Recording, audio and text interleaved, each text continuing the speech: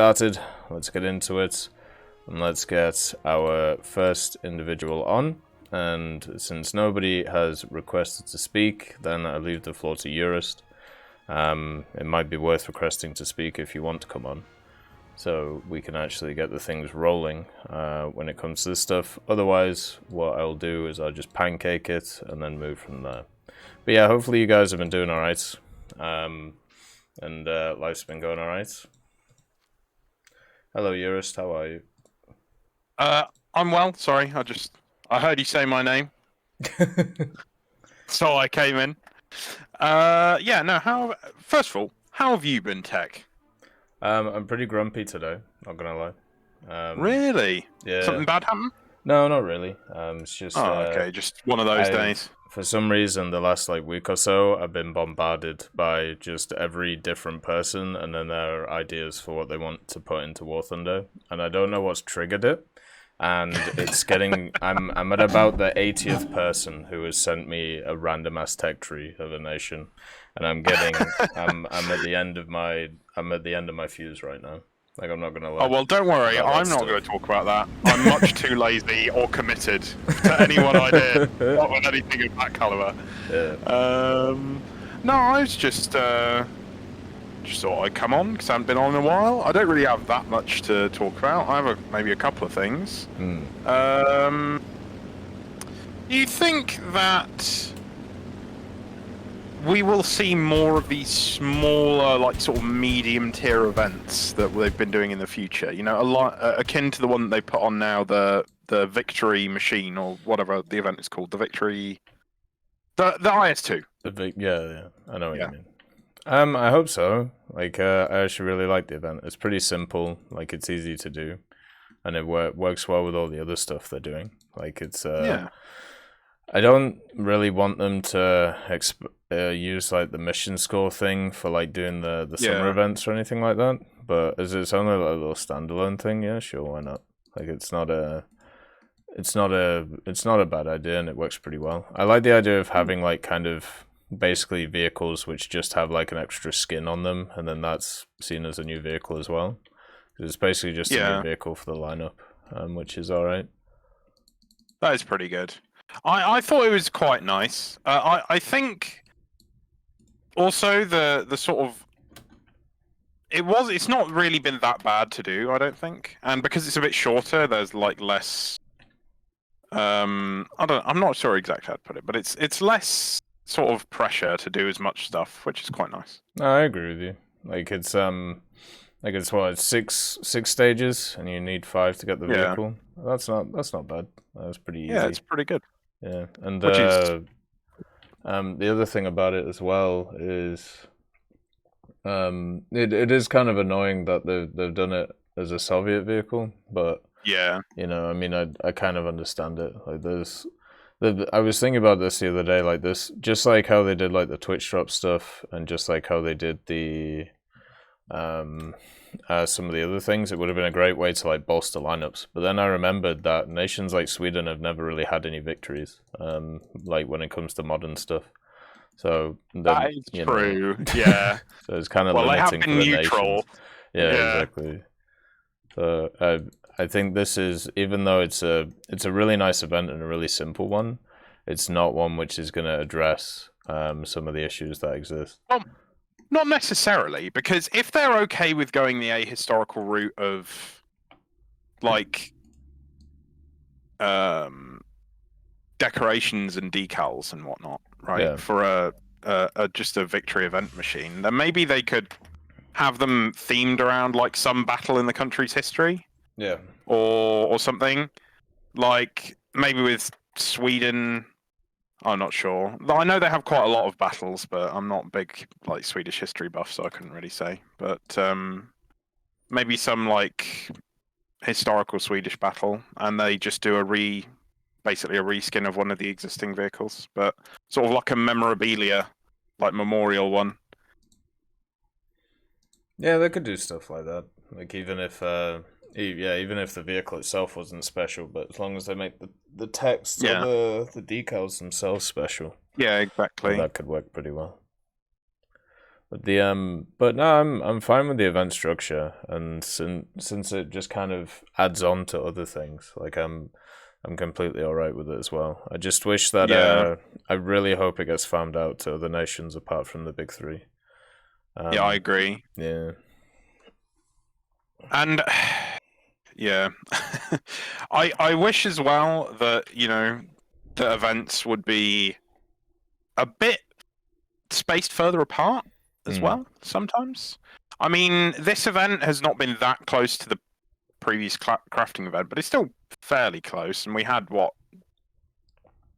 I don't know. It just feels we have quite a clumped up sort of like time. They have like an event time in War Thunder, don't they, where they put things on, and I Well, think I they've was been rectifying that with the like daily events, like the sort of mini ones where you can get like the history profile page ones and icons stuff. and stuff. Yeah, Yeah. which is nice. But Well, I worked it out the other day because I was actually thinking about when was the last time like we didn't have an event. So if you exclude the battle pass, right? Like yeah, if you exclude that, this year we've had 2 weeks in total that haven't had any events. So everything else is what, and we're in the 5th month. So it's like it's kind of nuts when you think about it. Like they're doing that is yeah, they're doing a ton of different stuff, which is that's good quite and bad, right? Because like mm. it's nice to have more stuff, but then also Oh yeah, the commitments become higher, and you get more people complaining that they can't get access to everything, and it's yeah. a bit of a problem. Well, I for the first time in a while, I didn't do the building event Yeah, because, and I mean, I just saw the event vehicles, and this isn't really like Gaijin's problem. Like, not every event vehicle will appeal to everyone, but I wasn't personally, I wasn't a big fan of them. I wish we'd get some more like crazy World War II planes and stuff, like prototypes as event vehicles, rather yeah. than like what was it, a Nesha? Kafir, Um, sorry. Yeah. that was it. The Yeah, C2. Kafir. Yeah. Um, but that's just my taste. Well, I found it kind of a slap in the face of everybody who'd either bought into the Israeli tree or ground it out. Whereas like, well, True. yeah, Yeah. it's like, well, yeah, unlucky. Like you could you could What have was the just done point of this one that? event. Yeah. God, man. Yeah. So other than that, I think War Thunder's been going okay. Yeah. It's been probably having an okay year, other than the, various things that have been going on. Yeah, I think in general, like obviously its player base is increasing like quite decently the last like obviously few Yeah. months. Like I don't know about regular, but I see it at 130k quite a lot. Like when it comes to weekends, which is way higher than it used to be. Yeah. And On that yeah. front, oh sorry. No, go. Well, I was just going to say, I know I completely agree because I've been playing a lot of Naval recently because I decided that I wanted to get some of the famous like ships, Yeah. and so I was doing a lot of grinding, and the queue times have gone down immensely from where they were. They're so much faster now. Yeah. I mean, they're still not, they're still not like ground RB levels, right? But it's I haven't, I don't think I've had a single wait time that's been longer than like I don't know, like 7 minutes. Yeah. And the longer ones I have been for naval enduring confrontation, which is obviously like a different type of game mode altogether. So Have you been playing that a lot? I have actually, yeah, I have been playing naval enduring confrontation, and it's been coming up a lot more recently as well, which is nice because I remember there was a period earlier this year where I think there was 3 months where it wasn't on.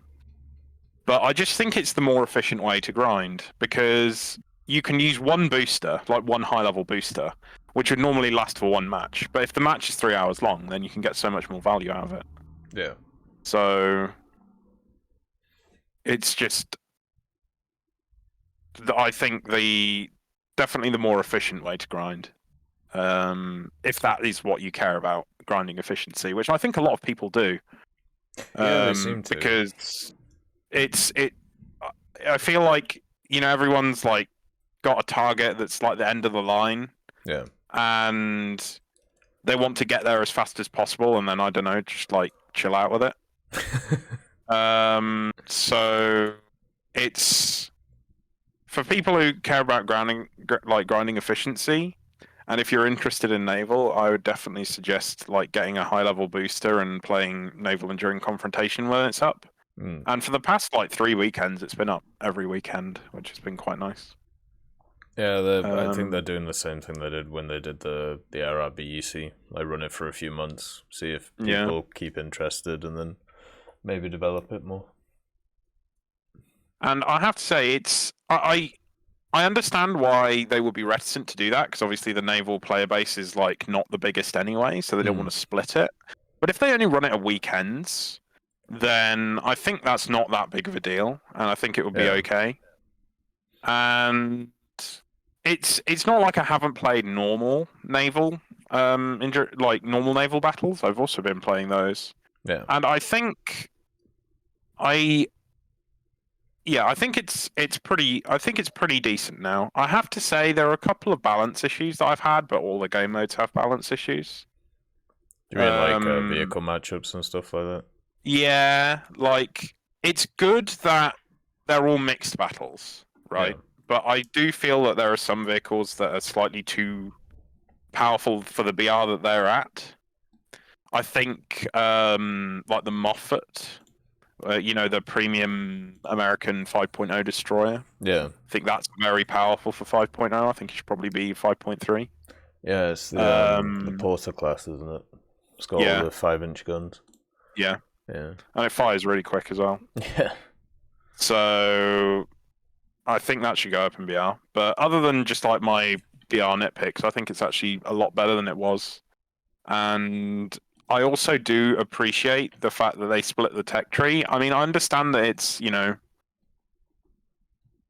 it's bad in one sense, but at the same time, it's bad in the sense that there is probably more RP cost for each tech tree now than there was before for the whole thing. But I do think it lets people play what they want to play, and I think people will be less interested in Naval if they wanted like a big ship and they had to play through all the coastal vessels, right? Yeah. So I guess the only thing it really impacts is if you wanted to really quickly grind out all the coastal vessels, because then their price has increased since before the split. But overall, I do think it's a better change because it just allows for people to do what they want, and I think it also helps populate the player base as well, because I think more people will be willing, if they're only interested in like ships, they're more willing to give it a try. And it also helps populate the higher BRs of torpedo boats and coastal vessels, because those higher level vessels there will be playing against the lower level players from coastal. Yeah.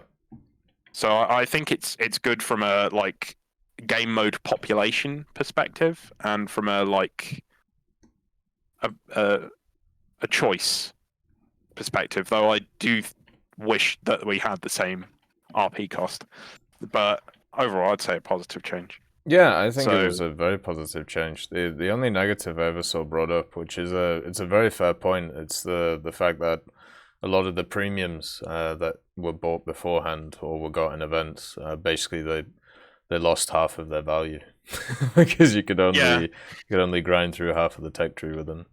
But I think I did have a couple, but I would still say that it was worth it to lose half of their value to get what we got from the change. But maybe that's just me. Oh no, I agree with you. I think that everything that I've read and my personal opinion is it was a very, very positive change.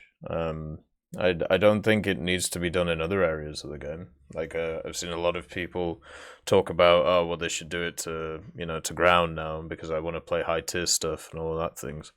But I don't agree it needs to be in other areas. But I can understand why in Naval, it was kind of needed.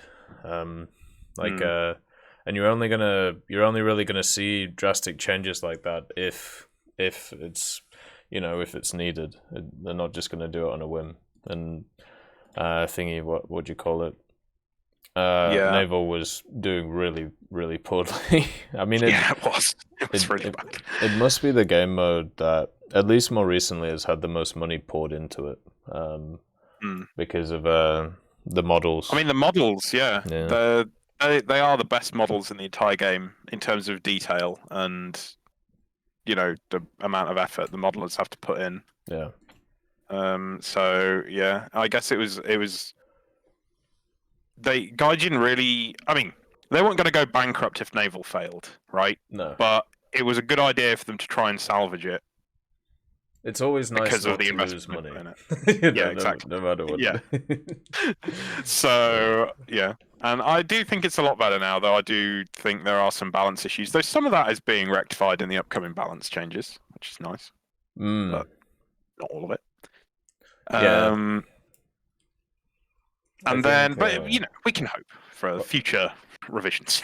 I definitely nowadays with the addition of more vehicles, and also just higher player base, I feel like a lot of the old balance change or balance issues that I saw before have been improved. There's still a decent amount of issues, but they're a lot more minor. Like I'm not seeing stuff like Prince Eugen's while playing stuff like the Carco that much, or things like that. Yeah, it's definitely improved. Absolutely, yeah, much better. It's I played it for many hours like recently, and it has been a much better experience. I actually enjoyed it quite a bit, which is weird because when it like a year ago, if I'd said that, I would have thought I was crazy. So. I mean, I've always enjoyed like Naval Arcade. Just the moment it gets to the larger ships, it just gets super boring. Like cruisers and up for me nowadays is just bleh. Like I sit there and shoot things and try and ammo rack them. Like that's all I do. That is the gameplay, really, isn't it? Yeah.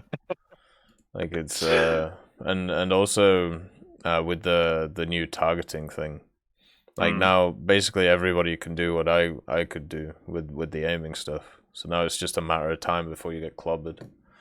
I have to say, I think that only provides limited usability. Because I swear half the time, if I aim where the marker tells me to aim, I miss. And if I just aim by myself, I hit. So... Yeah. I don't know if it's like my crew level is too low, so it's bad, or if like the marker is just not very reliable. So I'm not going to say it's a game problem. It might just be my crew problem. It might be intentional, but I'd rather trust my own aiming rather than. Oh, I'm the same. Yeah. No, but some of the I don't know what you call them, the aim directors or whatever. Yeah. Some of them are less accurate than others. Like that's built into the game. Okay. Yeah. But yeah, I agree. Some of them are just way off. Like they're just wrong. I don't know how else to put it. They're awful. Yeah. And then, other than Naval, the only other thing I've been doing is I heard the call to arms and I accepted.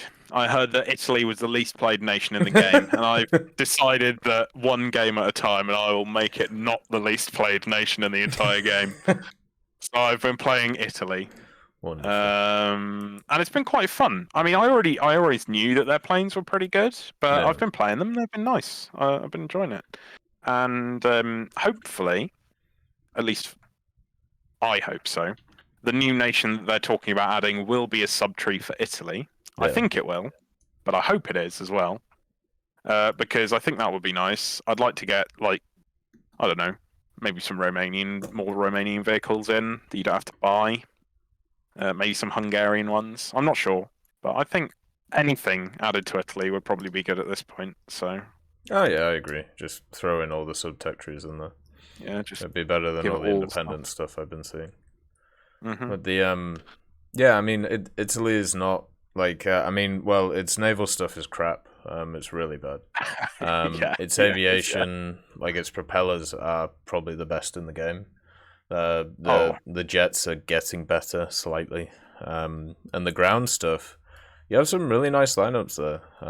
It's Yeah. just the top tier is it's outshined, and when you think about it, like in the future, like they can't really add anything that's gonna, zhuzh it up.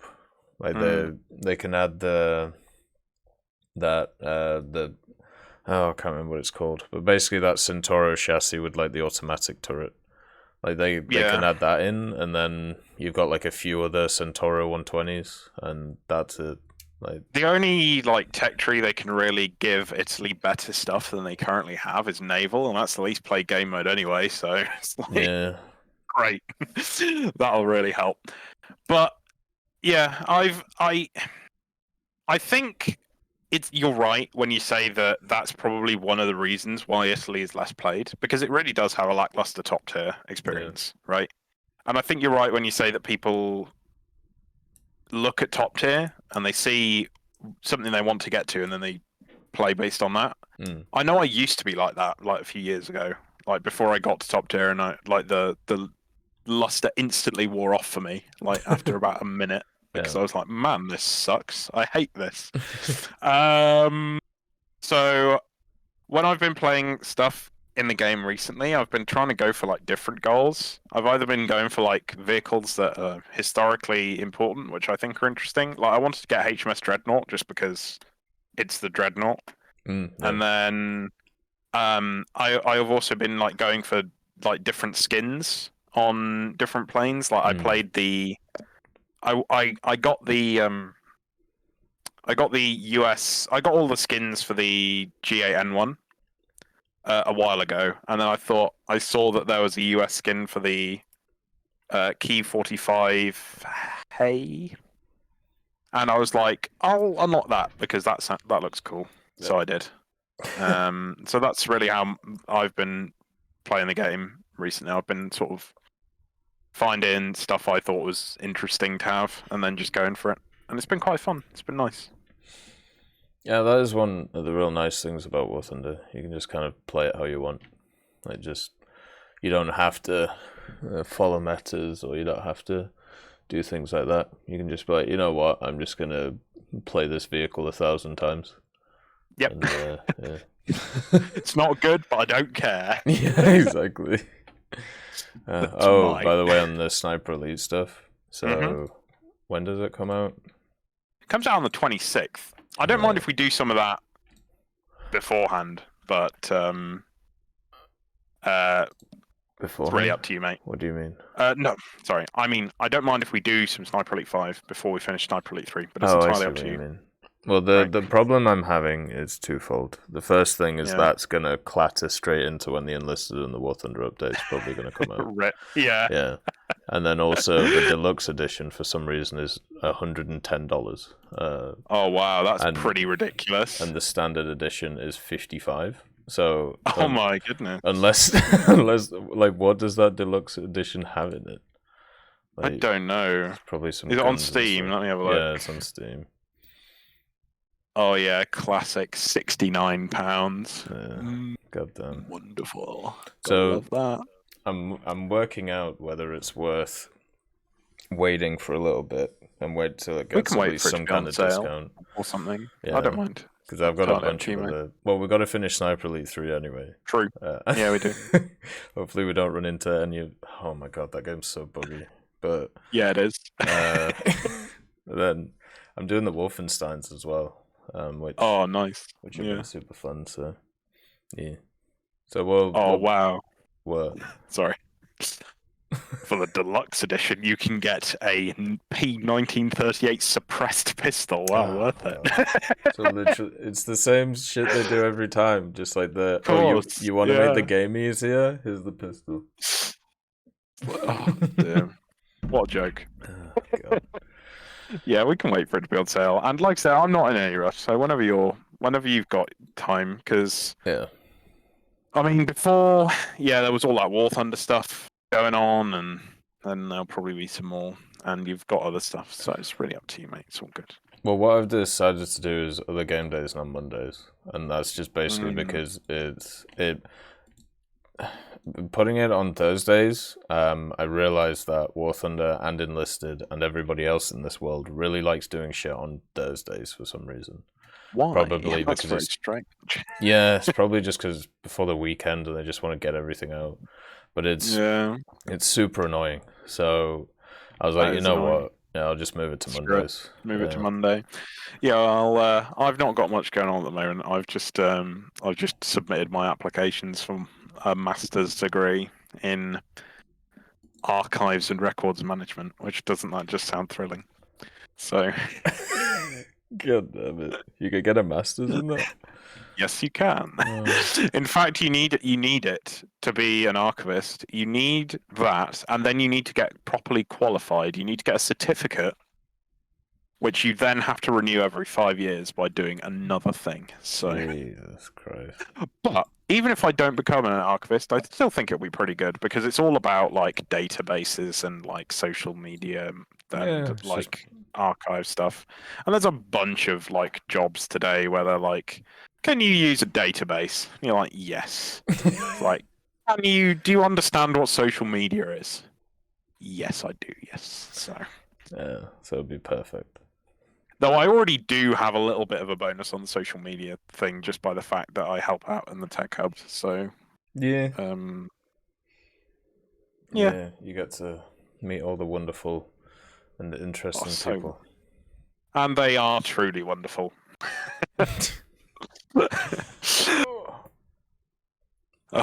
Yeah. So it's been pretty good. Other than that, I'm glad we got time to check in the Fireside chat today. Really, it's been. I don't know how much more time we have. We've probably already gone over, but yeah, probably. But it's always nice to chat. It is. It is good. Wait, let's check this. Yeah. But yeah, I think I'll hit you up when it comes to the Sniper Elite stuff. Like we'll work out when to do that. Whenever. Just anytime.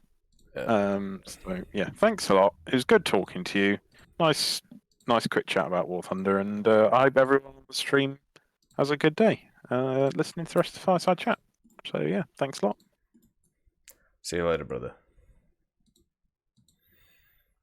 All right, so we'll have the next individual on, and I will change your tires on. But if you do want to come onto the Fireside chat, all you have to do is join the Tech Hub Discord and go to the Fireside chats room. You can request to speak, and then we can do it from there. So also at the same time, we might be changing some things when it comes to the Fireside chat stuff, just because of time constraints and stuff, but I'll let you know that in the future. So I'll change your tires on, see what's going on, and have a little bit of a natter. But hopefully all you guys are doing all right in the chat. Sorry I'm not responding, but obviously I have to focus on the caller. How are you? Hi, I'm Leo. Why are you cold? I will change your tires. Because that's what I do for work. I'll change your tires for $9. Fair enough. How are you doing anyway? How's that house hunting? I actually just moved in 4 days ago. Goddamn, that was quick. we got a 1,400 square foot condo. So we're staying here, and this is what we're gonna be buying. It's around like 400,000, a bit pricey, but at least we have a place to stay. So yeah, that's awesome. Well done. I honestly, the only thing I really wanted to talk about was the unique vehicles with like the Legends of Victory shit. Oh yeah. How they could add like a bunch of like platoons, tanks and stuff just as like a random thing that they could do as like an event. Like they are doing the exact thing for the Legend of Victory. Like nobody knows what this fucking IS-1 is or this IS-2, but hey, I mean we're grinding for it, so sure. Well, they said it's like a mixture of different ones kind of put together. So it's not like a specific one, but it's like they basically took a bunch of historic photos and then rebuilt it off them. Oh, interesting. But they could do like individual unique ones if they wanted to. Like especially more modern stuff. Like there's obviously way more photos and stuff of them. Yeah, like well, I was thinking. Okay, so you know how they added like the Weasel 1A4 and stuff like that. Yeah. I was thinking it would be kind of interesting for America or Britain to get like the Coyote and the Bison chassis. Mm. And maybe like the like the American, or I don't know what Canadian. I don't. It's either American or Canadian, but it's some APC with like four wheels, has like a gun, some ATGM, some shit. It's kind of like the Rattel, and they Right. could just throw that into a random tech tree just for someone to grind because someone out there will like it, right? Like honestly, I don't really think, like, I don't even want them in the game. It's just like they could just throw them in the game because like the Rattel, and people will grind it just because it's a new vehicle Yeah. at like 7.0. And if it's like the beat, I don't even know what this chassis is called. I'm just gonna call it the Coyote because Right. that's just what I know it as. Um, like there's a few dozen chassis variants of it. Like they have one with a 76. They have one with a 20 mil with some ATGMs. They have an anti-air variant. They just have a bunch of random shit that they can just add, and it it would be kind of like a simple. I'm just talking out of my ass at this point. Well, why would you want to add it in as a Legends vehicle instead of just a Oh standard no. Tech one? Uh, with the Legends vehicles, they can be whatever. I was actually talking about like the Coyote as a tech tree vehicle. Oh, Just fair. the fact that they can just throw it in the American line at Yeah. like the light tank tree at like 7.0, 7.3, something like that. And people would be like, "Oh, cool, new vehicle I can grind out. I don't care. It's just some light vehicle." And uh, Yeah, they could do that. yeah. I don't know. I'm really confused right now because I just moved in and I just wanted to talk about some shit that I was thinking about on War Thunder. Like I can go because I know you're restrained on time, so I can just dip out of this chat. Like I just popped in to talk about the Coyote. That's Like, alright. You can talk about whatever you want, man. That's what it's here for. But like oh shit. I mean, yeah, I mean you've just moved in and you've got everything up and running, so you're just like chilling now. Well, yeah. I got a new desk. I got a new monitor and a keyboard and all that. Yeah. So I'm like, well, when I moved in, I got this new desk and stuff, and it's really nice. It's like an L desk with some storage units on top. Oh, lovely. Yeah. Yeah. Um, and we also, when we moved in, like we got a new dog. Actually, we got a puppy. Hmm. Um, and she's doing well. She's only like 2 months old, so. Goddamn. um, What breed is she? Well, she's a bulldog mixed with something random because she's a rescue dog. We don't really know what she is, Oh, but we fair. know that she's a bulldog. But she has like some. She's tall like a mastiff, Yeah. so I don't really know what she is. But she's a sweetheart, so I Oh, don't that's know. fair. But I mean, I'll let this person next talk because I don't really know what I'm chatting about, bro. Well, I'm glad you're doing all right, bud, and I'm glad you got yourself a house because it's a fucking nightmare over here right now with Oh all that yeah. stuff. So I was reading on the news, and apparently that in Calgary they've completely banned foreign investors from buying anything. yeah, they did Like, that. They did that over here, but it doesn't stop them. So yeah, it doesn't stop them at all. But I mean, at least they're quote unquote trying. yeah, exactly. Yeah, 15 years too late, Um, but they're trying. yeah, yeah, exactly. Like the house prices are insane. Yeah. Like we were looking at a 900 square feet house, like super tiny house. It only had 2 bedrooms, 1 bathroom, didn't even have a basement, and Yeah. it was $350,000. But It was insane. the average house price over in BC now has now got over $1 million. Oh So my God. yeah, Like I can't find like a 2 bedroom for less than like 350, 400. yeah, like if you want to go and buy a house, yeah, here's your down payment for your entire life. Yeah, pretty Um, much. Yeah. you're just gonna be slaved away. That's why Like, I was looking in the east, man, because it's way cheaper over there. Even though yeah, it's like still gone up. Ontario and things. Well, even like but like New Brunswick and New Brunswick and little areas like that. Like I was trying to figure out like why don't people like living over there? Because it's super cheap, and the only thing that's more expensive is like general taxes, like property taxes is way higher, but the cost is offset by the everything else being cheap as fuck. So I still don't really understand it, but so far the two answers I've got is the winter's shit, and that doesn't like it seems a better winter than Calgary's. Like and, yeah. We're still snowing. Yeah, exactly. we got snow like 3 days ago. Yeah, exactly. I'm guessing you don't watch hockey, right? I've been Like keeping the up with NHL shit? well, I've been keeping up with the playoffs, but yeah, I don't really watch it.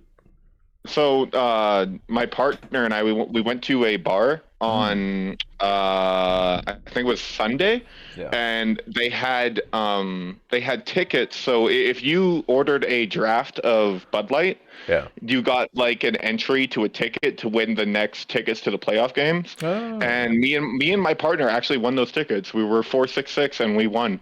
And so today at 7:30 p.m. we should be able to go to the actual like next playoffs games with the Calgary Flames and the Edmonton Oilers, the Battle of Alberta, I guess. But we actually haven't gotten the tickets yet, and they should be emailed. So I'm actually kind of confused on what the fuck is going on. Oh God. Never trust a bar. It might be worth calling them. Yeah, we went to we went to the pub yesterday, and we were like, "Hey, where's the tickets?" And they're like, "Oh, our boss is off right now. They're not going to be in till tomorrow." And I'm like, "The game is tomorrow. What the fuck are you talking about?" Is it the Saddle Dome, or is it like somewhere else? It should be at the Saddle Dome, but we won the tickets at a new Irish pub called Lennox. It just opened, and it's a really nice place. It's just the fact that I don't know if I'm gonna trust them if I don't get my tickets that I want. Yeah, exactly. It's kind of a dick move, right? Like, yeah, like I bought like five drafts of fucking Bud. I don't even like Bud Light. I was choking that shit down. Like, I hate that shit. I mean, my partner drank 9 drafts of it, so I mean, apparently he liked it. God, I don't know. I hate Bud. God. I hate Bud Light too. I was originally ordering Molson because it's like at least smooth and it doesn't. Yeah, it doesn't destroy my throat. But anyway, I'll go. There's other people that want to talk, so. It's always a pleasure chatting, man. I'm glad you're doing well, brother. Yeah, you too. I hope you're doing well. Have a good day. See you, bud. By the way, if you want to come onto the Fireside chat and chat, all you have to do is if you type in the Twitch chat ! Discord, it'll give you a link to it, and then you just have to join, and then you can join the Fireside chats room, and then just all you have to do is request to speak, and then there you go, easy peasy. Means that you can come on, we'll have a chat for a little bit, and say la vie. It's an opportunity for you guys to come on and, basically, well, talk about whatever you want, really.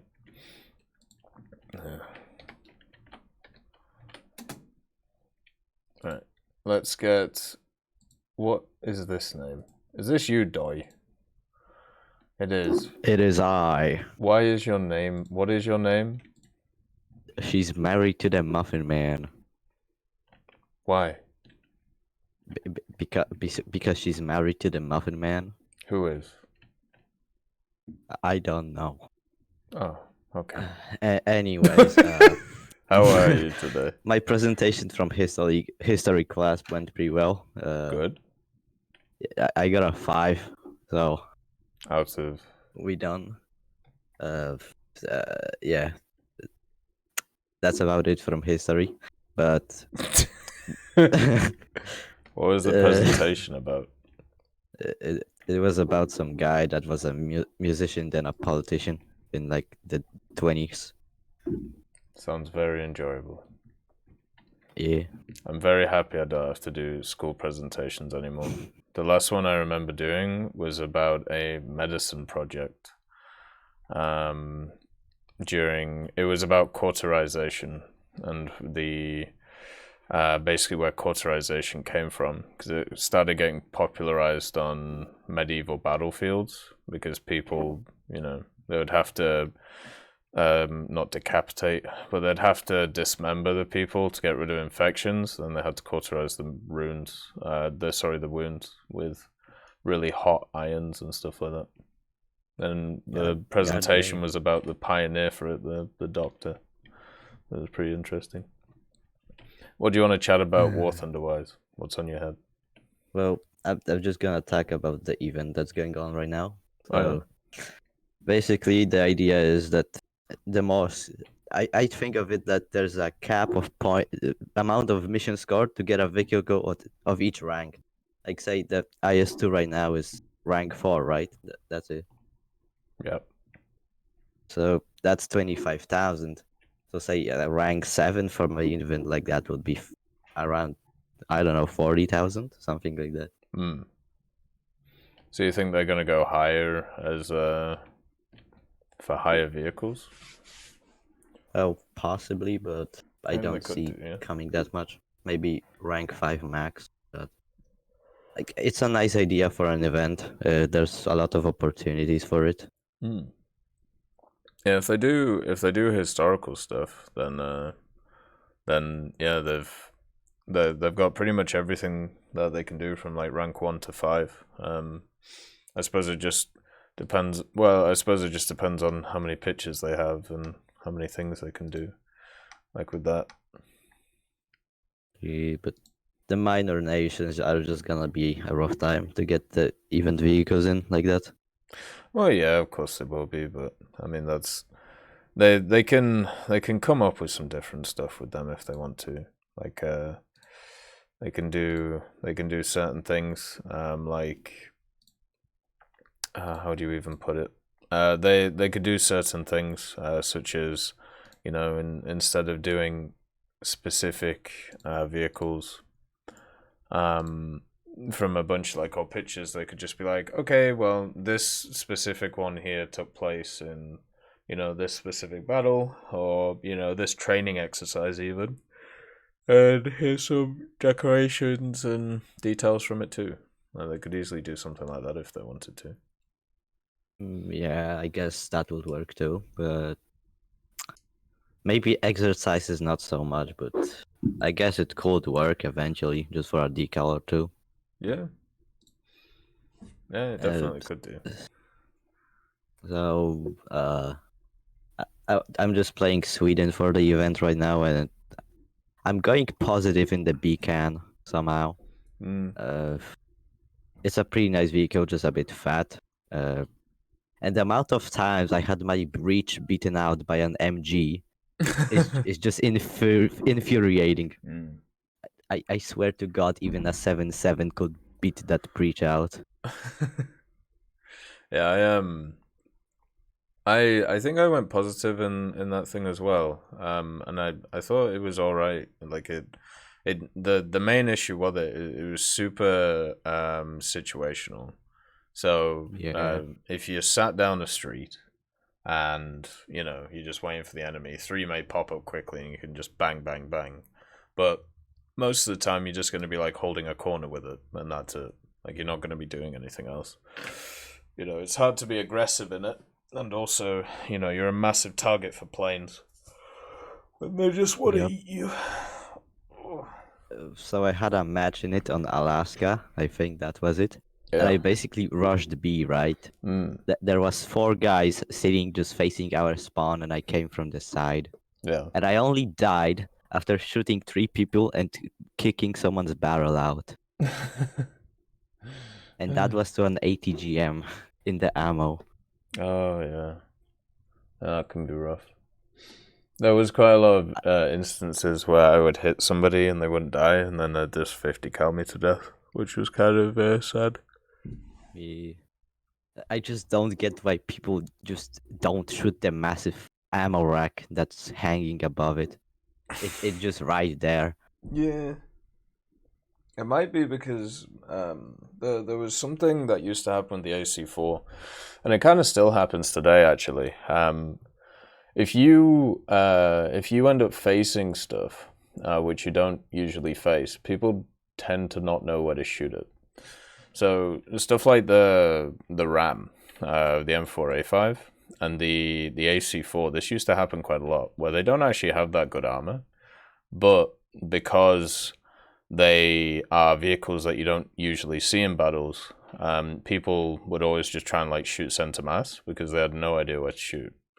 So it was just kind of like an invisible buff that they would get. But the more popular a vehicle gets, the more that doesn't happen. So yeah, it's an interesting little thought, really. Yeah, I guess that's a thing, but I found a thing where playing France, like the ARL 44, the 371, right? Yeah. I just stand still and people just shoot the same place over and over again, even though it keeps bouncing off. Like they just won't even bother to shoot a track or the barrel. Just Yeah. shoot my hole over and over. I gotta until say, some guy with heat comes over. Well, I've done something similar with that. Well, like I'd make a shot, and I thought that shot should go through, right? So then what what I do is I just shoot it in exactly the same place again. So I'm like, well, why didn't that go through? And then that one doesn't go through either. And yeah, it's a pretty stupid thing to do. But yeah, happens to the best of it. Oh boy. It happens too often for me with the 81. It just I can shoot someone in a flat plate or something at a weird angle and it will bounce right off. Then I shoot it again and wonder why it bounced off. Yeah, exactly. Oh. At least for me, like I've got a lot better with that stuff. Like if the first shot doesn't go through, I just end up shooting the barrel now. I'm just like, screw it. You know, I'm not gonna mess around this time when it comes down to it. Yeah. Well, there's some maps that just I despise because you can hide in one spot on Finland that you just get a straight hole on B and then they can't see you. Yeah. Unless they have like, I don't know, 20/20 vision. It just I died to a murder. He was sitting there with a I don't know. I think it was an M60. Yeah. The murder took out my track, and the M60 just battered me with shells for like a whole minute. And he ended up beating all my crew out. That is definitely a problem. Like APDS is just, it sometimes works well or sometimes doesn't work at all. Yeah. I could shoot a turret in the side, it will go right through, but not any crew damage. But other times I can hit a lower plate and insta kill all the crew. It's just weird. It can be, yeah. It's it kind of reminds me of the a few years ago. Oh, by the way, thank you for the subscriptions, Aramis. Thank you for continuing to support the channel. It's very much appreciated. Thank you very much. Hopefully you're doing all right, man. But when it comes to the, I remember before when the shells were not volumetric, where it was just more about like pinpoint accuracy. You would have shells which would just be like a millimeter apart, but one would go through and one wouldn't, and that was super annoying when it came to the. Yeah, that was a thing with the T95 where you could just shoot right in between the hole, between the barrel. Yeah, that was annoying. So luckily nowadays stuff like that's fixed. What do you think about the new deadlock then, the French thing? Well, I guess it's a nice addition. Frenchies finally get some IFV, or more likely an APC because that's what they labeled it as. But yeah, it would work nice behind like a hill, just like a Sturm something Mm. like that. And Yeah. the launcher is even higher, so it can work well on hilly terrain, I suppose, Yeah. like some Mozdog or something. Yeah, I think also like at least the way it was described. I don't know. I need to confirm this because I don't know which version this one is, but there were variants which had upgraded optics. Like they had better. What do you call it? They had better. Like they had thermals and stuff like that. So I need to work out if this is one of the earlier versions or if it's one of the upgraded ones. Because if it's one of the upgraded ones, then it's going to be a lot more useful at longer ranges. Yeah. Like they don't usually just give out the straight variant exactly. Like the Draken, the D1, it's a Mach 2, but doesn't get the flares. Like the Austrian, I think, had flares on it. I Right. don't remember who it was that gave it. Or the fuck. Who? What other plane did that? Where it just wasn't sure which variant it was. There's a few. Well, there's the PFM. That was because technically there's two separate PFMs. there was Oh yeah. there was that whole thing, which was quite fun. Always enjoy different vehicles being named the same thing. Super fun that. Yeah. That's what happens So, with a lot of the American vehicles as well. I guess one more thing before I go. Mhm. So today I had physics class, right? Oh god. We are talking about the basic things like liquids turning into gas, shit like that. And Yeah. then he starts talking about Hiroshima, about how a steel bridge fucking vaporized after a nuke dropped. And then he goes on to talk about Stalingrad, about how their ears would freeze and the nose, and they would just rip it off, or else it would fucking rot. Lovely. And then we go back to the liquids turning into gases. Well, at least he has a keen interest in World War II. Yeah. It's kind of interesting to see. Oh boy. Yeah. So, I had now. a chemistry teacher who was exactly like that. Who would just go off ridiculous tangents about stupid stuff. Like it's I don't know. Maybe it's a science teacher thing. They just all end up doing it. Yeah. It's always a pleasure talking, Doi. So I'm glad that you're doing well, man. Yeah. Have a nice stream, man. You too, brother. See you later. Alright, so next we have Pepsi. And as I said before, if you want to come on, all you have to do is hit the request to speak thing while you're in the Discord. And then, I can drag you in. And we can do it one by one. So far, so good. We're just generally grinding some decals today and relaxing. Sorry I'm not answering you guys in the chat, but we'll have a chat tomorrow about it. Nice to see you, Pepsi. How are you? Yeah, fairly well. And how are you, man? I'm doing good. Devlog season's starting. Enlisted stuff's kicking off. War Thunder stuff's kicking off. Next month's going to be a busy one. They released a Renault. A what, sorry? A Renault. A the Renault? company that makes vehicle. Yeah, good old Renault. We couldn't have gotten a more French thing. Apart from the missiles. Yeah. So I think they're German.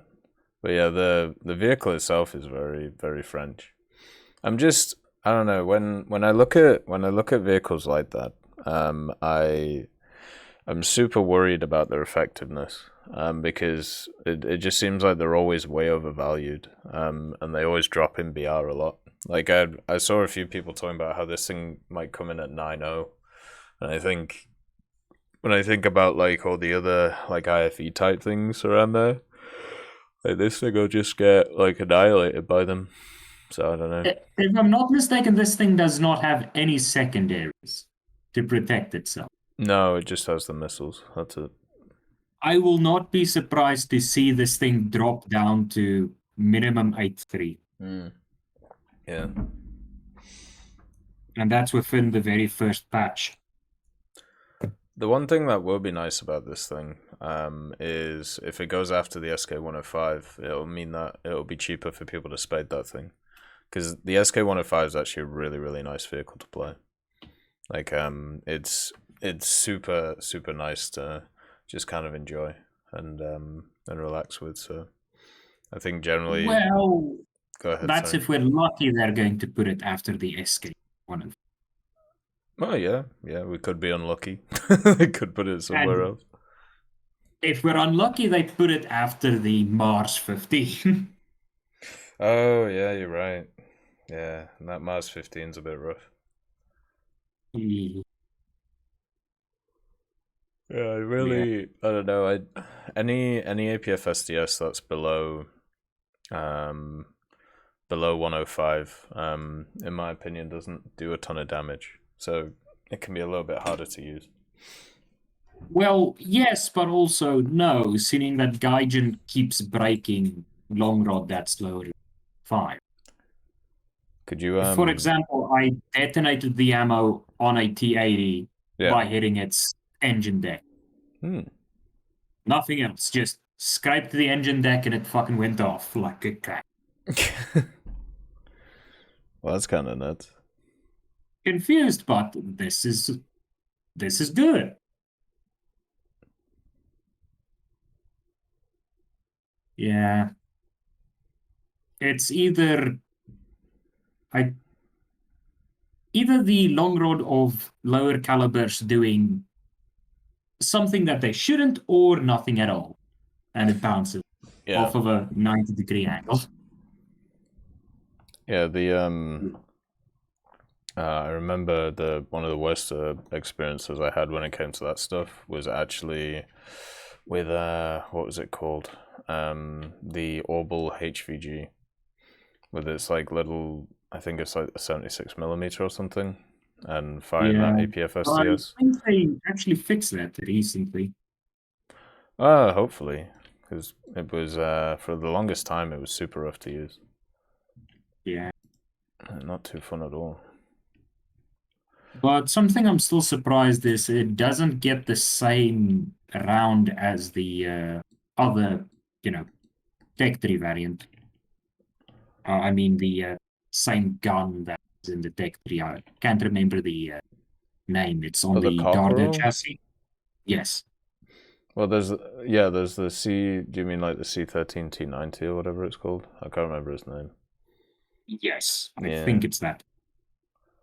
Yeah, I mean, that's the weird thing about like Italian stuff. There's a lot of vehicles that they built, and then they tried to make like a lot of their turrets and guns universal, so they could kind of fit it on anything, which is why, you see some really weird ideas there. It's extremely weird due to the proxy cell that was, tested on the HVG being only found on the that thing, and not the vehicle that it was on. Oh yeah, sorry. The HVG is a 60mm gun. You are right, Super Sharp Man. I apologize. Go ahead. Sorry. No, the thing is, I wasn't sure myself, and I just bounced off of the barrel of a Radkampfwagen. Yay! Nice. What are your hopes for the next update then? What do you want to see? I'm not really sure. Hopefully they add something fun, like, I don't know, a recoilless car with a recoilless gun, or a go-kart with more rockets. Something ironic that's going to probably be cancer, but it's going to be a high battle rating and funny to see. Yeah, fair enough. The what do you call it? The other vehicle is kind of similar to that, like the Israeli one. Well, just now the French one that they just added, right? Oh, like that one's kind of like that in a way. I think you basically just what's the word? You basically just go around and miss out people and hope for the best. Well, general you ideas. attempt to missile people and attempt to not get noticed. Yeah, that's true. And then hope you do. Yeah. And then if you get noticed, you die. I feel like maybe giving stuff like that scouting might be a way forward as well. Just like kind of help those types of vehicles out. Because I feel like whenever I've used those types of vehicles, they don't really have a secondary purpose. Where when you have a look at a lot of other vehicles, they have some kind of secondary purpose, whatever it is.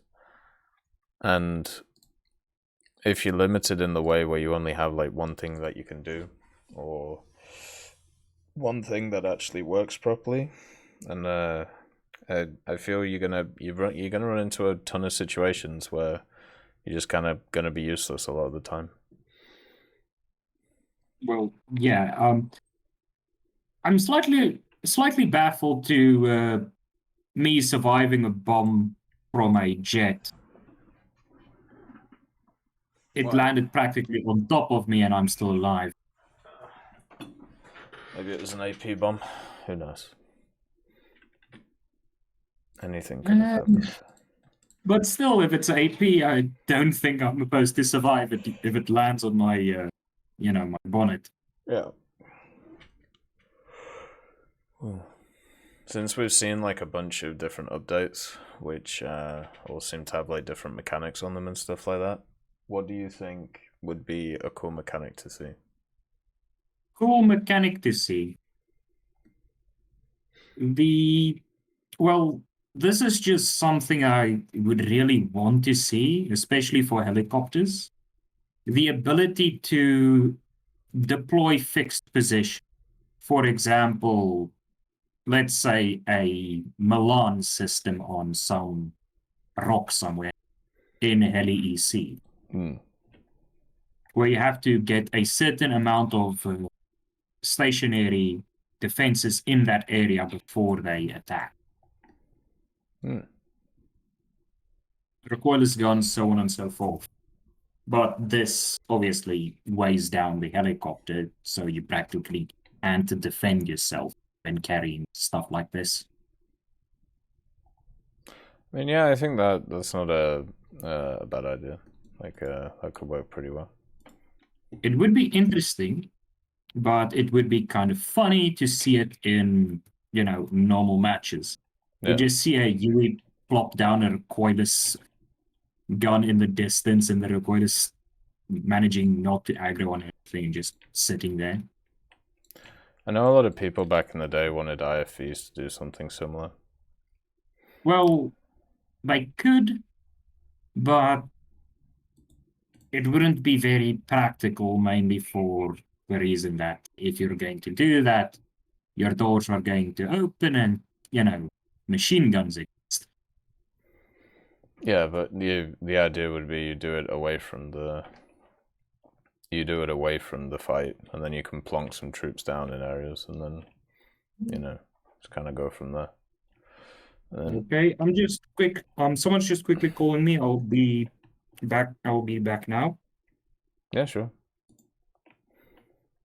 Hi guys, so if you guys have any questions, by the way, this would be the time to, like in the chat, if you don't want to come on, you just want to write some questions in the Twitch chat, and then we can kind of, I can answer them going on. Seems to be a pretty slow day today, so I guess not too many people want to come on, so we can do some more standard stuff.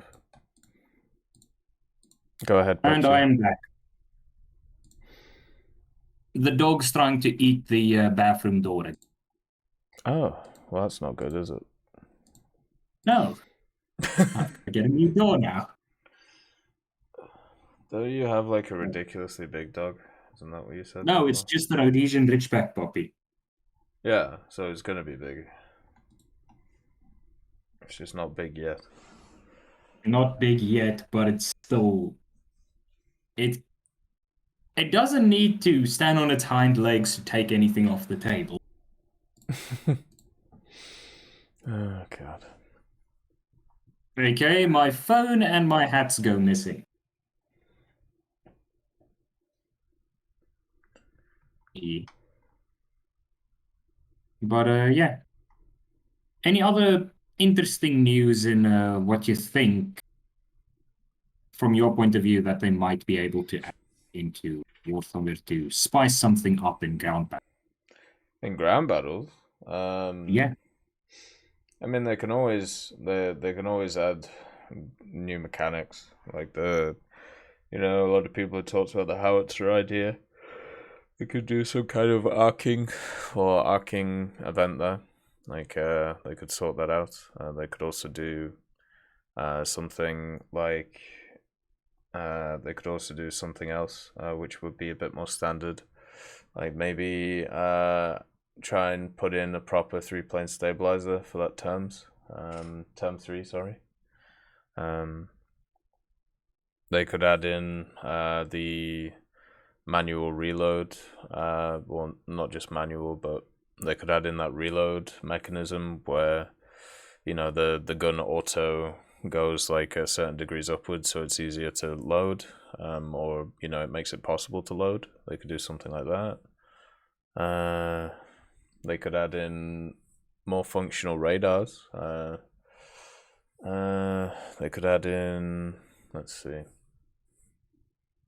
They could expand the APS stuff and try and add in a few more of those passive systems to different vehicles. That would be a way of making lighter vehicles a little bit better against MBTs. They could add in fire and forget missiles if they wanted. Yeah, there's a ton of different stuff that they could do. And that's just, thinking for 2 minutes. I'm sure we're going to Something get a that ton could of be stuff. very interesting is the ability for IFVs to lay mines. That means you can get to a point and, let's say, just lay a few mines. They won't necessarily kill anything. It's mainly there to, destroy TACs, and that's about the only thing it's good for. Yeah. And obviously wheeled vehicles are not going to care if you blow off one wheel. They've got 7 other wheels. So yeah, it would be interesting. If there's mines in the area, a wheeled vehicle would be a bit more preferable. But in other news, they can also then add mine flags. Well, you already have areas that have mines in them. For example, long offshoots where instead of, just putting a harsh mountain on the edge of the map, you have a possibility of going out there, but it's covered with mines, so you're going to have to use something that's going to draw attention to you to get to your little sneaky position. Yeah, they could definitely do something like that. That could work very well. Like, mines is always the thing I'm a bit worried about, because in War Thunder you already have enough ways that you can randomly die, right? And because of that fact, a lot of people get super annoyed when they just randomly die. And I don't blame them. The thing is, with mines, the only vehicles that I know of in-game that would really die instantly are mainly, extremely light IFVs. For example, the Eland 90 and, well, not exactly IFVs, armored cars that are not really known for surviving anything. Daimler and, open stuff vehicles are not going to have a great time, but that's a given. Yeah, it could just do more damage to lighter vehicles. Like, I feel like if they did something similar to Naval, where it kind of tells you where the mine is, I'd be kind of fine with that. Because maybe in arcade or in realistic, you've got a little red dot there. So yes, you do know it's there, or it is visually there. Not camouflaged, you would say. Like, you can see the mine itself. You know it's there. It's a fairly large object. Now, something like that, where it is visible, it does help, but in other areas can maybe also be put. I can already see this being like glitched into buildings and stuff. Mm. Yeah. Yeah, they But- could. Yeah, they could. I mean, well, if they're glitched into buildings, then stuff won't be able to run it over them, right? So I don't think it'd be too much of an issue from that point. But I guess that this will also give secondary values to the entrenchment equipment, engineering equipment that you can put on certain vehicles. Mm. You just plow the mine out of the way instead of, blowing yourself up. But it would get fairly interesting more on not on how to, get the mines into those sneaky little areas, but how to get rid of the mines. For example, if they add mine flails, will it do damage on vehicles? You would just have like a M4 with a mine flail driving about.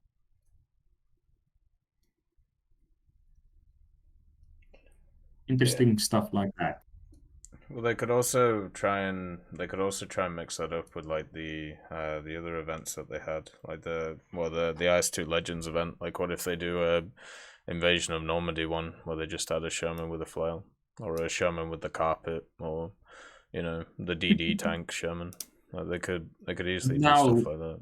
The DD tank Sherman might be interesting, mainly for you can, let's say, press a button like we've got the engineering equipment, put up the cell, you can drive. The other problem is you can't gun. Yeah. It would be interesting as a Legends vehicle. Yeah, like they could do stuff like that if they wanted. I think that would work pretty well if they wanted to do that. But the question is, we usually have a few other things around that time, so adding in another event on top of it might be a little bit rough. We're running out of weeks and stuff where things can happen, so I don't know. It's definitely going to be interesting to see. What specific things would you like to see when it comes to the next update? Not just vehicles or anything. Would you like to see certain maps? Would you like to see expansions of certain things? Something that I would like to see is, a map that has more sand and rocks than other areas. For example, Namibia, or a kind of tropical environment like Angola. That would be interesting. And yeah, that's about it. Maybe a bit more maps in the Pacific. I don't really think we have a lot of stuff. I think only 2 that are really in the Pacific for ground forces anyways. Yeah, there aren't that many. There's Japan, and then there's I can't remember what that one's called, but the one with the island, one of the original maps.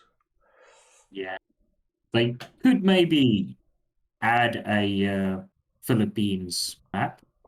That might be nice. Yeah, it could be.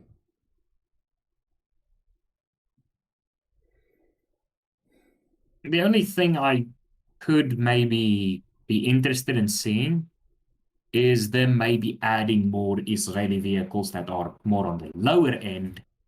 For example, the older vehicles that are not as heavily armored.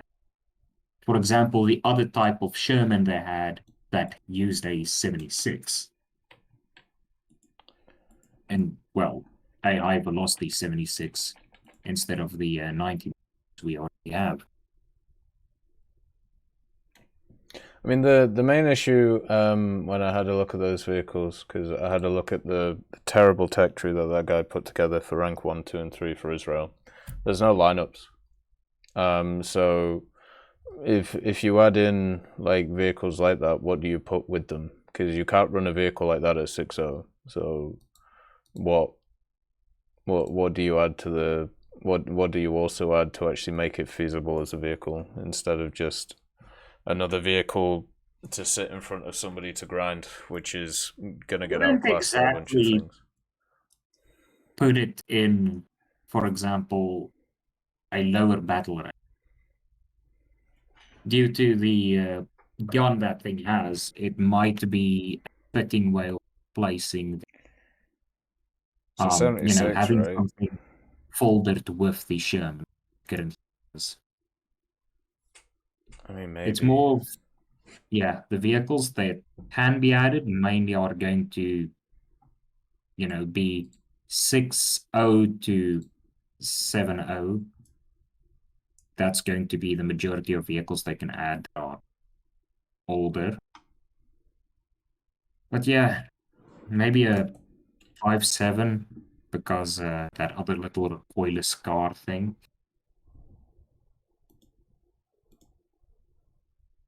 I don't really know. Do you think there's a need for lower ranking Israeli vehicles? It would be neat, but it shouldn't be restricted. For example, you start out at rank 4, but there's a possibility if you want, you can go back and grind the other. For example, how what they did to the French tree when they removed those other vehicles, the FCM.36, for example. Well, they removed those vehicles because they were awful and they didn't work. Oh yeah. So the argument is to add more vehicles that are awful and don't work. Well, it would be interesting. It would be fun. Wouldn't necessarily be useful, but something. Right. That's fair. Yeah, over the last week or so, I've been chatting to a lot of people who want a bunch of random stuff like that in the game.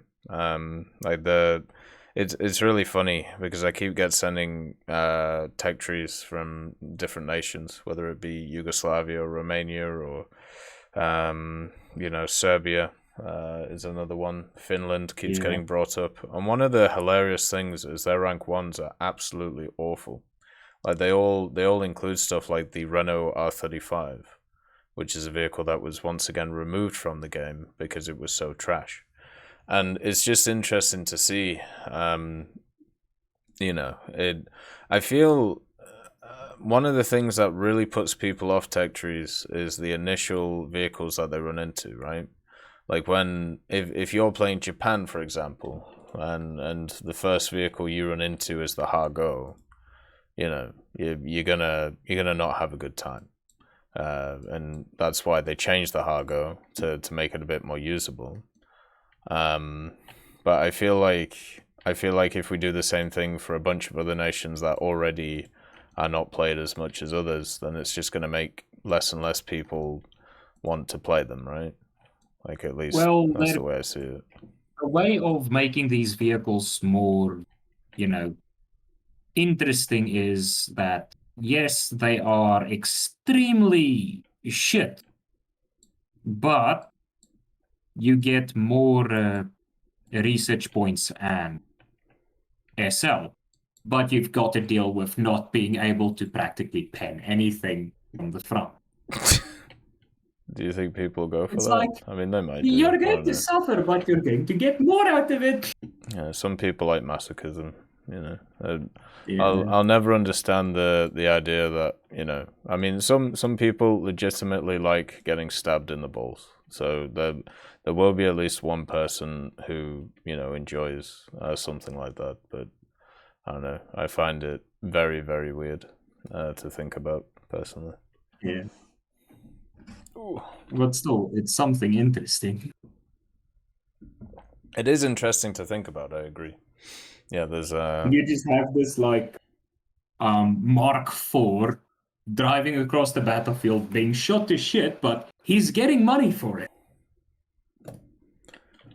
Yeah, and then you get a bunch of bot accounts, so then they can just do that and farm over and over and over again. And then the early tiers of the game just become a hellhole because it's just a bunch of bots running around. And then all the new players run into that. They think that's what the game is, and then they leave. Fun. What the game is, just a shooting gallery of vehicles that are extremely hard to play, that can't really kill you. You're just staring at them as they're shooting at you, maybe damaging your track a bit. Let's slap.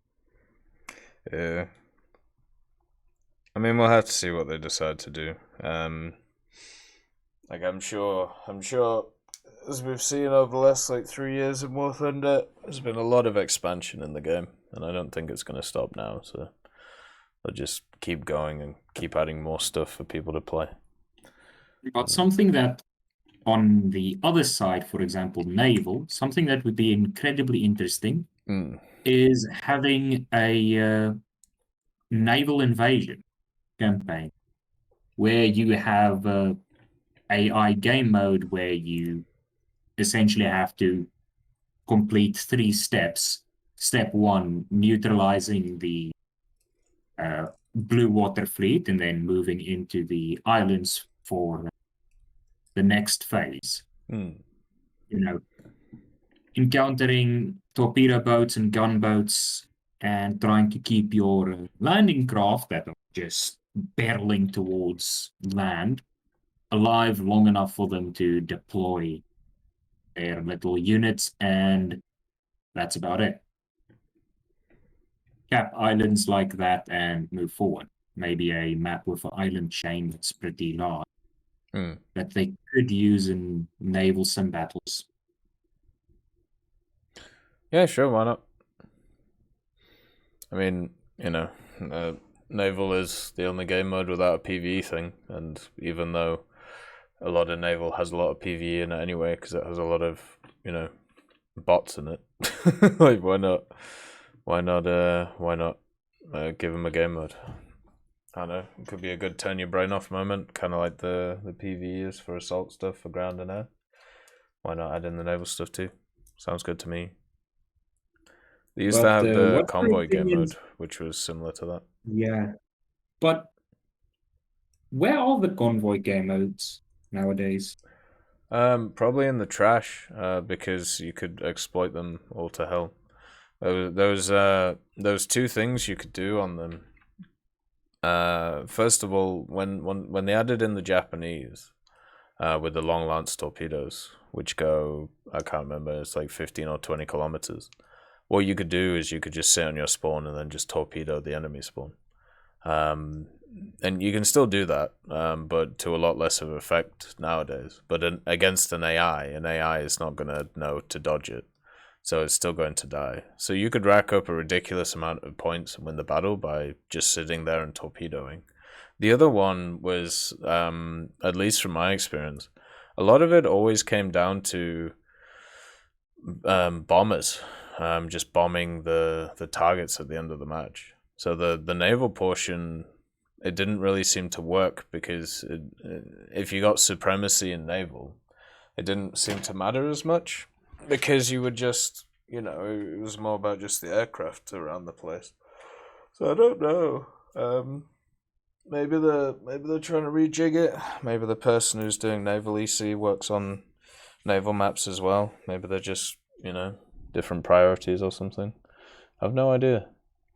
But something that could be fairly interesting, for example, PvE for naval, is that you have certain maps. You've got your blue water fleet that obviously the ships lower in the water, you can hit the sandbank and sit there. So you've got to watch out around the island. That be able to invest in. Right. Forcing people to switch over for torpedo gunboats and instead of only seeing 5 destroyers plow through the entirety of the AI Navy. I mean, yeah, they could do something like that, if they wanted to. Have you given Naval EC a go at all? Yeah.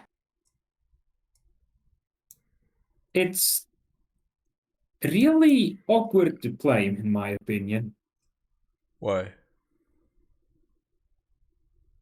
Mainly because it's either everyone goes for the 2 points that are furthest out because they're too afraid of getting torpedoed at the point that's got very close engagement distances. Normally no one goes there, and then when you try landing there, you hit a rock or something if you're a plane. And just as you get there with your new destroyer, you get torpedoed. Right. Yeah. It's So kind of... people are just waiting for this to go into position. Yeah. Fair enough. Yeah, last time I played it, it was, I don't know, it was very laggy for me, and I didn't really enjoy it that much, so I think I'd just stick to standard naval things. Yeah. But I should say, it seems like the problem I had last time is fixed with the FPS drops. That's good. The only problem is if they call in more than 6 artillery strikes, I still don't have any frames. Well, I think that's more of a It's not standard the thing for most explosions people. that kill my frames, it's the smoke for some reason. That's the thing they changed a lot of, right? Like more recently. Yeah. So, yeah. Oh, yeah, I've had a few issues when it comes to stuff like that, like in the game.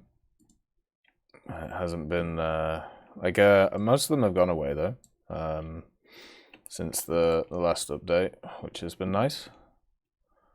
There was definitely some issues with frames and all of that good stuff.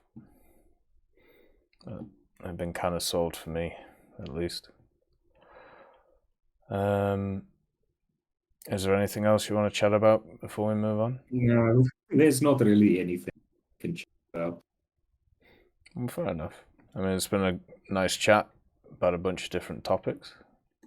It's always good. It's been a wonderful. Yeah, and I hope you're keeping yourself good, man. I really am. I'm trying my best. Have a nice one, man. See you later, brother. All right. Now let's get Enlil on.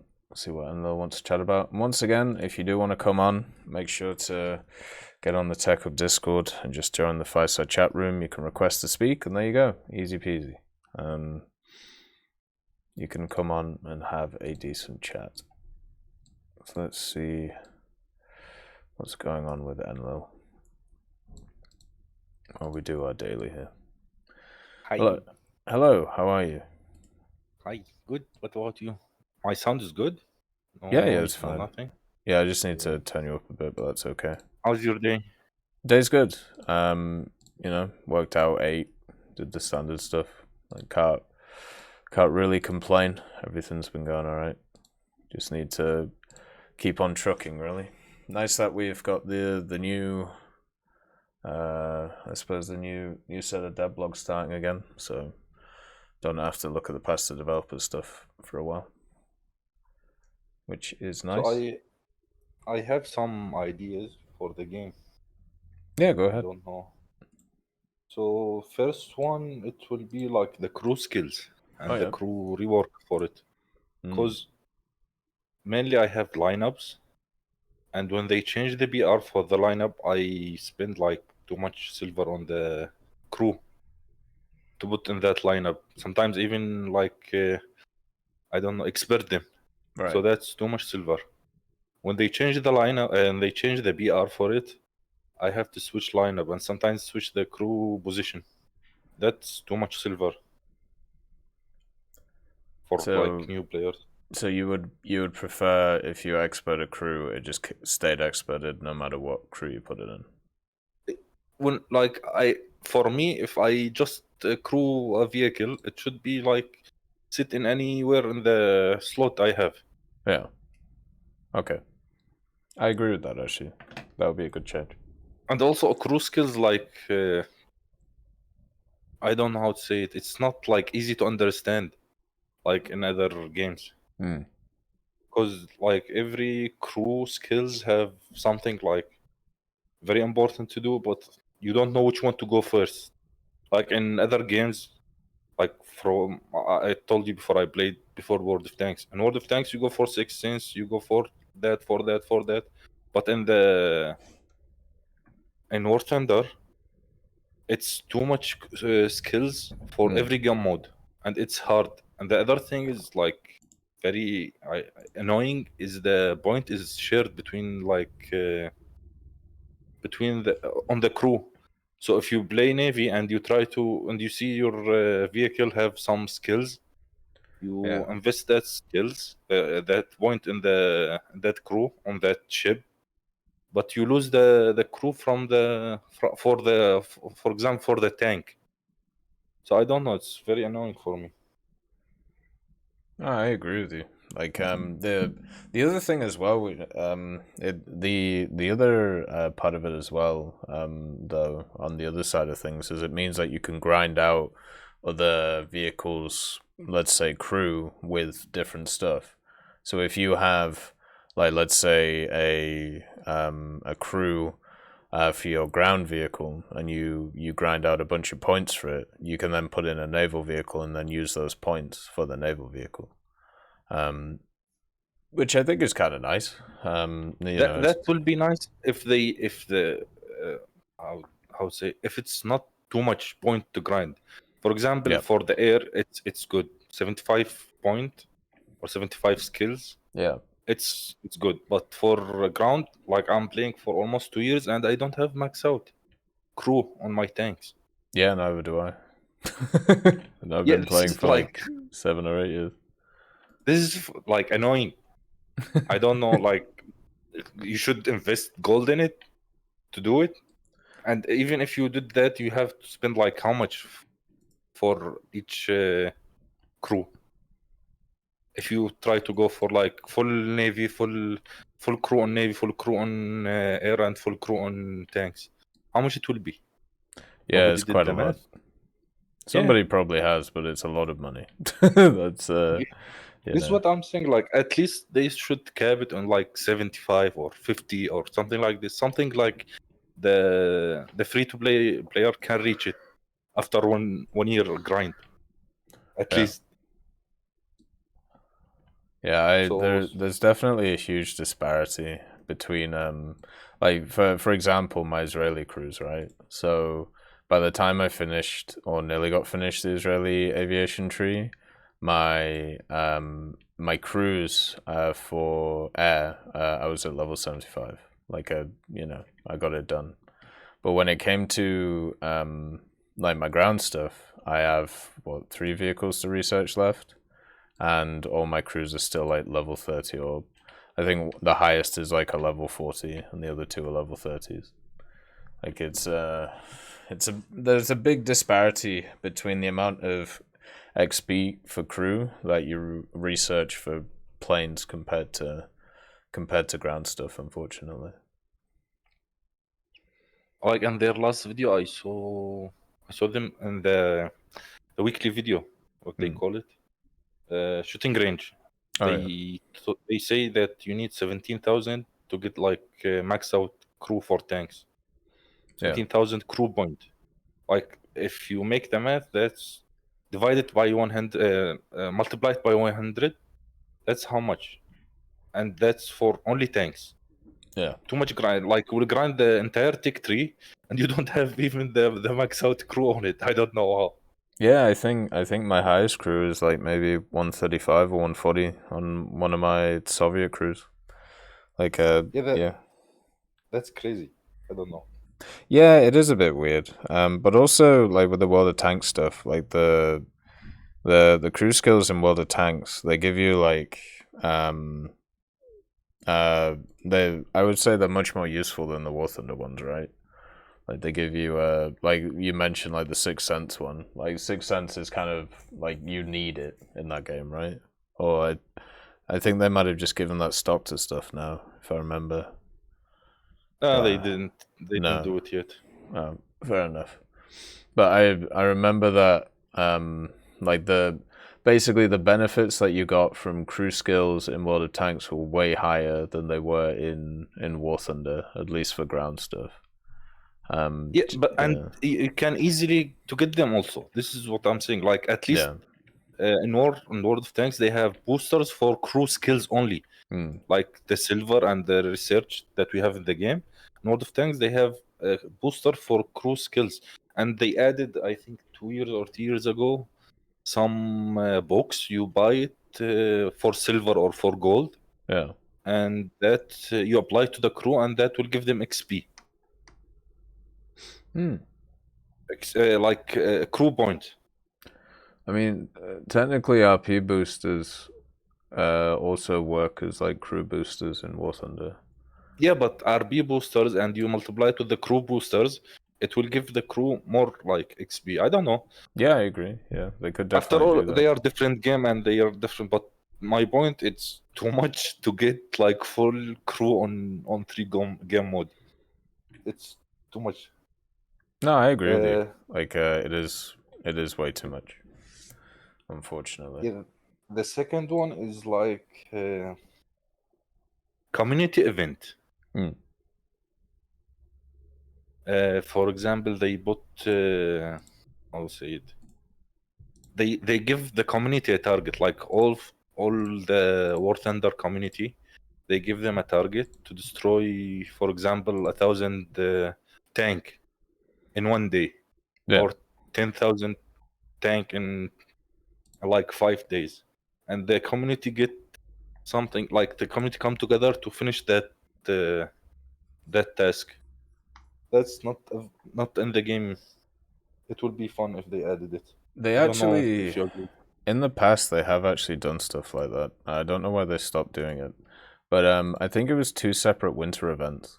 There was like Christmas lights and Christmas baubles, and basically for each event there was like a challenge, or there was like 10 or 20 challenges, and if you completed the challenges, then you got yourself, and then if X number of people completed challenges, if you had completed enough, then you would get access to extra stuff.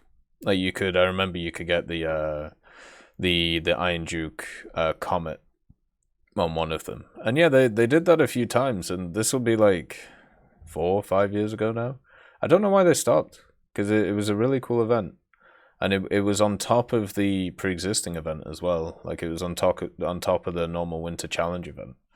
But I would love to see stuff like that. Like maybe like a monthly thing or something, where they're like, okay, like as you said, like, okay, get, I don't know, 10,000 tank kills between you, or get, I don't know, 50,000 bases bombed, you know, whatever it is. And you get like a decal or something like that, yeah. Like Brother in Arms decal, camouflage for that month or for that season, anything. Even they can implement it in the battle pass. I don't know. Yeah, they could actually. It's really weird to me that they haven't done. Like they can give war bond. I don't know. It's something for the community. Yeah, also, I agree. The other thing is daily tasks. Daily tasks are harder than the season challenges. I don't know why. Like suppose in every game other than War Thunder and mobile games and in console games and PC games, the daily challenge should be easier than the seasonal challenge. In War Thunder, you have to get like 10 air kills in the seasonal challenge, but in the daily you need to get 26 fighter kill, or you need to get 120 medium and light kills. Yeah. For the daily. Yeah. This is like, again, too much. You're completely right. I don't know the logic behind it. There's been for a long time a really weird, cause I think it's because they want to have a bunch of different ones, like a bunch of different like dailies and special tasks, and they're trying to make it so each one is like as nice to do. But some of them are just ridiculous, so nobody ever does them, and they just change them, right? Like, and same with special tasks and things like that. But there are legitimately some special tasks that are easier than daily tasks to do. Like the intelligence one, where you need like 15 intelligences. I'd take that over, you know, getting like, as you said, like 15 or 26 fighter kills. Like, that stuff is way easier. And there's just been a weird balance of it. And it's always been like that. I don't know why. Like, it's... I mean, I'm guessing with the seasonal challenges stuff, they're just trying to get as many people as possible into it because there's a monetary incentive to do it. But the daily stuff is very confusing. Like, I will agree with that. Also, if they, I don't know, they should rework all the daily tasks, not only the mission or the task that you need to do. They need, in my opinion, they need to change the tiers or the ranks that you should get it. For example, rank 1 and rank 2, everyone who grind the battle pass, he don't play them at all because of that. Because of the daily task and the season pass or the battle pass. Yeah. Also, the other thing, I don't know. But I see if they give you like kill 20 fighter. And for me, I can get easy kills in ground RB for 20 fighters. But it's hard for me to get them in air RB. Yeah. So if they give me like the challenges should be get 20, for example, 20 fighter in any game mode. So they give you, when you change that, like when you switch the battle task, they give you like 4, and they give you 4 tasks in them, like get kills with pump. You can do it in tanks, in ground, in navy, or in air. You get kills with, for example, with the anti-air. Yeah. Or you kill aircraft. You can go do it in navy or in ground or in air.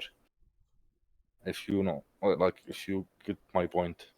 So yeah, you're basically making the dailies more based around the vehicles themselves instead of the game modes. And yeah, I'm fine with that. Like, because I'll like be too many completely people fine they with play like, some people play only tanks, some people play only aircraft. Yeah. As I told you, like I mainly play tanks, but I play aircraft sometimes. In air RB I don't do like good, but in ground RB I can kill fighters. I can kill air attackers also. Yeah. But it's hard for me to get the kills in air RB.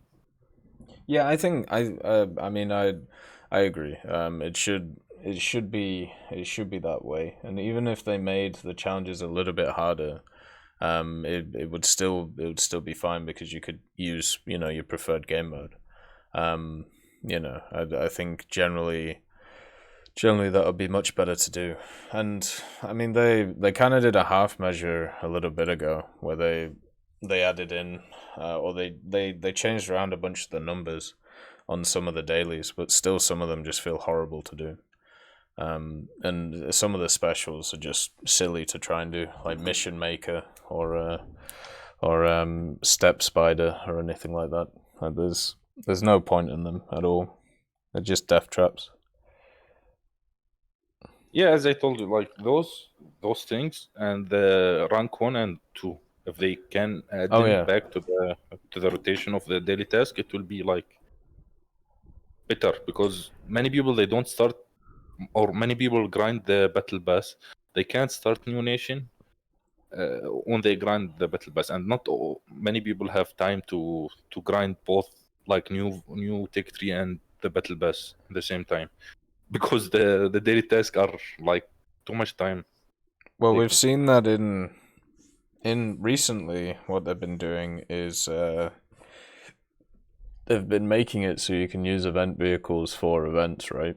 Like the IS2 event, the operations that they do.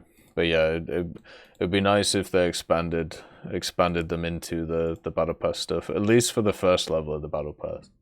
Like the first level of dailies or whatever you want to call it, because then that'll make them more usable. Like I have a lot of what I call hanger decorations, because I don't like too many rank 1 and 2 premium are not used. Like you don't use them anymore. Yeah, exactly. Yeah, like the last one I used was the Terran, because there was that battle pass challenge for it. Okay, the other point is in ground RB or an air RB, when you go back to your airfield and land, you can switch loadout. No. No, in air. Oh, now you can, yeah. Yeah, but in ground you can't. Yep. Why? Because if you the way that ground is made is loadouts cost certain SP costs, right? So let's say if I went in and I spawned in a plane in ground and then I landed and then I J'd out, added all the things to it and then spawned again, then I would, you know, I would have a ridiculous loadout at a lower SP cost than what it was before. Yeah, but if you can afford it, that's what I'm saying. Oh well, if you can afford it, then technically you can get back into it. But the thing is, when you J out, it counts as you dying, right? So then yeah, this is the thing that, like, for example, I spawn an airplane, it cost me 600. Yeah. If I want to spawn like on full loadout, it will cost me, for example, 1,000. Yeah. Okay. I spawn, I got some kills, I get extra 400. If I go back to the airfield, I should be able to spend these 400. Yeah. Yeah, I'll be fine with it. The other thing is for the ATGM carrier and the tank destroyer. Yes. If they added some bonus for them to make them like more playable for people. And the bonus will be they give you extra SP. Like they will be a true tank destroyer because you will get more SP, and that SP you can invest it to get like more tough to kill tanks and will make it easier to get even nukes. I don't know. This is only suggestions. Yeah, I always thought that they should do that too. Like basically, and I think they do a little bit, but it's not to the level that I would want. I would want them for especially ATGM carriers, like stuff like M113 tows and things like that. Just really give them a massive SL boost, kind of like what they did in Naval with certain vehicles, because there really is no reason to use them. And since they made a statement like a few months ago about like how, oh well, there are certain vehicles we can't move down in BR because of like their capabilities. I'm guessing they were talking about the ATGM vehicles. And if that's the case, then you know you gotta find another way of making people play them, because right now nobody plays them. A very limited amount of people play them, and it's not because they're doing well or anything. It's just because they're so much more limited than other things. So I don't know what other mechanics you could give them to make them a bit more usable. I think you're right. Just give them way more rewards to just make them a little bit better. Yeah, but like my point, you give them more spawn point per kill or per action in the game. Yeah. So people will go play it to get like, for example, nukes in them. Yeah. Because it will be easier. I don't know. Yeah, or they'll be able to make more SL in them, and it can be just like it can be used to make SL for lineups. It could be the cheaper option for people to play. Maybe they could reduce, some of their RP modifications, just so they're a little bit easier to grind as well. But there's tons of little things they could do with them. I think the first thing I would do though is I'd just give scouting to all of them. Scouting will be good on some of them. Yeah, any box with a missile on it should get scouting. Give them a secondary purpose. But not the Russian one. The Russian one are good. I played them like I'm grinding them right now. They are good. The which one, sorry? The IT one and the next one. Oh, the IT one's really good. Yeah, the IT one's fine. I was talking about like the M113 A1 tow and stuff like that. Like the Sturm is not bad at its BR. and when you get it upgraded. The IT one's probably the best ATGM carrier in the game. Because you can go hull down. And you also have armor, which is nice. The M60A2 is alright as well. But that one's okay. But yeah. And the American 801. The also. Sheridan as well. Yeah. Not the Sheridan, the squadron vehicle. Oh, the M901. Yeah. Yeah, that one. Yeah, that one's pretty good too. Yep. I saw one like a few days ago, and I was googling some things on. There was a one with like crane on it. It can go like even higher, Oh, 2 floors. Yeah. I think if they added the game, it will be like hilarious. Yeah, there's so there's that one. So the I think the Germans use like a Leopard chassis, and then they had one with a crane on it with a hot launcher on it, and then I think it was the Danish. They made one which had like an extendable neck, so you could go up to like 20 or 30 meters in the air with the launcher. Like it was super weird designs, but yeah, it'd be kind of funny if they had stuff like that to the game. When I saw the develop today, I thought it's the same vehicle, but it was the French one. Because the French one, like, it can extend, but not that much. Yeah. They have the same thing, almost. What do you think of that Deadblock then? That vehicle? I don't know. Let's wait and see. Hmm. And because it depends on the lineup. Yeah, that's fair. With all the ATGM carriers, but I think that it will be like 8.0 or 8.3. Yeah, I think the same. I even though it has like thermals, I don't know. It's very limited in its use. I don't know. They keep talking like in the devlog. They kept talking about its speed being really good, and they do this with all wheeled vehicles. But that thing's horsepower per ton ratio is not great. Like it's nothing special. So it just seemed a bit weird to me. Yeah, I think it will be like 8.0 when they release it, but it will go higher because the French 8.0 is good lineup. Yeah. I think. Yeah, 8083 is really good for France. So I think it will end it up in like 8.7, 8.3, something like this. Yeah, I could definitely see 8.3. 8.7, anything above that, it would just get hammered. If it's broken, it will go to 8.7 because they will destroy it at 8.7. I don't think France have a lineup at 8.7. No, they have a huge gap between like 8.3 to 9.3, and their 9.3 is still super rough. So, yeah. Another thing is I don't know. I'm taking too much time, or I can go. Oh yeah, last point. Let's do the last point. Okay, last point is a fun mode. Fun mode, they can use it as a sandbox.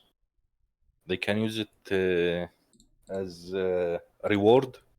For example, they can, when you finish a tech tree, for example, the tanks tech tree, you will open a new tech tree. It will be the fun mode tech tree.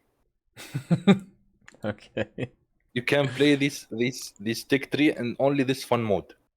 This tech tree have or like everything people want. The what's they call it?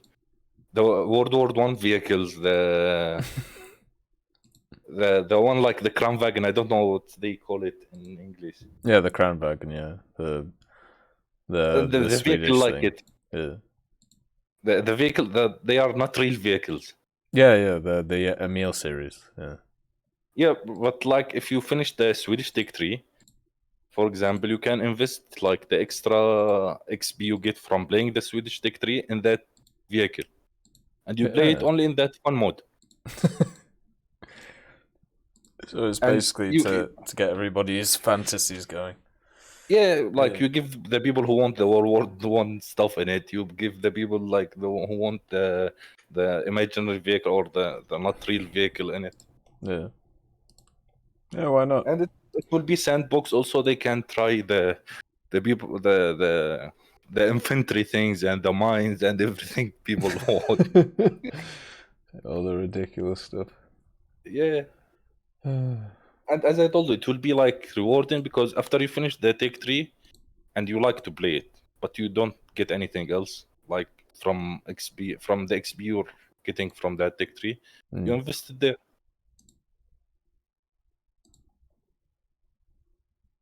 I don't know, those like the point I thought about. Yeah, why not? Like because I mean, yeah, I'm at the end of a bunch of tech trees, and I'm just gathering free XP, which I don't use anything with. So yeah. Yeah, like, and I keep talking about World of Tanks because I play it a lot before like playing World of Tanks. That's all good. And World of Tanks, after like the free XP, you can collect them and buy vehicle with them, like premium vehicle or event vehicle or something like this. Yeah. But here, like, I'm sitting, I don't know how much you have free XP, and you don't use them. I don't even want to look. Yeah. I don't even know which one. I think I have like 150 million or 140 million. Yeah, that's like just something sitting ridiculous. There. And they talk about how their server are like struggling with all the boosters, and the server are not struggling with the free XP. It's definitely a bit weird. Okay. Yeah, that's all. Thank you for what you're doing for the community, and thanks. It's always a pleasure having you on, man. You always have some interesting topics, so thanks. It's always nice to chat to you. Okay. Right. See you and good night for you and for all. Have a good evening, man. Bye. Alright.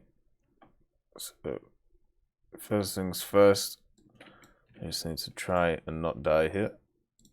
And now, let's get the sword on. That was a nice chat with him, look. He always has some interesting points. There we go. Let's see. Heavy tank battle pass challenge today. Did it in one game with a Tiger E getting 11 kills in one life. I thought it was you had to get like 3 kills 10 times. Or am I just dumb? I might just be dumb. Oh, fuck.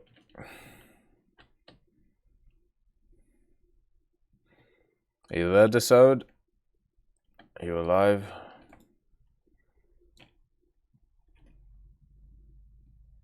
Right, we'll give him a minute. If he doesn't come on, let's get Thought on. I forgot I had to accept. Oh, I was playing more. I was in a game. How are you? What's going on, mate? How are you doing? It's going alright. Like, just kind of. Sound a little tired today. Yeah. Chillaxing? Yeah, well, it's more like, so I've had a planning day today.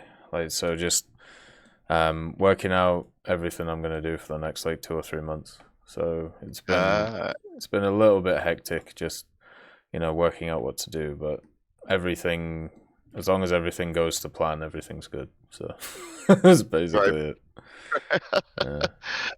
Yeah, planning stuff out. That's just a little, almost like a stress of it all, and thinking the whole picture, you know, like it tires you out. Wait till you get my age, man. Yeah, planning stuff actually for me is much more tiring nowadays than actually doing stuff. Like, right? Yeah. Yep. You have to try and get everybody on board, and you'll be an old bearded badger just like me before you know it. Oh, so yeah, he had mentioned, and I will throw this out there for anybody that is listening that is curious. So a max crew is 150. Yep. 3,000 gold eagles gets a crew to 119 in ground RB for a tank crew, and 4,000 eagles is equal to 70,000 crew points, which gets you to 147 crew. Yeah. So if anybody wanted to know, and I know that because like I lucked out and got the rare M60 in a box, which I sold on the market. And then when Israel came out, I had leftover money from the $700 Cajun money that I got. And I did myself 3 nice crews in Israel. for the Israeli grind. Oh, you got the AMBT in a box? I did. I got it in a box, Oh, damn. and it's Lucky the only bugger. one that I've ever got from a freaking box. I usually do like a box on Friday and Saturday. Like it's like my Yeah. weekend little gambling treat. And yeah, I like hit the box and got that thing, which I have everything done in America. Yeah. Pretty much all my crews are maxed out. I think I have maybe like two crews that are in like the 130, but like that was all from playing. And I don't know, I just didn't really care for wanting that tank. Like, so I decided to sell it and buy some other stuff that I wanted in War Thunder. It's a pretty weak tank, so like Yeah. I don't blame you. But yeah, I mean, if I came across it again, maybe I'd keep it like later down the line, but I don't know. I mean, how much? It was like you said it was 700. Like that's yeah. I sold it for like 705 or something like that. Yeah, so so you did pretty well. A lot of dude. That's a lot of money to spend on War Thunder. Yeah, exactly. So that was cool. But like so I figured that out, and one of my buddies had asked me also, well, how much does it cost to get like a crew pretty much to max? Yeah. So if anybody wondered, which I do think that should be cheaper. It's the ground one definitely. Yeah. I understand that War Thunder is an MMO, and I like that aspect, but it is a daunting task going to a new country and having like a level 1 crew. Like it's just, it's brutal, man, because people do not understand how much of a difference like a max crew makes. Yeah. Like it is a tremendous difference. You can be in a tank destroyer and have a level 20 crew, and you'll get one-shotted in that tank destroyer. And you can be in the exact same tank destroyer with 150 level crew and have it aced and take 15 shots before they kill you. It's that much of a difference. Yeah, it's crazy. So, it really is. Yeah, I mean, I don't know. I don't feel like a lot of new players understand that whole aspect of the game. You know? Yeah, probably not as key. Probably not as key as what it is. But I really felt it when playing Israel, because I was having games and stuff like the Centurions where I would just get breached and nothing else, and then I'd be sat there for 50 seconds repairing a breach. Right. Yeah, and most of the time, you know, on my actual crews that are useful, that'll take like 25 maybe at most. Right. So you're knocked out for more. That's 30 seconds of a battle. Just sat there not doing anything. It adds up. Exactly. Yeah. I feel like in the planes and aircraft, the crew is not near as important as in tanks. Now, if it's an aircraft with a gunner, like that gunner is pretty much worthless until you get that crew maxed out, or the AI gunner. Yeah. You know what I'm saying? Yeah. An aced crew AI gunner is on it, dude. Like even after they nerf the gunners, like it will still defend your ass. Yeah, you basically, I mean, just for the pilot, I think it's like you need to get to like level 34 or 35, and then your pilot's just done. So that's like, I'd say most of the time that's 80-90% of what you need. Right. And you're finished. Which, you know, if we compare that to tanks, you need to probably get to, I don't know, maybe like level 100 or level 90 to get all those, like, yeah, because you need to get field repair done, you need to get all those bottom skills done as well, and there'll be other stuff you need to do. So yeah, it's a bit of a pain. Here's another thing, and I just kind of wanted to brainstorm with you on this. What do you think they can do to make playing the objective and teamwork more to the front line of the game. I'm not a huge fan of the 1 and 2 flaggers. I don't know how you feel on that.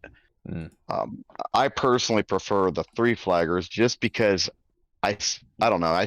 I would say in my experience, I have more comeback matches that come down to the wire in a 3 flag than I do in the 1 and 2 flags. Yeah. So that's why I prefer the 3 flags over the 1 and 2. Like there's certain layouts with the 1 and 2 that are all right, and then there's certain layouts that are just absolutely horrendous. Whichever team has the fastest vehicles gets there, gets that flag, the match is over. Yeah. And nobody will move towards it. They will go out on the flanks and sit there or sit clear back at their spawn and snipe shoot. And it's just boring as all hell, man. Like I had actually went to the forums and I made a like a poll, and I didn't get hardly any response at all. I was bummed out about it. But I always thought that there's enough players now that they could separate it, have like ground RB, for example. Let's take ground RB, for example. Yeah. You can select ground RB, and then you have like a little window up here, and you play domination, which is 3 flags. You can select that, puts you in the queue for that. Or you can do attack and defend, which is like 1 and 2 flag matches. Separate the 2 modes. So that people that just want to go in for kills and not play like more teamwork oriented stuff can go play the 1 and 2 flags and do their sniping. And I thought, I don't know, I just kind of had the theory that maybe that would let the players that want to play more teamwork oriented play the domination mode. But I didn't hardly get any response on it. So I really don't like Conquest. I think Conquest is probably the worst game mode. That's the single cap one. Okay. Just because of what you said. Like the teams get set up and then you're stuck. And the only way to dig stuff out is by planes. And in order to get into planes, you need to do well in the match. So it's whoever gets the initial advantage usually wins. Which leads to very, very boring games. So, and War Thunder has always been a very, very snowbally game. And that game mode emphasizes that massively. So I don't really like that. Battle is like up and down, because there are certain configurations of battle which are really bad. So Fire Arc is really bad. Fulda is a really bad one as well. But the ones where the capture points are actually more near the more near the actual respawn zones, I think that should work all right as like kind of like a team deathmatch thing. And you can, even if you like lose the initial engagement, if you play defensively and play proper, you can still win, because you can kind of what's the word? You can just trade well and then win by tickets, right? And so the fact that there's many different ways that you can play that one, I kind of like it. The other, I think domination is probably the best though, just overall. I've been surprised that they have. Okay, so there for a while, like in the I'd say like a year and a half, 2 years ago, like most of the lower ranked stuff, you got domination, and then the higher ranked stuff, you got more of the 1 and 2 flags. Now I've been surprised recently because in the evenings when I'm done with my dailies, I've been working on Japan and a couple countries that I've never. China's another one, and just playing like low tier's fun tier, man. You know, and so I've been going in there, and I am stunned to see how many 1 and 2 flag matches I'm getting like at like 1.0, 1.3 BR, and I'm like, this is freaking horrendous, man. Like if I was a new player and it was like that when I started playing tanks, like I would probably have played tanks. Yeah. Like I don't know. They've got to do something with that, whether they separate the two. They just got to do something with it. I had the idea, and I'll just brainstorm this to you. I was thinking about it this week. What if So we got one white circle around the flag, okay? Which when you're in the white circle, you take the flag. Yeah. What if there is beyond that a bigger circle, which is another color line on the ground? And if you are in that area defending the flag, like after you take it, or in the zone of moving in on the flag, that you're getting better rewards. Because those people that are playing the objectives, like they should be more at the top of the board than somebody who's just like playing for kills. Like that's my mindset on it. Yeah. What if they did something like that? Added a secondary circle that was bigger around the objective point, and the people that were fighting in that area like got more points or an increase in points or something to promote like people moving towards the flag. Well, there's two changes that they did like in the last few years which have kind of baffled me. So the first one was the capture point change, which is so the way it used to work before is you used to get score based on when you entered the capture zone and when you were going, and what was it? When you enter the capture zone and like the time it took to cap it. So even if you entered it like well, it was like 50% of the way through, you get 50% of the reward. Where nowadays what they do is they've made it so it's kind of the opposite. So you get the amount of reward that is your personal percentage of the capture. So that first of all was very anti-cooperative gameplay, because it basically meant that because it meant that, well, okay, well, I'm just going to rush the cap now because I want to get the most score because I want to carry kind of thing. Whereas before you could have multiple people get the max, so it was a little bit easier to do. So I'd revert that, and then the capture zone thing I like, but I would also add in the thing that we see a lot in games now.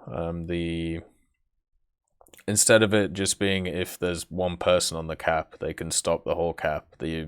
It's more about majority cap.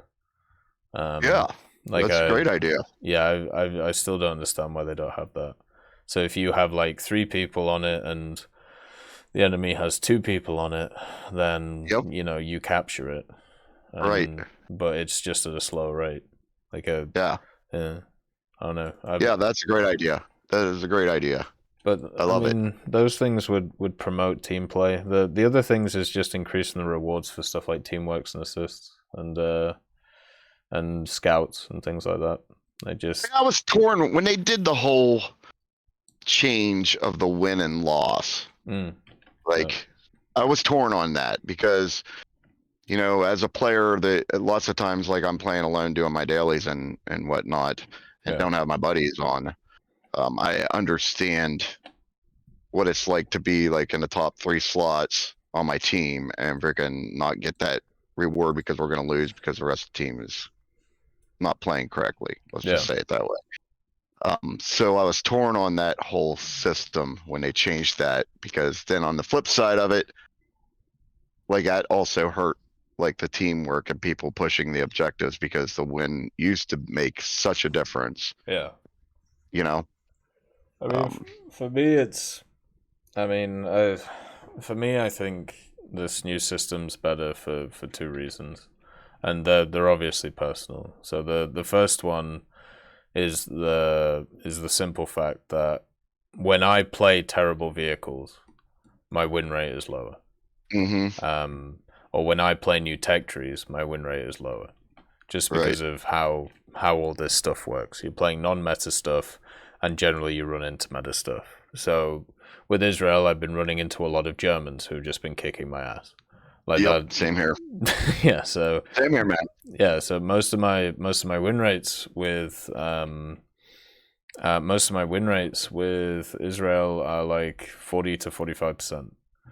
So in order to help to spade what are seen as worst vehicles in the game, then it's nicer to have higher rewards for those, because I don't need higher rewards for the ones that I'm already doing well in, right? Correct. So and then the other thing is the whole I've always thought I've been completely fine with the amount of RP and SL that I get out of things, but since I've seen a lot of people complaining who are on the other end of the skill level, like they haven't played as much, they don't have the crew skills, they don't know exactly how to play, so the initial experience will be easier for them, and that I think is a bit more important than me getting a few more RP. Yeah, I agree with that, man. I agree with that 100%. I think like if they balance it with like your idea and mine, then they can still have the teamwork. Yeah, I think so. And keep that.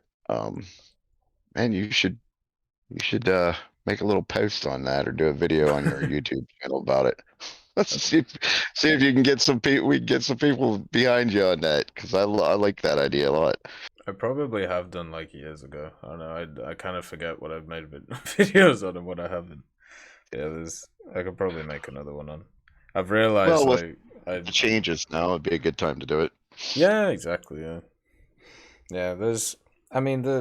War Thunder's such a weird game because it's a PvP game that relies on teamwork, but it also emphasizes non-teamwork. It emphasizes people carrying, and there's no like support elements in War Thunder really. Like they've added a few more recently, but the change for repairing is great. Like that needed to happen a long time ago. I mean, heck, dude, I've been saying that for years, that it shouldn't be a light is the only vehicle that can repair somebody. Yeah, exactly. Yeah, like there's the repair stuff, and then the scouting buffs as well. They just mean that you can play the game in a different way, instead of I beat you up, and then if I beat you up more than you beat me up, then I win, kind of thing. You're right. But it's just, I don't know, it's still a game which heavily relies on the individual to win. Like, maybe not as much as it used to, but it's just kind of annoying in a way. I just wish it wasn't like that, but I don't necessarily know how to fix that either. I mean, yeah, it's a team-based game that, I don't know. I don't even know how you put it, but I feel your frustration. I experience a lot of times myself. There's certain maps, especially in domination, where, I mean, I understand the tactical, strategical positions of maps. Yeah. So, I will push straight at the center flag, which I know is going to be the deciding factor. There's lots of maps where if you get that middle flag and you can hold that, and you're the first team to get it, that you're increasing your odds of winning tactically because of the positioning of that flag. Yeah. So in that sense, on certain maps, like one player that understands the tactical advantage of that position can make or break the win. Yeah. So, but that's not, we just don't have enough maps that plays the role in. I'm not good with the map names, but there's one map where like Charlie is like up in the hills, and then Alpha and Bravo is in the center, and it's down another level, and then Alpha is down even further. It's like down over a ravine, and Ash River. Yeah, I think that's it.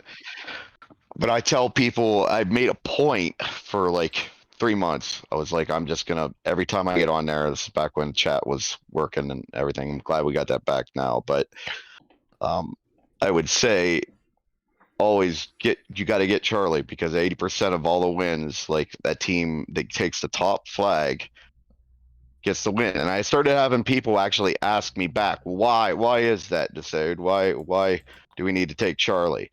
And I'm like, because you're shooting down on sloped armor.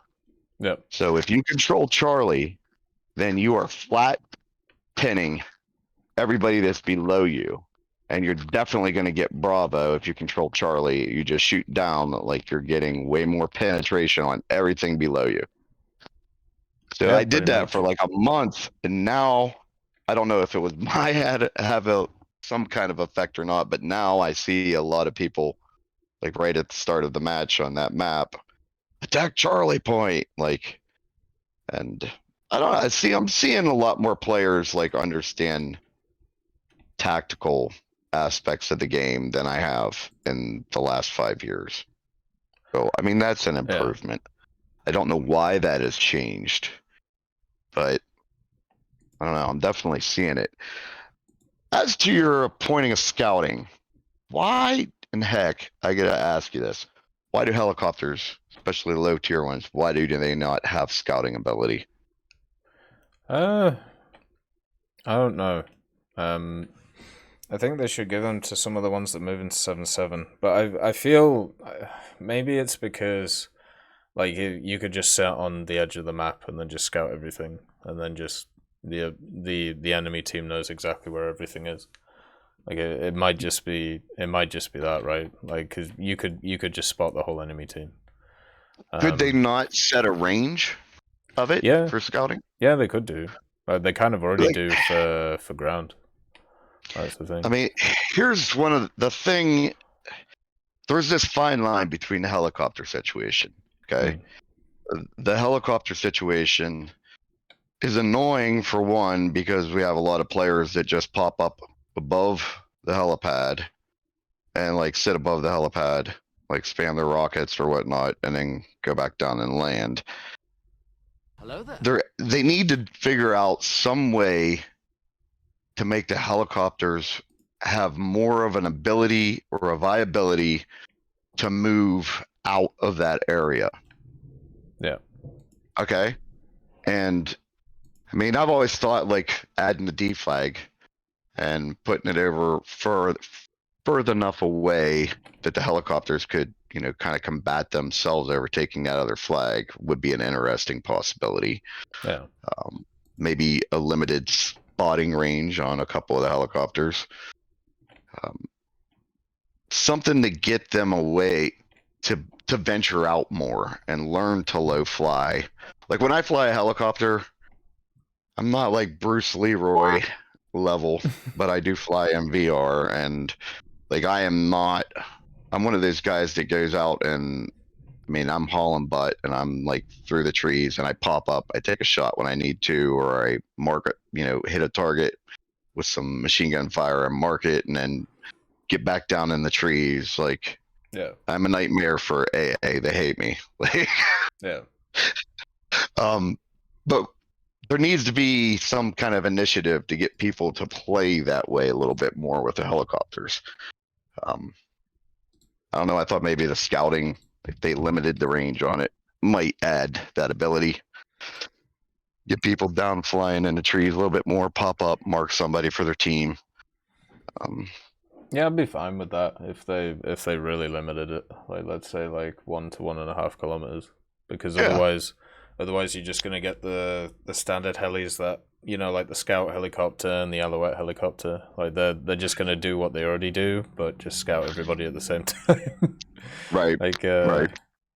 I mean, you could also just limit it to certain helicopters. Like use it as this helicopter's underperforming. Let's add it to it. Yeah. Like the right. like the Italian BAB 205 and the Japanese one, like the Huey with the 38 rockets. It could definitely do that. Like I'll be fine with that one. Another thing I would like to see them release more of a full-blown mission editor. One of my favorite things back in the day of IL-2 Sternvik 1946 was a website called The Mission for the Day. And there was 10, and I'm not joking, like 10,000 plus, if not more, historical campaigns that you could go and play that the community made, like off of their mission editor. Yeah. And I would think that it would be no issue for Gaijin has enough money at this point in time that they could buy the 1946 mission editor bring all them that whole. There's still a lot of people making missions like for 1946 IL2, right? And like have them be able to transfer missions over, and then you could have tanks and campaigns for tanks that you could play. Like, I just think that would be awesome. I would. There's no other game that does something like that. I feel like a lot of development teams out there are just too scared, and they always make the comment, "Oh, the community can't figure this out." And at this point in time, I think that's like beating a dead horse, because we see like mod communities come along and save games. Like, Yeah. you know what I mean? Just completely learn the entire engine and put the time in and make phenomenal stuff. Yeah. I think that would be cool. I think it would be awesome for new players coming to the game to have an area to go and, you know, grab like a user-made campaign and practice like playing and learn that way, and then be able to jump into multiplayer and do a lot better. I think that would probably be a little plus. I'd love to see something like that. Other than that, I'm still hoping for vehicles with multiple seats, being able to like take squad mates in there. Yeah. I just think that would be awesome. I don't understand why it's not like that. Yeah. I think that would be killer. I'm finally starting to adjust to playing ground RB and VR, which has been quite the learning experience. And I it can't has even its imagine doing that. it has its pluses and it has its negatives. Yeah. I have not tried it wirelessly yet, which, I mean, I have the ability to do that. I may try that here in the next week. The biggest learning curve is that when you play ground RB in a tank in VR, the camera, when you're sitting and looking forward in the VR, like it turns with the body of the tank and not the turret. Right. Which is opposite of how the rest of the game plays. Yeah, exactly. You know, playing on a screen, so that was, man, I would say 3 weeks of like learning to try and rewire my brain. You know what I mean? Yeah. And be able to play on a screen when I want to play on the screen, and then switch to VR. But the plus side of it is that when you jump in a plane and you're like flying in VR, regardless of the view you use, that all works phenomenal. And you can see targets a lot better. I feel like I'm even better at hitting targets. I love that aspect. I feel like you can also see tanks and ground RB better because you can, you know, look around. Yeah. In VR. They're sitting on a gold mine with it. I'm probably at a small percent, right? Yeah, I don't know how many people actually, like, VR still isn't like a mainstream thing, is it? That's the thing. Well, like, I mean, it's in the last 2 years, yeah. it's gotten a lot bigger. When you're seeing like Resident Evil games, like switching over and making full-blown VR versions, and Ghostbusters and like NFL, like Madden, like they actually have one coming out now that's like NFL football from the States. Yeah. That's, you know, going to be a full-blown NFL or full-blown VR release. So, I mean, that shows me that VR has grown a lot over the last 2 years, probably because of the Quest 2.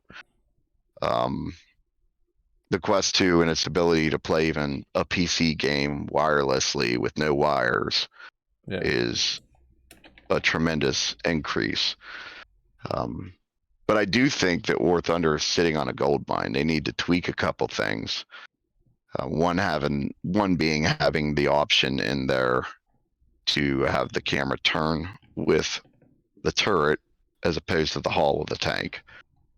But there is nothing, absolutely no other experience anywhere, like in any video game, that comes close to experiencing World War II is sitting on top of the tank at the commander seat in VR like with planes dogfighting above you and bombs flattening buildings like around you and particles and it's incredible, man. Yeah. Like that's why I stuck with it to like force myself to learn to play with the turret turning the camera. You know what I mean? Yeah. Yeah. It's to the point now where I would say 6 hours out of the day I'm playing War Thunder Ground RB and in VR. My biggest problem is watching behind me. I can switch to a third-person view of the tank, but I have to completely turn around in my seat, or I have a little stool that I use to, that has a swivel top. I use that like for polishing my car in the summertime. And like sometimes if I want to get really serious about it, I will pull that thing out so that I can swivel spin to look behind me. That is probably the biggest downside. I don't know how they would go about changing that. Maybe let you control the camera, like you do in the normal game in VR. But then some people say, well, what's the point of playing VR? Well, you're still in VR. Yeah. But I don't know. That's something that I've really been enjoying. But that's pretty much all I got to say. I hope you're doing well. And did you get to try your chicken legs yet that you bought on sale? No, they're just sat in the freezer. I'm gonna be eating them in about 2 or 3 months. I gotcha. Like we do basically we always try and buy as much meat and stuff on sale, right? And then we just rotate it through around the freezer. So that'll be eaten like in 2 or 3 months, and I'm eating the stuff that we bought like 2 or 3 months ago now, which works fine. Yeah. Like it Nice. saves a lot of money as well. And we have like 2 or 3 local butchers that I can go to if I want like something really fresh and eat that. So, Yeah, there's nothing like a good steak straight from the butcher shop, man. Oh, true. Yeah, I do agree with that. I got I can't remember what cut it was, but I got it a few weeks ago, and it just tasted so good. Their prices are skyrocketing right now, at least around my area. Oh yeah, they're even high here in the States, and I live in farmland, so like there are a couple local farmers that like my family's known for years, and we'll occasionally just buy some beef off of them when they have extra, which is super cheap. But going to the store, it's outrageous. Everything's going through the roof. Worldwide inflation. I don't know exactly what's going to happen. I don't know if they can curb like the stop a recession, or if we're heading towards a recession. Yeah. But yeah, we'll see that's what goes on. Whole nother thing. I'll just get fish for food if I have to. I got 3 lakes next to me. That's one of the reasons I built my house where I did.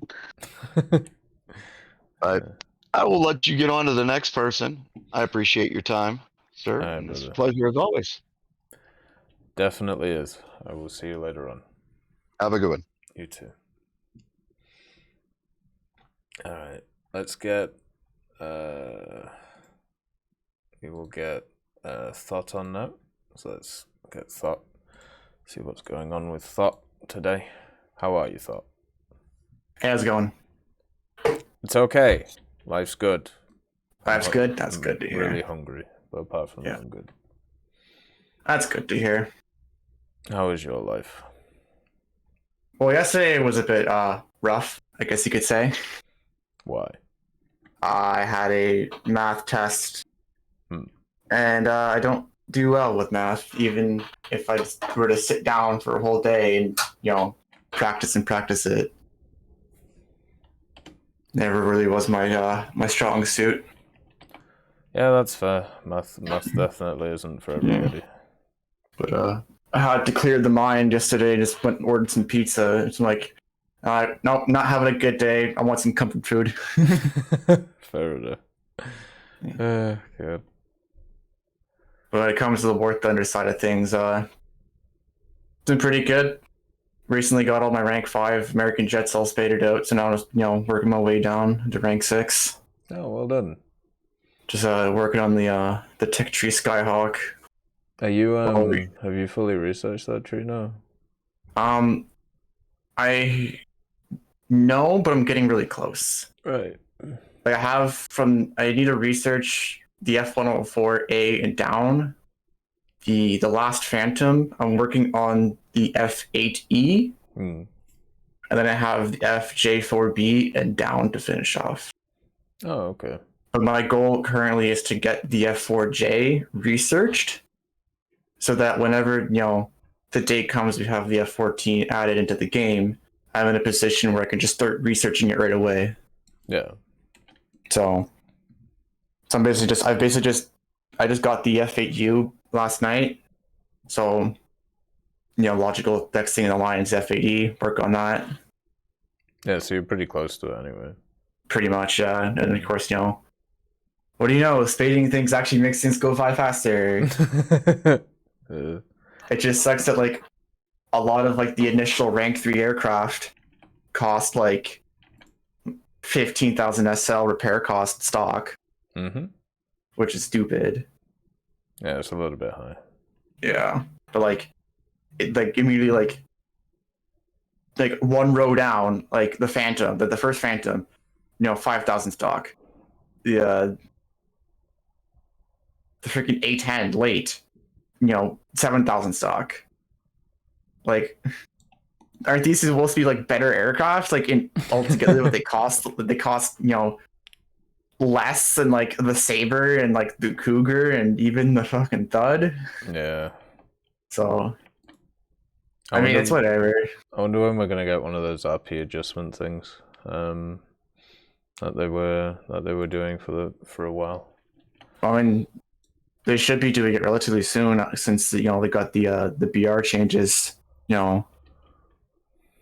Still in the air at the moment. Yeah, that's true. Yeah. They can. So, yeah, because I remember when they did the repair cost stuff, they talked about how this wasn't like the last thing or whatever. Like they're gonna do more. Well, there's always going to be more, right? Yeah. Well, I mean, yeah, there's going to be more adjustments to it, so we'll have to see if what those look like. So I'm just disappointed that the F2H2 Banshee is going up to 8.3 with no consideration of the F9F Panthers going down. Is it going up? The F3H the Banshee is going up to 8.3 in arcade. In realistic. Oh. Yeah, which I'm kind of glad I got that jet finished off when I did because the jet was fun to play.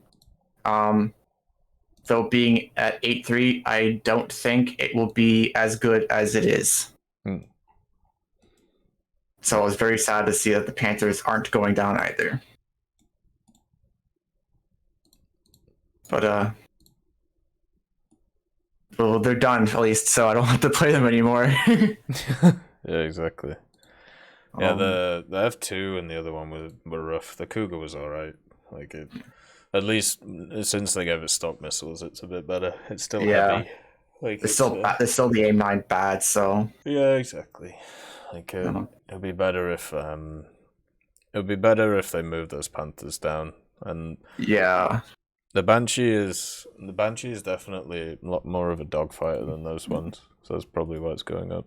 I guess like at the same time, like maybe they can reintroduce that feature that they got rid of, I don't know how long, where it's like, at a certain point there was like a hard cutoff between the two, like between like what was considered, the top tier jets and everything below it. Yeah.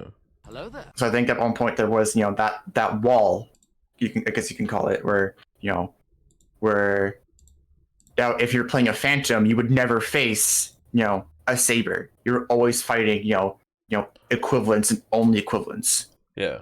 And if you're in a Saber or a Big 19, you're always facing, your equivalents and below.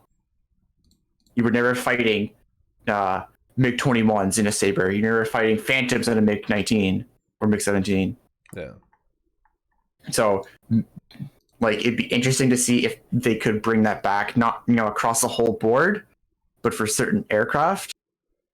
Though it might fuck around with with how matchmaking works around, because if the matchmaker is trying to put this one person with this one jet into into a specific game that fits it, you sit there for 10 minutes. Who knows? Yeah, exactly. So it'd be nice, but not everything works out as as designed, right? Yeah, it'll be interesting to see also with like the BR stuff. Like they usually do a few rounds of it, right? Like they'll do the first round that we've seen, then they'll do the updated one, and then they do a quick one before they release. They'll get to put out the initial changes they want, get some feedback. You're like, all right, we see you don't like this, we're not going to do it, or we see you want this to change it, and whatever data we have supports it, we'll make that we'll throw it in. Yeah, exactly. So it'll be interesting to see. Though I wish, when it came to that, it would not be as so heavily reliant on just the data. Yeah, that's because the data can say one thing, but the majority opinion could say another. Yeah, but the question always is, how do you measure that majority opinion? Mm-hmm. So that'd be hard to kind of work out, but it does sometimes it feels oh, they're just doing it because the data, it's all because of the data. It's well, what about the people who actually do well in this machine, or because it kind of goes back to when they put the Panzer IVs down to the 3.7. Yeah, it's and their excuse was their excuse was literally not a lot of people are good in this tank. It's well, what do you mean? This tank performs well, and obviously, people are seeing majority of the time to do well in this field because it's a Panzer IV. What can go wrong? But apparently, people really suck in this thing. It kind of sways. It might not just be. Well, I remember Stoner said that, but I mean, Stoner's a community manager, not a dev. But he might not have the data accessible to him. Well, no, he might just be memeing. But the thing for me is, I remember. So remember when they did the whole M48 thing, where they were going to move it down to 6.7 for Germany, that whole thing. And it's been a while, but okay. Yeah, they were going to move down the M48 to 6.7, and a bunch of people were like, why the fuck would you do that? That's stupid. Which, it definitely was. But they brought out a statement, and it was basically well, this is all the stuff that it faces, and it's annihilating it. So instead of doing that, and obviously it doesn't have a lineup right now, so it's just getting dicked on by all of these meta vehicles. So what do you want us to do about it? And then they said, well, instead of bringing that down, we can bring a bunch of stuff down with it to make it, a viable BR. So that's what they did. Yeah. Right. So it might not necessarily be that the Panzer IV is not a good vehicle, it's BR. It might be the fact that it's just getting beaten up by things which are outperforming it by a lot, but also can't put up in BR because they're getting dicked on by whatever's above them. You see what I mean? So yeah, it could be all over the place. For me, when I saw the Panzer IV change, I was like, okay, well, whenever I see a change, I try and rationalize it in my head. How could this have happened? Because the Panzer IV's got good mobility. It's got terrible armor, a lot of flat parts of it, and it's got a good gun. So what was the change over the last few years that may have caused this? Because I mean, it might be the standard of player playing the vehicle might have gone down. Okay, but I can't really work that out, right? And then I thought, well, okay, you got volumetric shells. That means that killing stuff like KVs became a lot harder to do. Or just killing anything with armor is a lot harder to do. So maybe since their armor profile is still very low, or very small, I should say. Yeah, very boxy. And then maybe they're just getting beaten up by a ton of these vehicles, which are now harder to pen for it. Maybe going forward, what they could what would be nice for them to do is, when they do these BR changes, they can give a reason as to why they're doing it. Yeah. I think they've done it a few because like times. right now they just give us the fucking Excel sheet. It's like, all right, here's our changes. Have that in the forms of your feedback. Yeah. Or it's like all right, here's our Excel form, but on the side is our notes saying okay, this is the reason why it's going down, up, or whatever. Yeah. This vehicle is shown to be overperforming. Based off it has this round. Overall it's got this win rate, like whatever the reason it may be, to support the change. And maybe people may have a different opinion on, or maybe see it differently. Instead of just seeing all right, it's going from here to here, no explanation. Yeah, I mean they do that with some some cases, but yeah, they don't do it for all of them. Like it'd be kind of see how they're gonna do it for all of them. I'd be down for that. Like it would information's provide, always nice, Yeah, it would provide not only the general player base, but also for CCs, they can go and say in your videos and their videos, whatever, that okay, these are the changes they're proposing, and these are the reasons why. They can they can communicate that with with their sphere of influence. Yeah.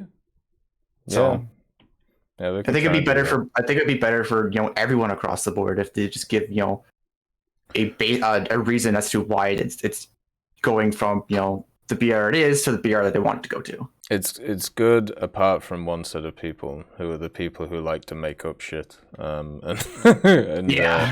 try and come up with weird crack ass reasons, excuses and shit like that. Like I think they tried doing that with the freaking the FA 6Ks, the Saber Dogs, where like people were just like memeing this thing for so much just to make it go up or down. I forget what they were trying to do, but like they're like trying to like get all together just to get like the Saber Dog to go.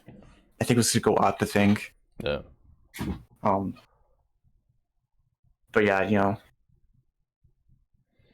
Yeah, the Saber Dog going down is a really nice change. Yeah, I'm very happy about that. I had a good laugh yesterday when someone asked how do you play it, and you like wait until it goes down in VR. Yeah, pretty much. Like there's nothing else you can really do with that thing. It's just crap right now. Yeah. Like I spaded one of them. I think I spaded the French one, and it just felt like ass. So it's that whole bracket is tough right now. Like the 9-0 in general is a really rough BR. And I'm hoping that with these changes, it's a little bit better. So it's like a 9-3. Most of the time, you just end up in 10-3s anyways. You can do, yeah. But, yeah. So they've made 10-3 pretty strong, too. Yeah. Yeah, 10-3 has been one of my favorite BRs recently. Because you have access to, you have access to, like, countermeasures usually, and also some pretty good missiles. Yeah, works pretty well. I like it. Mm-hmm. The other thing I was going to mess around earlier today was I seen that they finally brought in those fucking customizable loadout changes to a few of those aircraft. Mm-hmm. Yep. So I kind of mucked around with the A10A because that's the only one I have that has that ability, and I've basically tried to check this thing out as best I can. So now I've got like what I've dubbed dressed for the party, because you can name the presets. So I gave it the 2 sidewinders because I mean, why not? Yeah. The 2 2000s, the 2 GBU8s, the 2 triple sets of Mavericks, and the 2 500s. So basically ready for like any situation. Can you take off with that loadout? I don't know. I have yet to try that out, but it's gonna be pretty heavy. I guess when it comes like to the 810 specifically, like the one thing I really wish that they give to the 810 is the paved way bombs, because it can carry them. Right. And it has the sensor on the side of the fuselage to use them. But the problem is that the laser pod on the side of the A10 is only a receiver. Right. So someone else has to laze the target in order for the A10 to use laser guided bombs. Oh, okay.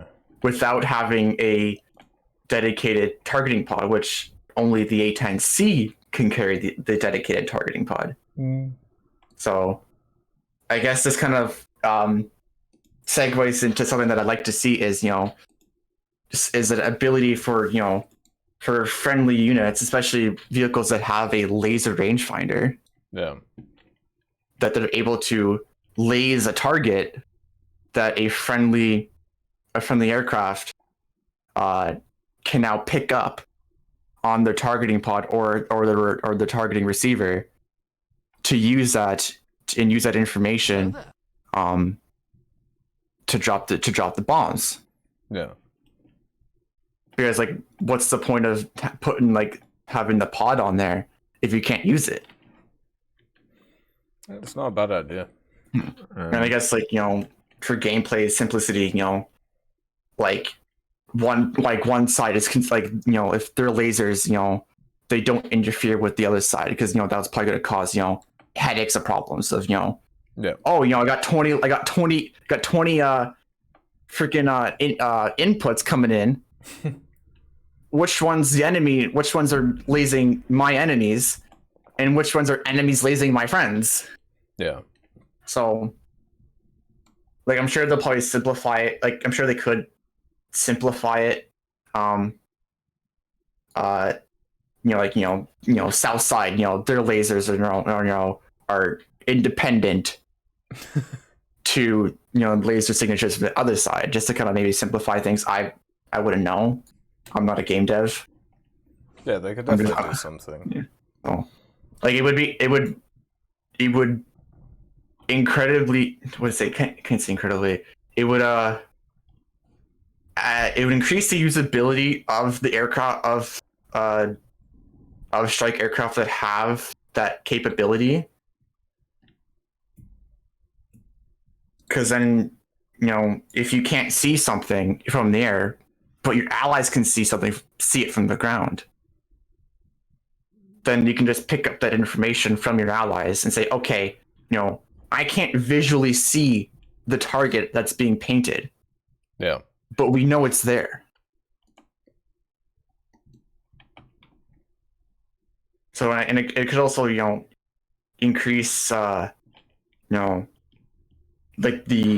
ground and air units intermeshing in increasing the whole combined arms kind of thing. Yeah, I agree. So what's the difference between a paveway bomb and a dump bomb? The paveway bomb is laser guided. Oh, is that it? Yeah, and they're in the game. They're on the Jaguar in the British tech tree. Right. But they're probably only on the Jaguar because the Jaguar has its dedicated targeting pod that it can laze its own targets, track and drop. Yeah. Whereas the A10 only has the receiver, so it can't laze its own targets. It has to rely on either another aircraft or a ground asset to paint the target for them. So I'm sure something can be done. It's not outside the realm of possibility. It's just a matter of will it be done? Yeah, that is fair. So, I'm sure if they add whenever the day comes they add the A10, which won't be which will be eventually since we already have the A in game. It'll be interesting to see if they'll incorporate a system to have ground assets or even friendly air assets to laze targets for someone else. I don't see why they wouldn't. So I think that'd be kind of cool. Oh, I agree. Yeah, it'd be nice to see them. Yeah. Is there anything else you want to chat about? So the other thing I had in mind kind of backbones off of two ideas.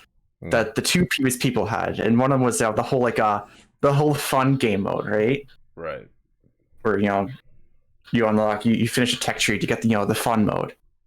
And I kind of put a thing in the comments, but it's like, maybe if you unlock a tech, if you finish a tech tree, you get you get one of the old April Fool event vehicles that you can muck around in its own dedicated room with a bunch of other people. So the map would have to be designed to support all of the vehicle types. So they can have a half the map's ground, half the air, half the map is open ocean or whatever. Yeah. So that you can fuck around in your pirate ship while people below you fucking duking out in submarines. Yeah, why not? Or have and people are above you, flying the drone or the sky pirate stuff. It's kind of just the area where you can muck around, and it's like, okay, so and so has they can probably make it where if you finish a certain texture, you get a certain vehicle. So if I finish Sweden, I may get the big red floating plane from the Sky Pirates thing. Or if you finish American Naval, you get the pirate ship. Yeah. So, or they can make it completely random RNG. Finish a tech tree, got a box, Bob's Uncle kind of thing. I could do stuff like that. Like I've always been a fan of bringing back old events, and they've already brought back quite a lot of old events recently, which has been nice to see. I've only seen them bring back the Sky Pirate thing, so it was obviously recent, and I was in the game. I was playing the game when the Sky Pirates was first introduced. Yeah, the tank football stuff they also brought back. Yeah, I've seen that as well. Apparently, also they brought the big submarines back twice. Yeah, they did. They were really broken the second time. Were they? Well, yeah. I've only seen it happen once. The big submarines. You could do crazy stuff with them, like you could make them go supersonic. Oh, that broke it. Okay. Yeah. Like there was something weird about how they interacted with like the water, like when they surfaced. So they could only go under the water. They couldn't like sit on it. So if you glitched it through, for some reason it slingshotted you as you. I think I remember videos of it. Okay. Yeah. Where people just people surface it and like they just go like supersonic, out of the map, fucking whatever, right? Yeah, it was super weird. That sounded like a mess. Jesus Christ. It was a bit of a mess. Yeah, they actually stopped doing it after I think it was after like a day or so, because there was a bunch of I don't know what you call them, but like when you it would fatally crash your game. Like there was a bunch of bugs in it which would do stuff like that. Like it was really fucked. Like I don't know who made the decision to bring it back, but it wasn't a good idea. I just remembered the funniest bug I've ever remembered from any April Fools was is when the UDES-33 got the TV guided missiles from the 2077 event. Oh, yeah. So people were spawning in with the UDES-33, and almost immediately they were starting to get kills, and everyone's like, "What the fuck's going on here, man?" Yeah, that was ridiculous. Oh, so I see like a few videos every once in a while pop up in my YouTube feed of the UDES-33 being completely bugged out, and people getting 3-4 kills right off the bat at the start of the battle across the whole map, because it's like you're following the missile, right? Yeah. Like right behind it, so it's just like, oh, okay, all over across the map, in the spawn, easy kills. Oh god, man. So yeah, that's I think that's all I have for you. I don't know if you have anything for me. Not really, no. I just need food. Yeah. But how are those questions that come along that you're supposed to ask people at the end at during these. Well, I have been asking everybody, but what's your thoughts on the French vehicle, Little Dead Block? It's just another lightly skinned APC with missiles on it. Yeah. So it'll just be something that gets to caps first, something that sits in the corner and does nothing except shoot ATGMs at people. I mean, it's cool that it floats, but if it doesn't get spotting, it's kind of crutched. Yeah, that's fair. So if it gets spotting, it'd be a much better vehicle. That's obviously it's obviously a decent vehicle on its own, even without scouting, but it could be a better vehicle with scouting. Yeah. So. Yeah, I don't know. I got bored of ATGM vehicles a while ago. Yeah. So it's gonna take me a little bit more effort to spade that thing, especially if they stick it at the end of a line. Like if they said rank 6, so yeah, it could be at the end of the line somewhere for France. Yeah, if that's the case, I'm good. I'll just it'll probably be most likely after the SK105 A2. Yeah. In rank 6, or even between the MX30 and the SK105. I don't know.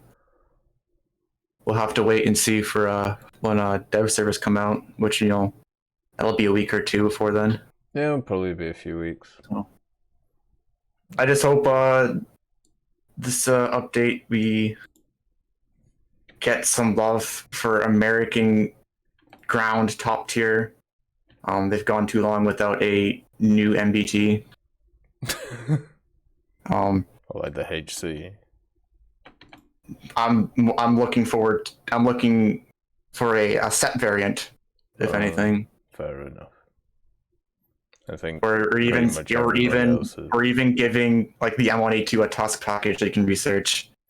Why not? Yeah, because let's go. Because the game has gone too far. Has gone. It's had like every major update has given Russia a top tier MBT almost consistently. Apart from the last one.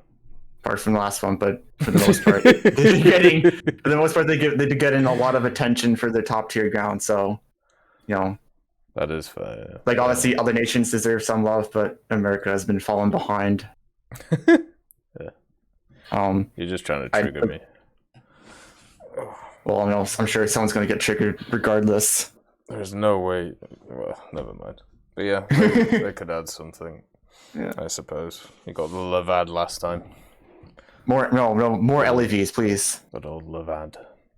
More LEVs. Yeah. And more Japanese heavy cruisers. And the OV-10 Bronco.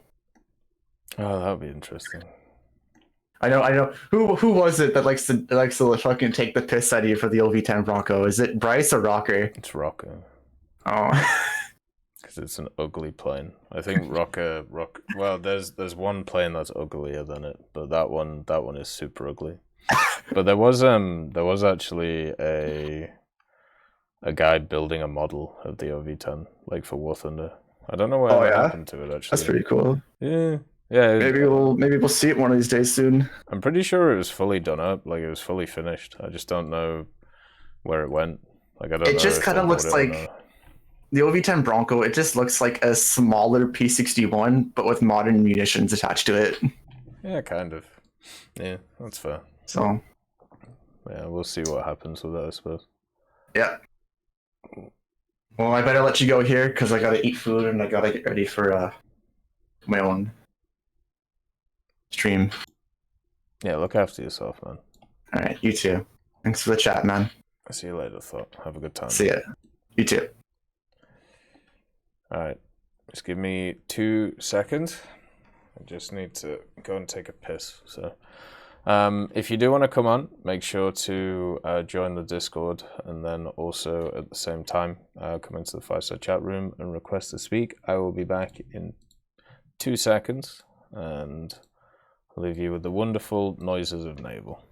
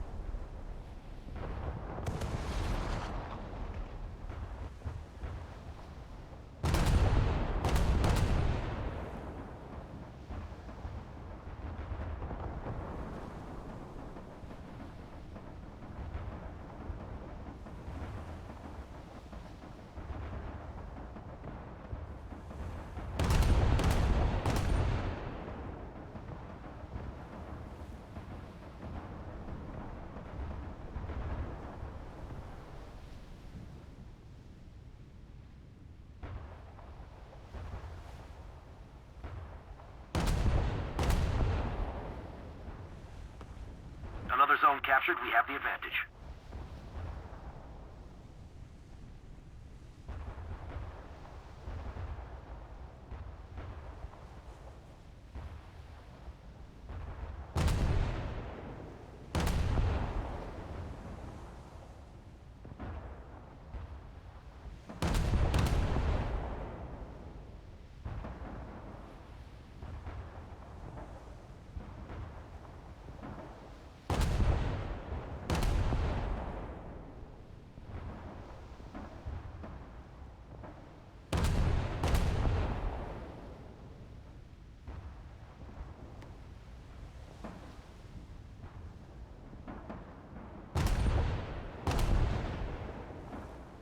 A little more effort, and victory will be ours.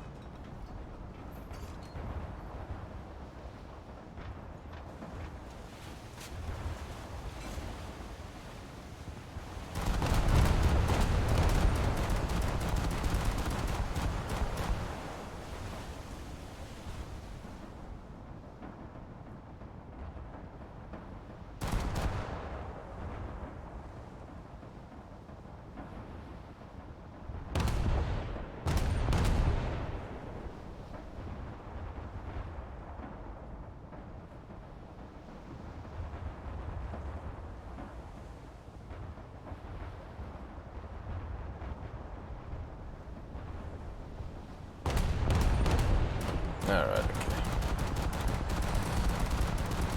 Alright. Alright, I'm back. Sorry about that. Just had to get some food. We're going to be eating some cottage cheese. Right, let's get on Bulldog Chuck. See what Bulldog wants to chat about today. What's going on. There we go. Alright. Have some nice cottage cheese. Hello. Hello. How are you? I'm out of school for today. I've got 5 days and 8 hours left before this year's over. Is that it? 5 days, 8 hours, and 37 minutes. You guys finished school in May? Yes. When do you start up again? August. Did you get like 3 months off? Early August. Oh, fair enough. That's weird. We used to have summer holidays from basically like July and August.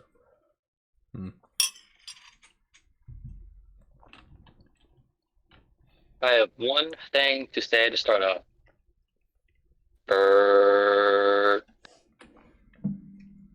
And my War Thunder just updated. Hell yeah. Perfect timing, I guess.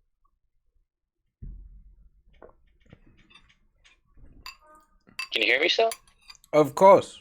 What is the one thing Okay, you wanted to start off with after you've already started? Well, I made the burst sound of the A10, but I guess you didn't hear it. No. I was on Okay. War Thunder. But Yeah, I have a TEC. I have an A10. I have it basically spaded. mm-hmm. I think that was the first time I actually went try-hard mode in War Thunder trying to get the A10. How did it go? And it's a struggle. It was a struggle to grind out and to upgrade it to where I have upgraded it to. What's the major issues you've had? Well, AIM-9Ls didn't want to detonate in a head-on. Oh. That's a problem. Yeah. I mean, I went through some server replays on console that barely worked, and I could see the missile phase through the aircraft. Oh, shit. Maybe it's just a server replay being the server replay with... Well, what's your ping generally? I'm on console, so I can't tell. You can't see your ping on console? We can't see ping or packet loss. We just have to guess. Wow. Or frame rate. What service do you run on? I'm usually on the North American server. Okay, fair enough. Well, I live in North America, so.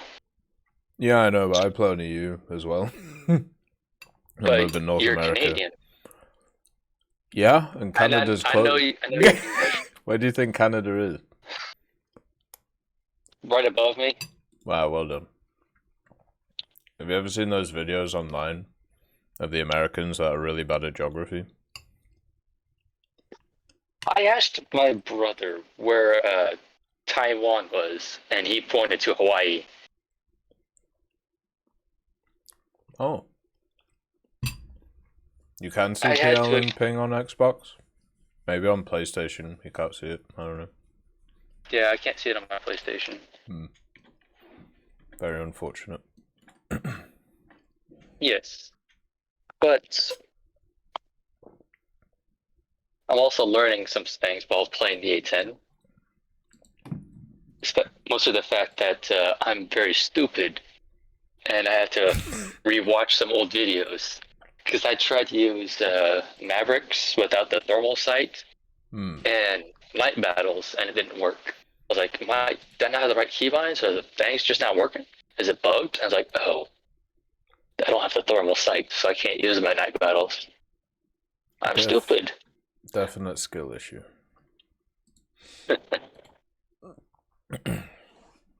But have you had success with the vehicle?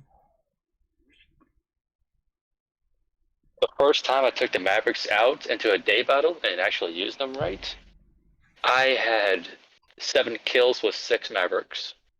The double kill was... Oh, double kill. Yeah. The double kill was 2 Tunguskas stacked close together. Nice. Well done. Thank you. I've heard a lot of them over the battlefield while I've been playing. I can always hear their guns come in. And shortly after they get shredded. Yeah. Because people are used to the survivorship bias of the A10. It is very survivable, but if you take multiple 23mm shells, I don't care what you have, it's going to take some serious damage. I think it's also people just like hearing the gun, probably. Yeah. It's definitely a very unique sound. It's one that they got really well as well. Like they you know how we always talk about like the audio being a bit off in War Thunder? That was one that they did pretty well on, I'd say. Me personally, I want the gun sound to be louder and a deeper tone. It's kind of high pitched. It's more of like a M61 Vulcan vert rather than the L8 vert. So let's look at this custom loadout stuff. Hey Caddy, nice to see you. What do you think about the custom loadout stuff, Bulldog? Well, I'm just now putting them on right now. I just got to the hangar finally today. Huh. I can't carry more than 6 Maverick, it appears. 120? No, because you're still limited by what pylons you can put stuff on. So, yeah. But, you know, and it seems to be limited by realistic standards. So you can't just bring 20 Mavericks or, you know, like 20 Sidewinders. Which I think is pretty good. Well, my custom loadout right now that I just made is 6 Mavericks, 10 500-pounders, and 4 AIM-9Ls. It should be a bit of fun. Yeah, it should be. Although, back to what the previous person said about paveways. Yes. I just want a Payboy.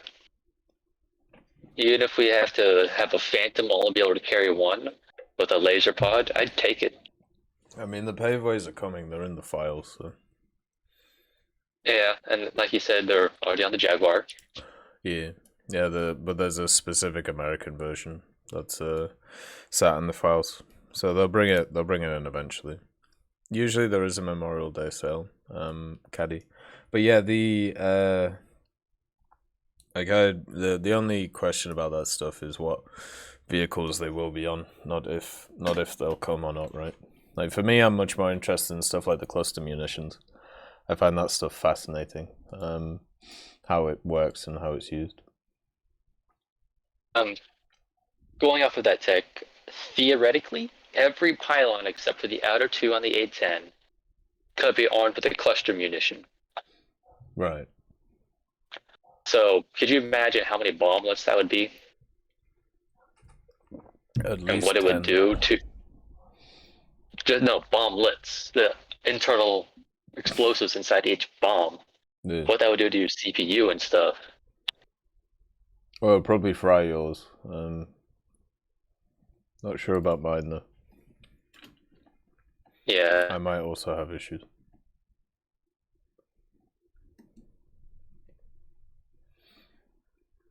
Alright.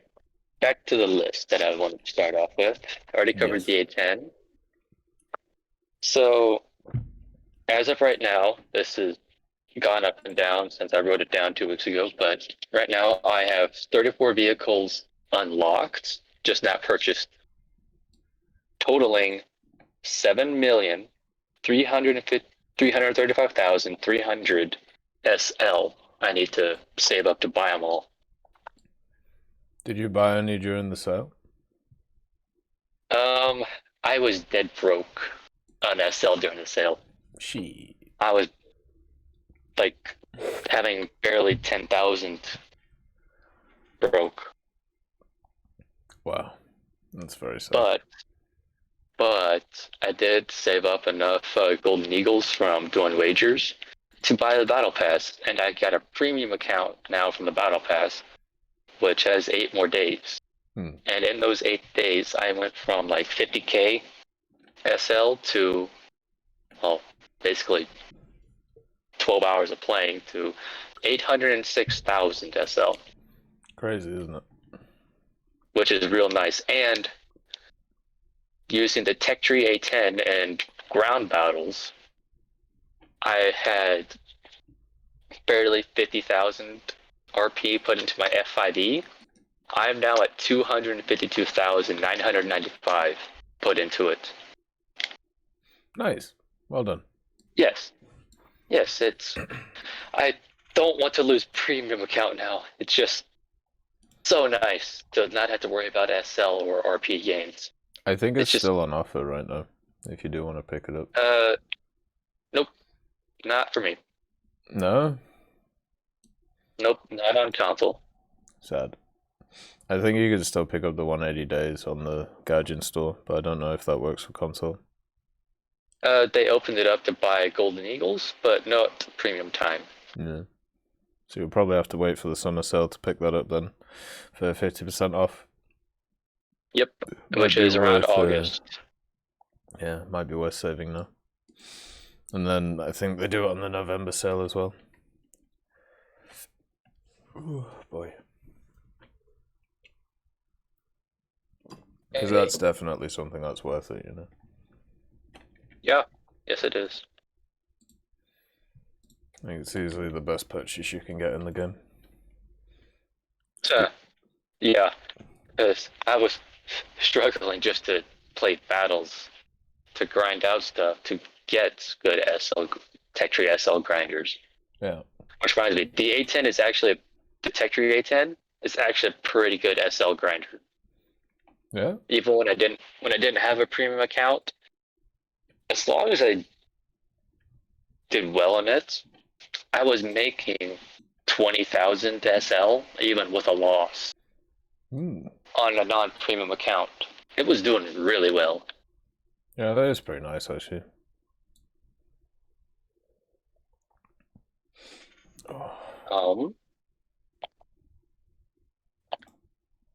Hellfires on the Apache, the one I have, are still useless.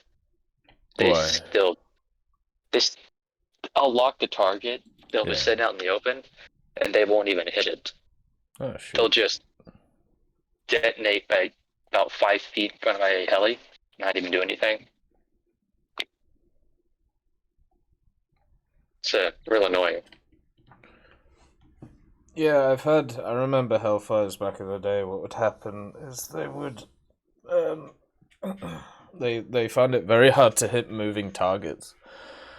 If it would always overcorrect when it comes to targets moving, so it would always hit in front of them if it was trying to hit something. So it never really worked very well, unfortunately. But it's probably better nowadays. Not sure how much. Not better, really. A little bit. Not really. They struggle to hit sitting targets. Yeah, that is fun. Right. Well, I guess stingers aren't much better. Stingers are very rough, yeah. But I feel like that's down to the fact that a lot of stingers fired are actually being fired. Like they're being fired at like zero. I don't know what you call it, but it's kind of like zero velocity, right? Because or very close to. So what ends up happening is, you fire the stingers, and they start off very close to stationary, and so they don't have enough velocity to get to the target easily. Like I found a real difference with throwing out a what do you call it? Throwing out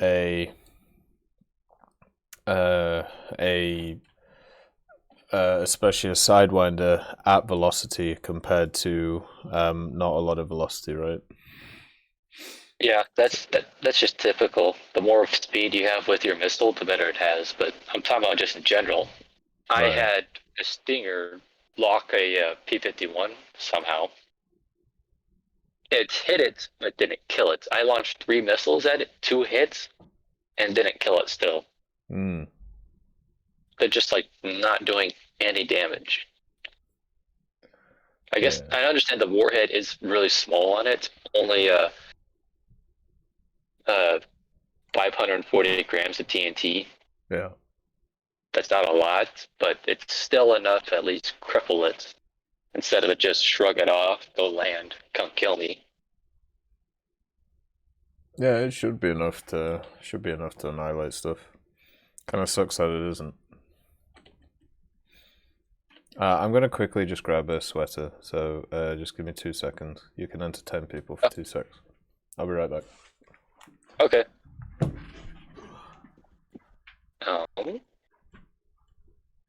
This is probably going to get me kicked off if TEC is still listening, but sub to my YouTube channel.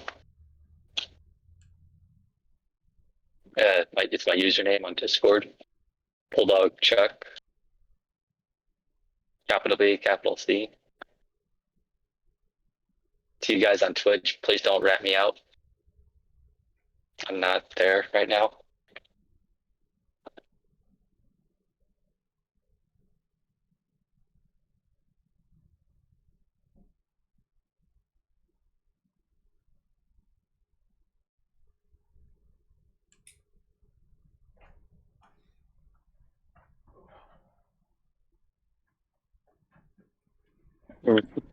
Oh, I should probably finish that off. Oh, hey, TEC. Hello. You alright? So why'd you think I have a sweatshirt? Because I'm fucking cold. Why else do you grab extra clothes? Do you think I wanted to look on Fleek or something? No, I'm just freezing. Why are you cold? Where I'm at, it's 95 degrees outside. Yeah, do we live next to each other? I don't think so. Turns out, Canada, but... Turns out the weather is not the same everywhere in the world all the time. Well, I know that. You sure? I may be a dumb American, but I'm not that dumb of an American. Yeah, right now for me it's 13 degrees, which isn't that bad, but the problem Celsius? is... Yeah, Celsius. But Okay, what is that in freedom units? I don't know. But the issue is it's really windy, and it's also been humid for or it's been damp, I should say, for like 2.5 months now. So everything is just wet, and nothing's drying up. So the cold becomes more cold, and it's just becoming a pain. Down here, it's the opposite. If it's wet, it gets freakishly hot. Like, it turns everything into a sauna. Mm. Like, I went out biking the other day, and I went out, 150 pounds. I came back weighing 140 pounds, drenched in sweat. Hmm.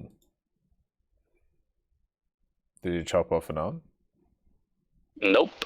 Oh. I just lost a lot of weight biking for 4 hours. Yeah, that's fair. Yeah, for over here it just hasn't warmed up yet. Like, we're still stuck in winter mode. And we had a super cold winter, so since everything is stuck, being cold, nothing is improving. Like, so everything is just getting wetter because it hasn't been really dry, or it hasn't been really sunny. So now one of the biggest issues that people are going to run into is mold everywhere because of the climate we have. So you should buy a hygrometer. What's that? It's something that measures humidity in the air. If you ever have a basement, it's great. You put it in the basement, and then it tells you how humid the area is. So if it is quite damp, then you can check for mold and make sure that everything's okay. Well, down here, we got a simple solution for that. Just walk outside. If you start to sweat, it's humid outside. If you don't start to sweat, it's just hot. Yeah, but what if it's damp inside? How do you work out then? Are your clothes? Does it feel like your shorts are cold and wet? Well, I don't know. Well, if they feel like they're cold and wet, you got cold, moist air. If your shorts feel like they're about to fall apart, they're cold and dry. Well, in the civilized world, we have hygrometers, so easy. Everyone should have one. It should be when you turn 18, you get a hygrometer. That's how it should be. Well, that's in 1 year and 2 months. Well, there you go. Happy hygrometer day. Hygrometer. Till today, I didn't even know that was a word. Well, you learn something new every day. I don't look like fucking Little Red Riding Hood. How dare you? Okay, I gotta go to Twitch now and look at this. It's just a hoodie. Like, it's just a jumper. Right. Okay. Back to War Thunder. Yeah, we're off the top of it. Yeah, just slightly. Volumetric is still very screwy. Mm-hmm. Why? I was in top tier with my IPM-1. I have M900 on it. I shot a KV-1.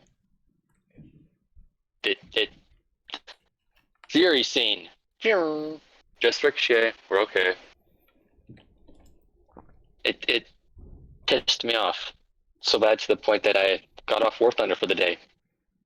Because I'm like, that's a modern day anti-tank round hitting a World War II slab of steel that's flat. Hmm. How does it ricochet? I don't know. The gods were obviously not on your side that day. The snail didn't like me. Exactly. I have had a few very dodgy ones, like the last little bit. Like, I've had a few issues with volumetric, mainly on stuff such as like tigers, because if I don't know, I suppose it's not a. I suppose it's, yeah, I mean, it is a volumetric thing, but it's more of an issue of ping and like client and server stuff. So like if a person's turret is slightly in a different area than I see, then that basically means that I shoot it in a place, and on the server side, it looks like it hits a different place to where I actually shot, right?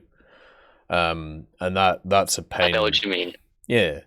So that to me is what causes most of my issues when it comes to aiming and doing stuff like that. And volumetric leads into that because it's made it worse over time. Because of, you know, now you have a smaller area to fuck up with. So yeah, it's a bit of a pain, really.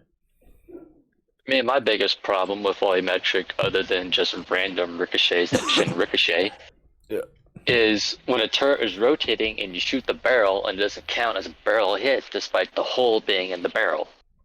That's interesting. Have you seen that? No. It's very common for me. I didn't know if it was just me or server thing.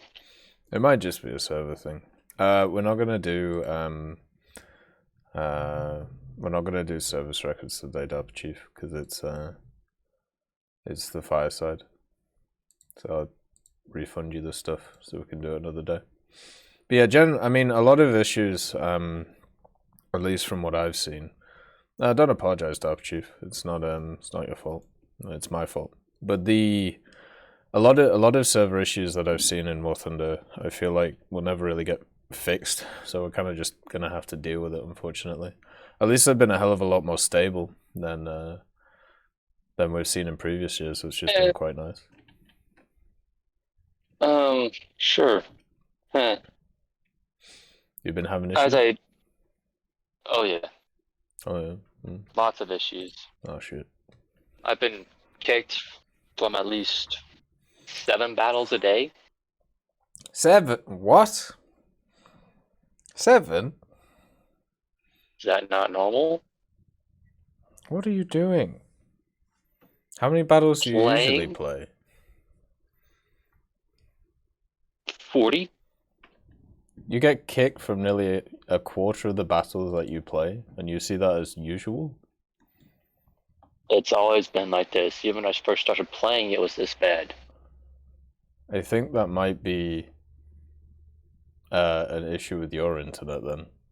Because on my end, I don't get kicked from any. Like, if I get kicked from one, it's more, like, it's maybe like a once a week thing, you know? No, when it's my internet, I'll get kicked of up to 20 battles. But then I know it's my internet. What county do you live in? Oh, sorry, what do you Americans call it? State. What state do you live in? Missouri. That's fair. It's probably that then. You call Missouri internet bad? It is really shit, but you calling it that bad? Well, I mean, what's your general, like, up and down? You know? Huh? What's your download speed? Oh, this War Thunder update that added everything, it took me 2 minutes to get it done. I'm gonna need a bit more information than that, Chief. I'm not gonna lie to you. Like mine, okay, so settings. so just Hold on, let me settings, network, test internet connection. Let me just get the download and upload speed real quick. Because for me, do its test. It's like 110 down, 110 up, or 130 down, 130 up for me.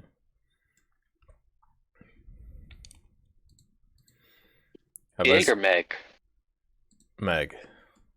If I'm 110 gigabytes down, goddamn. Got the fastest internet in the world. Have I seen the new leak list? For download, it's 4.6 megabytes per second for download, and for upload, it is 30.6 kbps. Yeah, so that's probably the issue. That's very low by today's standard. So that's probably why you're getting kicked.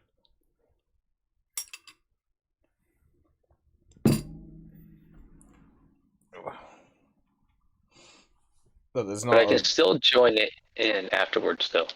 But it also doesn't explain why. But also didn't explain why it crashed 8 times that one day. I sent you on Discord. But it's doing better now, right? Like, has that happened since? It hasn't crashed 8 times. It's crashed like once a day. I don't know why. Well, it's definitely improving then, you know. Yeah. It's probably since the new update. Like they added a bunch of stuff in it. So usually when new updates come out, it's a bit rough, and then it improves as it goes. Yes, but it's never been this bad. For me, it was like, okay, it's crashed today. Oh, thank you, Leprosy. I'll have a look. Sorry, go ahead. Times was never remotely close to as high as it ever was.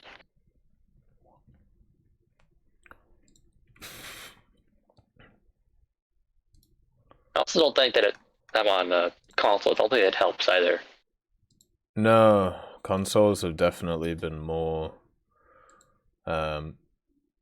crash prone. But then again, at the same time, like the on PC, it really depends on what what's the word? On PC, it really depends on what like rig that you have, you know. Yeah. It's a little bit rough. Yeah, it's the same thing with console. I mean, you can't really upgrade a console that much without spending $10,000 just for one part to get it custom made. But yeah, Jesus. Hey, it could be worse. It could be playing with computers with the back attached to it. That is true. That is true. But we You have have been to boot it up and code it yourself and put it in a floppy disk.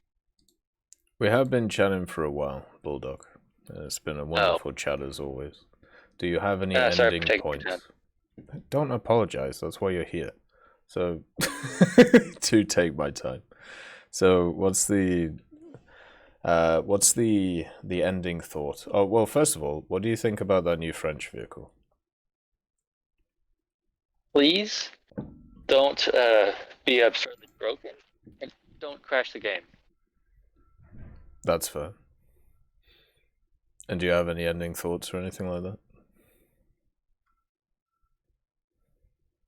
F-16 2022. Fair enough. End of year 2022. You heard it here first. What's your forfeit if it isn't true? I'll never buy Golden Eagles again. Fair enough. Well, as always, Bulldog, it is a pleasure to chat to you. And I'm glad you're doing well. I'm glad your school year is coming to the end. You get to relax a little bit. So, as always, peace be with you, Bulldog. And I'll chat to you later. Alright. Adios, amigo. Bye. Alright, so now we have Minion 96. Let's see what Minion 96 wants to talk about. Yeah, we can have a look at that leak list later on, Leprosy. See what's going on with it. Looks kind of interesting, so. Oh, can you guys hear me now? Yes. How are you? Oh, I was just had some questions about, well, because I just got the A10 Warthog, and I'm not like fucking veteran like you guys are with jets and stuff. I don't get the guided bombs things at all. The GBUs? Yeah, the GBUs and the AGMs, I don't get what's the difference between all of them. I mean, they all do the same stuff, right? Well, the GBUs, they don't have a propulsion system, and the Mavericks do. Is there a downside to that, or? Well, it means that with the Mavericks, you can fire them from much further out. So the GBUs are completely on your own momentum of the plane. So if you're going like at a slow speed or at an upwards angle, they're going to struggle a bit more, right? Whereas the Mavericks, because they have their own propulsion system, generally they fly through the air easier. So it's usually better to use just Mavericks instead of just the GBUs. But both are good. They're just useful in different scenarios, you know. Another thing the one thing I have a problem at is it pisses me off. I just leave air. That's why I'm always doing ground. I get not outflying, but how do you say it? Climbed. Oh, outclimbed? Yeah. Outclimbed. It's like you spend 10 minutes just trying to climb up to the top to get the bombers, and there's some guy up there that's just takes you down like in a heartbeat. What do you spend all day climbing? I use like the German line. Just a bit of everything, really. I'm not in jets. I have maybe like 3 or 4 jets, a few more premiums and such. I've been sticking. I don't do very good in air. That's the thing. I have a bunch, but I'm not good at it. Well, what are you trying to do in air? Like, what's your goal? Do you want to become like a better dogfighter? Do you want to? Yeah, something. Yeah, like these guys are always out climbing me. Yeah, I mean, it depends I'm on even what in a vehicles you Fokker use, Wolf. I mean, they said that's a good climber, folks say. The folks are wrong. There's a lot of vehicles that outclimb that thing quite a lot. Well, what you need to do in stuff like Fokker Wolves, unlike BF-109s, is you need a bit more patience. So you need to wait until the enemy engages while you're climbing, and then you can engage on top of them. And that means that, you won't have that altitude issue that you're talking about, which a lot of people run into. Like, don't worry, that's not just a you thing, Like, setup in War Thunder is like 90% of the battle. The other 10% is aiming. So there are a few things that you can like take into account with stuff like that. So the first one is most people take off and just climb straight, right? Like that's generally what they do in a realistic. So that's what I usually do. Like when I start, because I don't do a realistic battles at all for air. Yeah. And I switched back last night. To arcade. Yeah. I've been doing. There's nothing wrong with that. Arcade's fun. Like both whatever game mode fits you, is good. So yeah, you should just kind of. Yeah, and it's like I was in that that Warcom Discord, and people were just talking shit, just like running their mouths. It's like, well, I like arcade. Yeah, just play what you want, man. Like the War Thunder's your experience, right? Like it's nobody else's. Don't let them tell you how to play. And it's like the first thing I do is when I fly is most people take off straight up and they start climbing. I'll actually turn around and start climbing. Kind of like in a switchback road. I don't think you have to do that much, but you can maybe go like 90 degrees instead of 180. That could help you quite a lot. So you can get into position a bit better. I mean, I just got so fed up with the people to shoot me down. I actually have a whole lineup for Germany, just with a bunch of different BF-109s and BF-110s and stuff like that, and I just get shot down. Right. And it feels like everybody's just out climbing me, and I don't get it. It's like the only thing at time I have advantage if I do use a 0, because I can at least out-turn them. Yeah, that is true.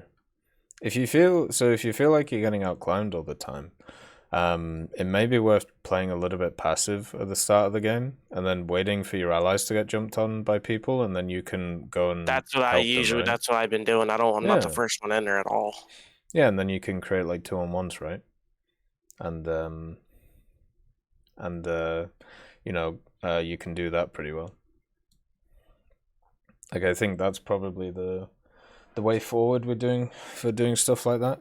So you kind of already know what to do. Or the other thing is you can literally what's the word? You can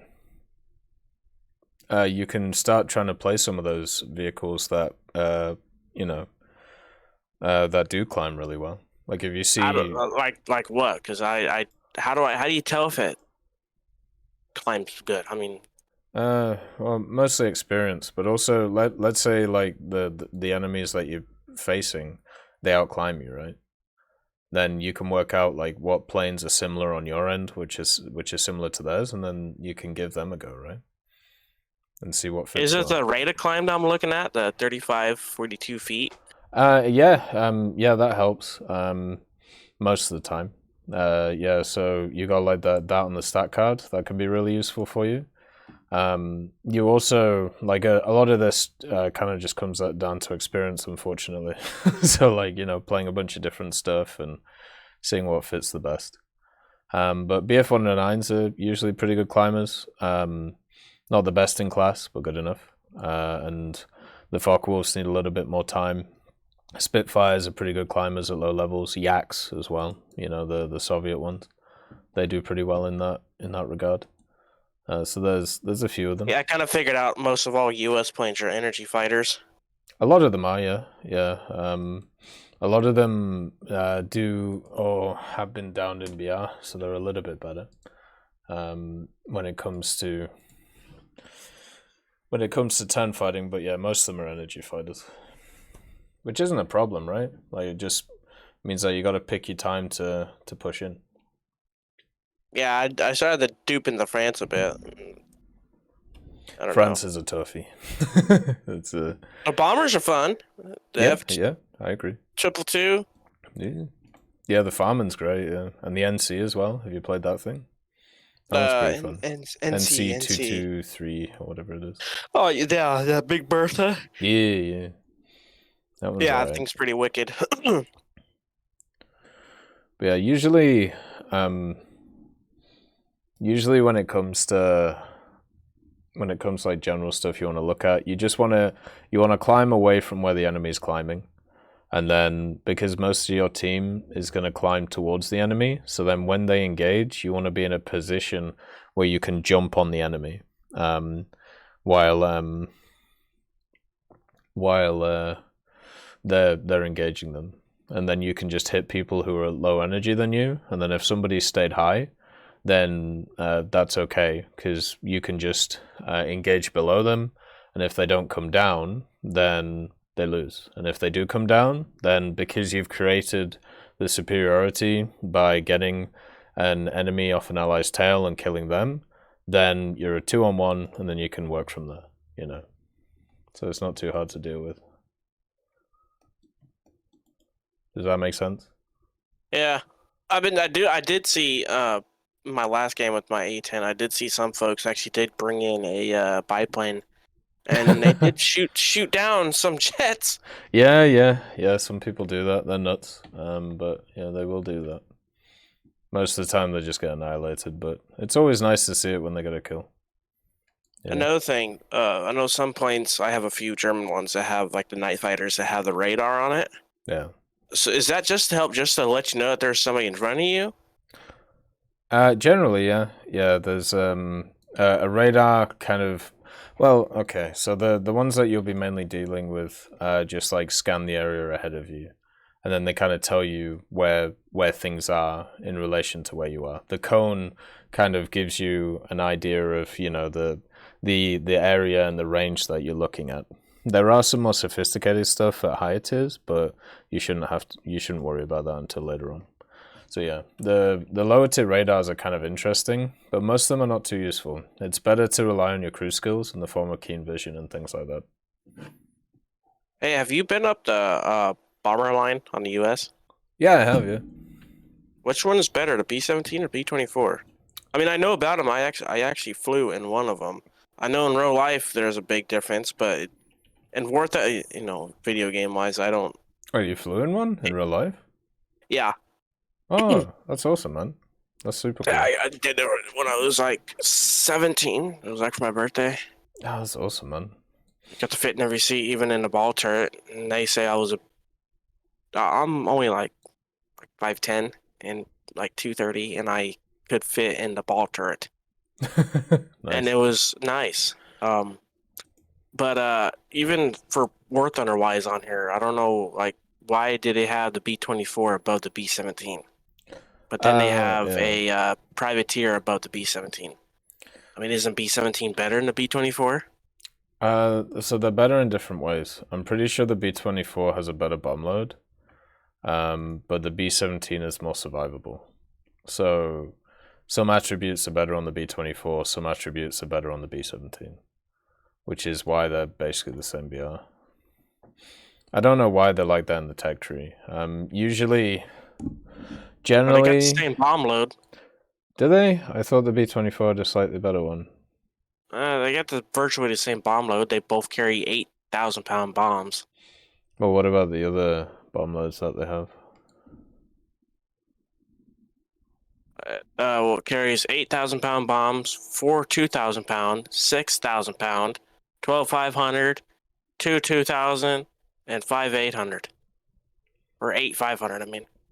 Yeah, and then the other one, is it the same? The B-24 carries 2,100, 8,500, 12,500, 4 2,000, 8 1,000. Right, so it's the 500s that are different, right? Yeah. Yeah. So that's the main difference between them. But yeah, Well, wouldn't you want to use the bigger bombs? I mean, isn't that logical? Usually, but sometimes it's actually better to take bomb loads which are smaller because it's actually down to explosive mass. If you hover over a bomb type, it'll give you its explosive mass, and that's the amount of damage it can do in the game. So you could get... so like say a 1,000-pound bomb, which is 318 kilogram. Yeah. Actually, no, hang on. No, you said explosive mass, right? Yeah. Yeah, it said 269.9 kilogram. Yeah. But then a 100-pound bomb, which is 24.5 kilogram. Yeah, but imagine if you can take 50 100-pound bombs and one 2,000. So if you add them up, then the 500s or whichever bombs, the 100s would be better to take than the 2,000s. So you want to try and take the bomb load which gives you the highest explosive mass, right? I always kind of figured, hey, I'm taking, because it's American plan. It's like, hey, we'll strap on fucking like 12, 1,000-pound bombs and call that good. Well, generally, you think bigger is always better. If it's a bigger bomb, it's better. Yeah, well, it depends who you ask. Bigger's better until it starts hurting. But the thing is, like sometimes bigger is better in the game, but sometimes it's not. But the thing that doesn't change is the explosive mass. The explosive mass is the key thing. So whichever has the highest explosive mass is better. Cumulatively, I should say. Huh. So yeah. Interesting. Is there a difference between... Okay, so I'm not European or nothing. I'm over here in Northern California, but I know we use imperial system. But is the kilograms bigger than pounds? 1 pound is or 1 kilo, I think, is 2.2 pounds. So yeah, that's the ratio. I'm pretty sure.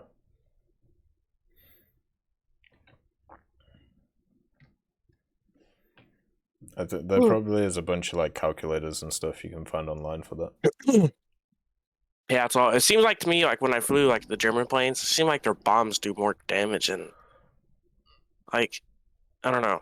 I was looking at the Russian bombers. I mean, speaking of the Russian bombers, I do have that PE-8, and I love that thing. It's slower than hell. Yeah. But the bomb on it, 5,000-pound bomb. I guess you don't want to get hit by that thing. The bomb's super fun, yeah. Have you seen the new one they added to the Heinkel, the HE-111? What? Which one? I think it's like the H6 or the H16. They added like a 2,500 kilo bomb to it. Whoa! Now you're speaking my language. Yeah, it's crazy. Like it's H16. Yeah, it's either the H16 or H6. A 2,500-pound bomb. Kilo. They got the Fritz. Oh, okay, that's that one.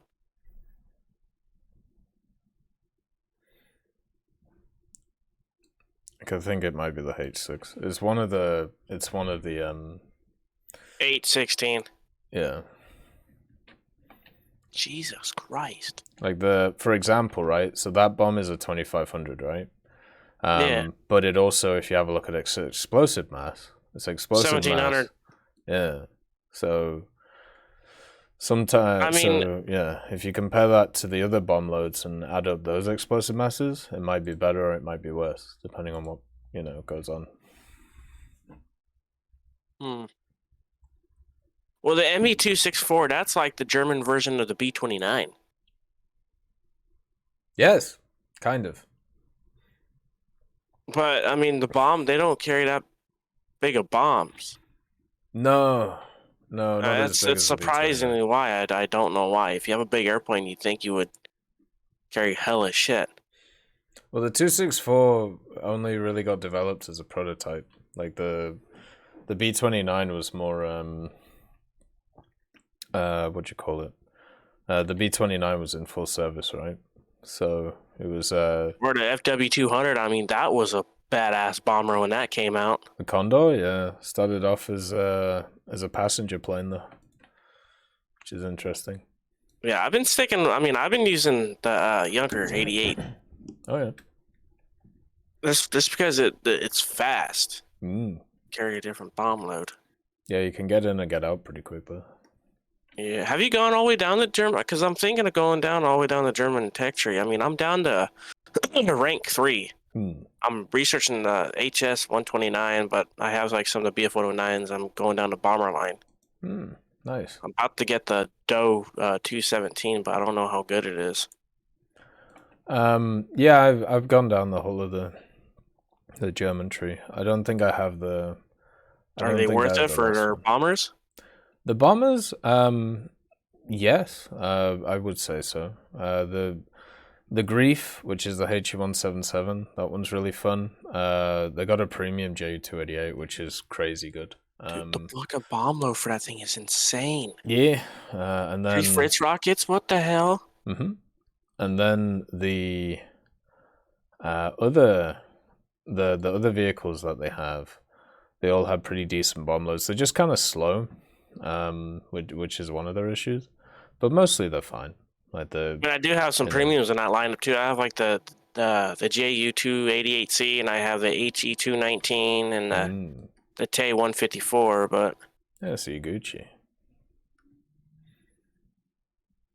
But like all of the German stuff. Also, you have the Arado, which is like their jet bomber, and that thing, they just gave it independent bomb drops, so they could so you can drop the bombs independently now on different targets, which is quite nice. Do you play ground at all, or do you just play air stuff? Oh hell! That's the thing. I was asking questions all about all these air stuff. I mean, I'm mainly all ground. Yeah, so 110%. I mean, I got like the Russia all the way down to like the teensy tiny bottom. Yeah, so the ground, like the German ground's really good, and the bombers work really well with them. So, and also Germany has some pretty decent CAS aircraft. They kind of struggle in the mid tiers, but apart from that, they do pretty well. So yeah. For those who also are listening here, I do have China grinded down, and I do have Japan. Japan is worth it, most definitely. Well done on the Chinese one, man. Well, I mean, people say, well, you can do China, man. They're all a bunch of copy and paste. I'm like, well, I give them a chance, just like there's copy and paste tanks in every tech tree. True. It is, premiums or no premiums. Yeah. Like, if I go look down, oh, that's a copy and paste. What is that? That's like that Chinese Amtrak with the gun on it. Copy and paste. Yeah.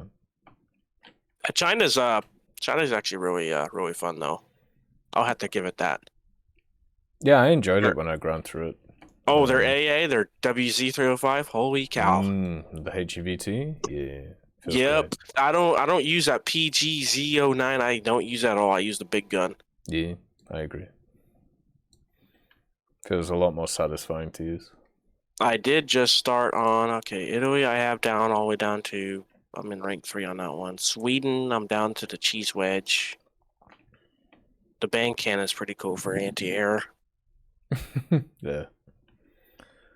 But no, Israel, I'm just starting on. I'm at the Majok 1 and the AML 90. So you grounded through quite a lot then. Like you've been doing good grinding then. So yeah, it's really nice to see that you're stepping into the aviation stuff though. It's hard. I mean, especially hard, like Naval. I don't dip. The crazy thing is, I have a hell of Blue Fleet ships, but they're all given from the Battle Pass or these special events. Yeah.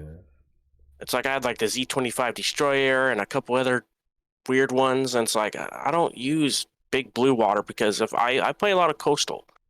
I have that German mine layer. That thing is awesome. If you can get on the base, if you can haul ass there and start laying out all your mines, and it'll let you lay out all your mines. And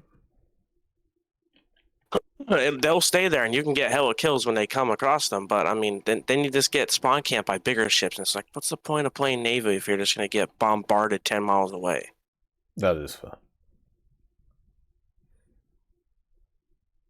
I can definitely understand that.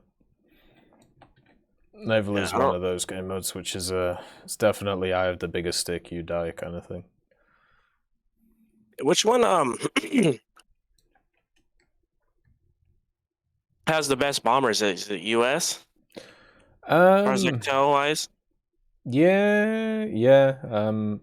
I'd say Britain has some pretty good ones as well, but they can't defend themselves as well. So they're better at bomb loads in general. But yeah, US and Germany are pretty strong. The Soviets have some super nice ones, but they're just way too slow. Way too slow. I got down to the Halifax on Britain. Yeah. Figure it's not bad. The Wellingtons are all right. Yeah, the Wellingtons are fun.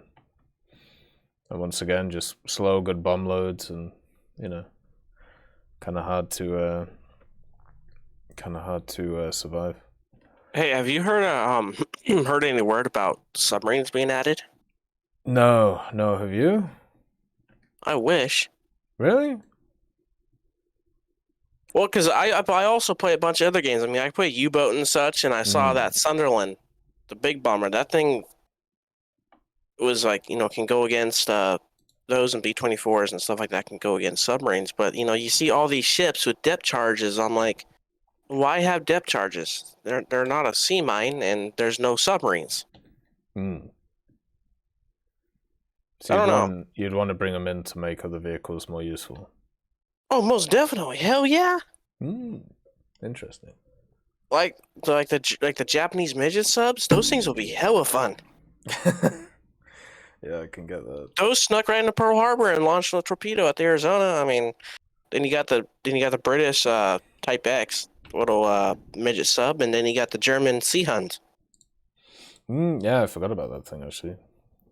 Very good Sea point. Huns, and then you can go all the way up to the bigger U-boats, and then you get the I-400s and stuff like that. Yeah, I'm just a bit worried what you do for a lot of the nations, though. Like, what do you do for, like, Sweden and stuff like that? By the way, I'll be back in just 2 seconds, so...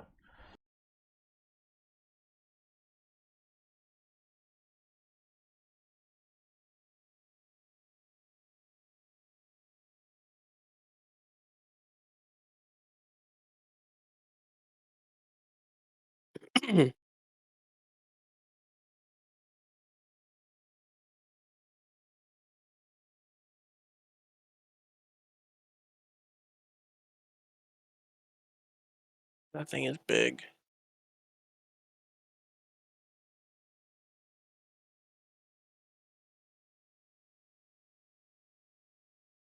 Jesus.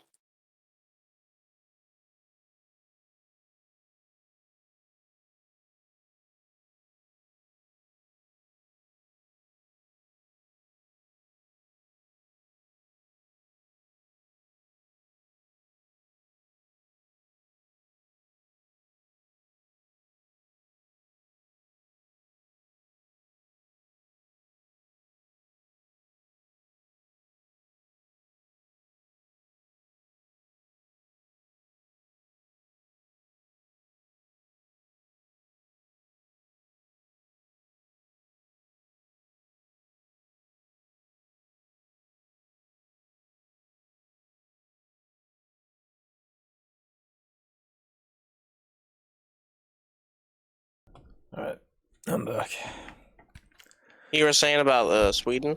Yeah, I was just saying, subs to me seems like a good idea until, like, you start expanding it to other nations.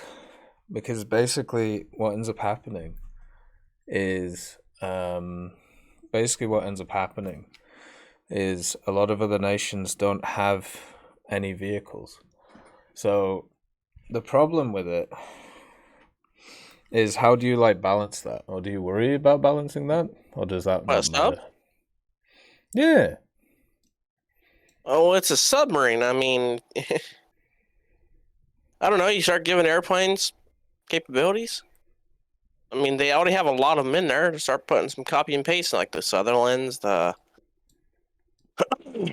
Catalinas. Yeah. Catalinas are known to destroy submarines very well. Yeah, that's fair. I could definitely do that. Another crazy question. So I'm looking at Russia on their. I don't get this their airplanes at all. Some of you guys who are listening here may. They're bombs. So why do they say welded, and some don't? It's how Is there a difference? And some say forged. I looked at all other aircraft in here on all nations, and only Russia says, "Oh, is there a difference on that at all?" It's how they're built. Is that like a plus and a minus? Not really, no. It's just kind of showing how they're built. That's it. Hello there. Like some are forged, and then and some are welded. That's it. Nothing too crazy. It's just a descriptive thing, That's it. There's a lot of stuff like that in the game. Like when it comes to armor and stuff, like it the way that it's written, even though it's they basically do the same thing. It's just how they are. Do you use the S term, by the way? The Sturm? Yeah. Yeah, the 8.3, the Russian rocket launcher thingy. Yeah. Have you tried the ATGM HE rockets? Not really, no. I unlocked them, but I didn't give them a go. Why? Are they fun? I don't know. That's what I was asking you. I mean, I use the HEVT ones. Those things are fun to shoot down aircraft, helicopters, and you could destroy above tanks.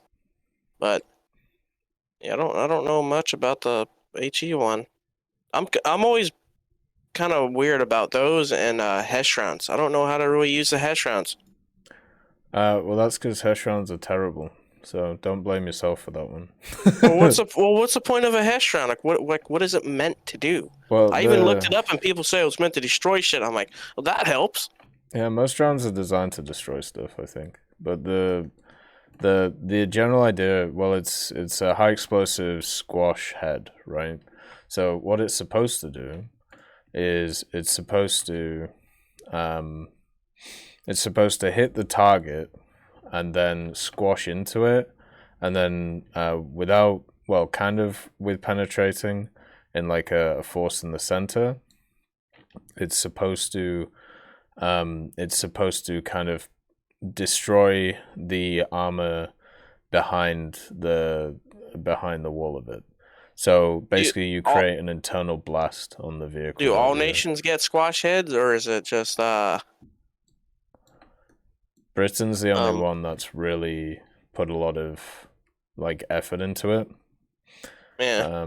Like in history, but other nations do get it because they use British guns. I have that. Yeah, I have that Term 3, and that thing has a. that thing is pretty wicked. I love that thing. Yeah, it uses the L7105, or a variant of it, I should say. So yeah, that's why it uses it. Most things with 105s in the game, like L7s at least, have HESH because it's a British gun. It's just modified, right? Like I think it's the M68 as well. On the M60, it's also a 105 like L7. I think it's like a licensed copy or something. I can't remember exactly. But yeah, that's why it uses HESH. What do you use?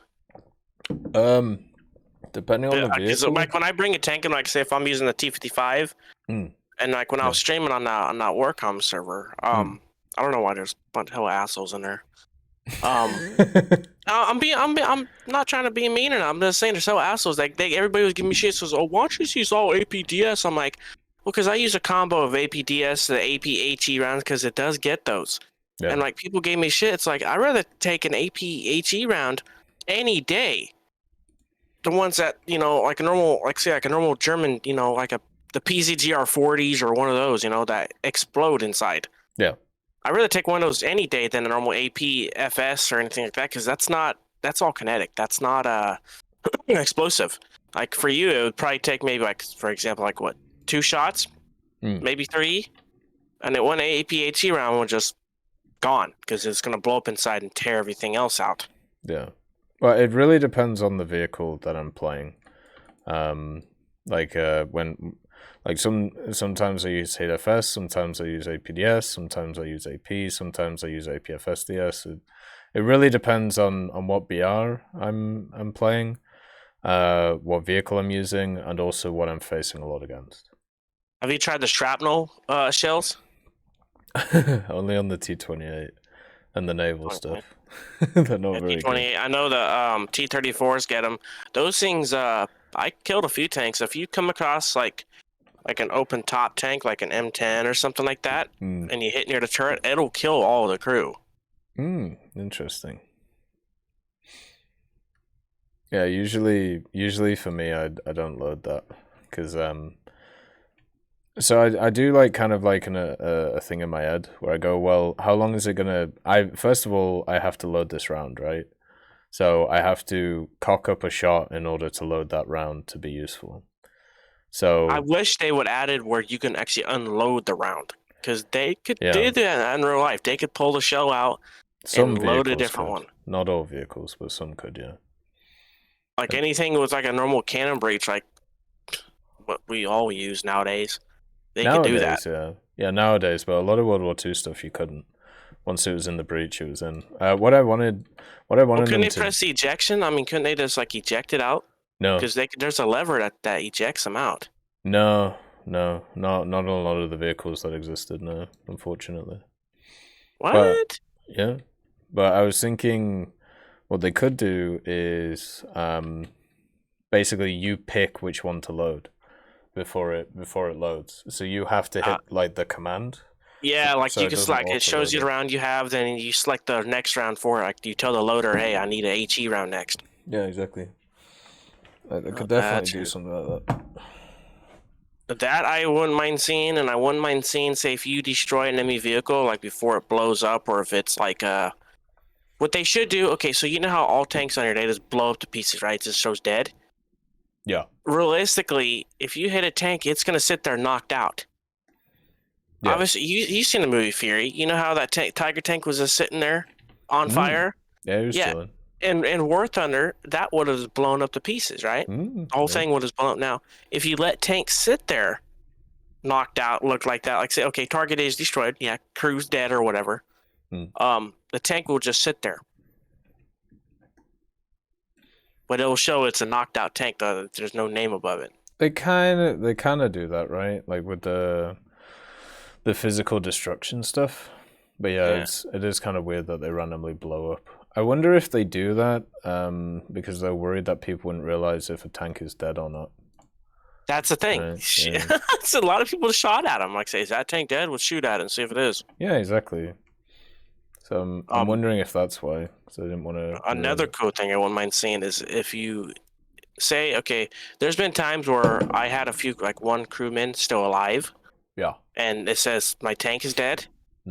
What would be cool if there's remaining crew members, or if you disable a tank and you ditch out, you see crew members ditch out of that tank and start running.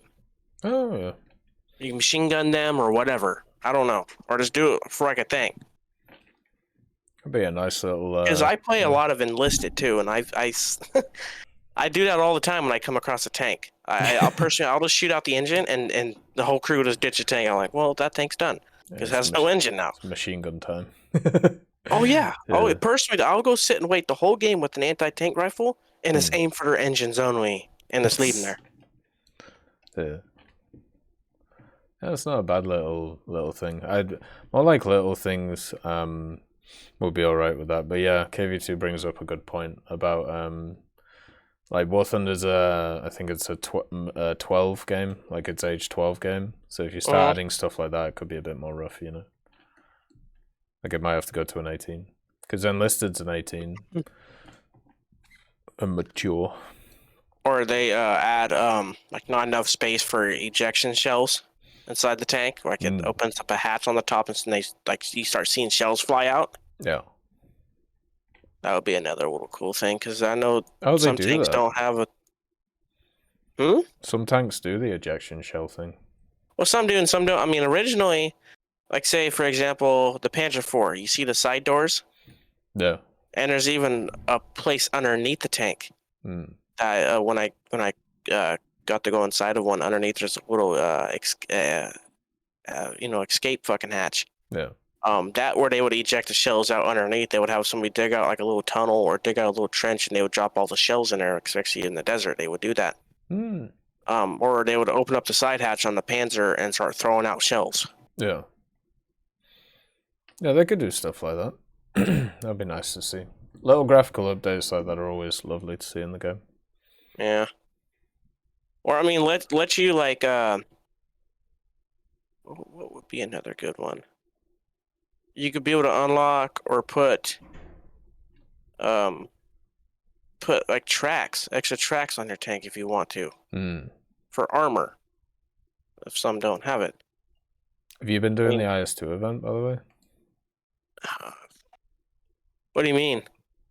The Legends of there's an event going on right now. If you go to your achievements tab, the Legend of Victory event, you can get a unique IS2. Have you been how the hell do I get that? Well, you had to complete tasks every few days. Kind of like and I haven't even touched that at all, dude. Well, that's fair. Well, yeah, it might be worth having a look at that stuff in the future. But not trying to be political or nothing, but ever since this fucking war with Russia, I've kind of gotten sour with, Russia. Fair enough. I kind of have. Well, I mean, I got all the way down to the bottom. I mean, it's just like, I got down to the bottom way before this, stuff over on the other side of the world kicked off. I basically virtually kind of completed the Russian line. I'm like, I'm going to go work on somebody else. Yeah, I don't blame you. I know a lot of people who feel the same. Yeah, I mean, Britain, I've got down to the FE 4005, and I love that thing. But the why I was bringing it up was that IS2 has like additional features on it compared to the standard one. What do you mean? Which is, well, it's got like more logs on it. It's got like more decorations. It's got unique skin, and it's also a unique vehicle. So basically, it means that you can get. And like logs count as armor? They will do, yeah. It's pretty cool, right? Might be worth having a look at stuff like that in the future. I wish they let you do that. Buy add-on armor for, like you say, you buy you buy bushes. You could buy logs. You could buy logs. You could buy tracks, and you could put them on your tank, and it'll give you full actual armor. I mean, they can make it where you can't overlay them or anything, which they automatically do. But I mean, that would be kind of cool. Because say if you have like a tiger tank, right? You could be able to put a log on the front of it. Just put it on there anywhere you want, and then you got like, say, I don't know how many millimeter armor a log is, like maybe 50 or so, or 20 or whatever. But something's better than nothing. Yeah, they could do something like that. It'd be kind of nice to see. Like I would be putting tracks all over the front of that thing. By the way, we're coming close to the time. So do you have any last thoughts, or what do you think about the new French vehicle? Did you see that? French? What is it? AA? No, it's they released a deadblock for it today. It's an A2GM carrier. Oh, of course. It's kind of like the Ito 9M. I don't know. I've barely gone down to French. Yeah, I'm down to the Lorraine personally, but I don't really know. I don't know. It's like some of them French checks are kind of scary, but I don't know much about them. Yeah, France is not bad, man. I don't see them. I barely see anybody play France. Well, yeah, it's sad. It's one of my favorite tech trees. The M4 SA50 is pretty fun. I love that thing. Yeah, I agree. I don't know. Yeah, before we go, do you think they'll ever add AA rounds? Like, okay, so how they used to have, it was a while ago when you played aircraft, how the sky was just lit up with anti-air all around you. If you came across, you think they would add that for ground? For like the ground AA guns? Because those, like the 20 millimeters and stuff, they had proximity rounds. They were tiny flak. They weren't very big, but they had proximity. I don't see why not. Like they could, I feel like it would be really annoying though. Like if. Well, can AA, you it feels imagine? like AA is not powerful enough. It just gets strafed and it's dead. I'm like, then what's the point of adding AA then? Yeah, certain AAs definitely. Like, they're definitely underpowered. Yeah. Maybe they could add more proxy stuff, I don't know. That would be nice.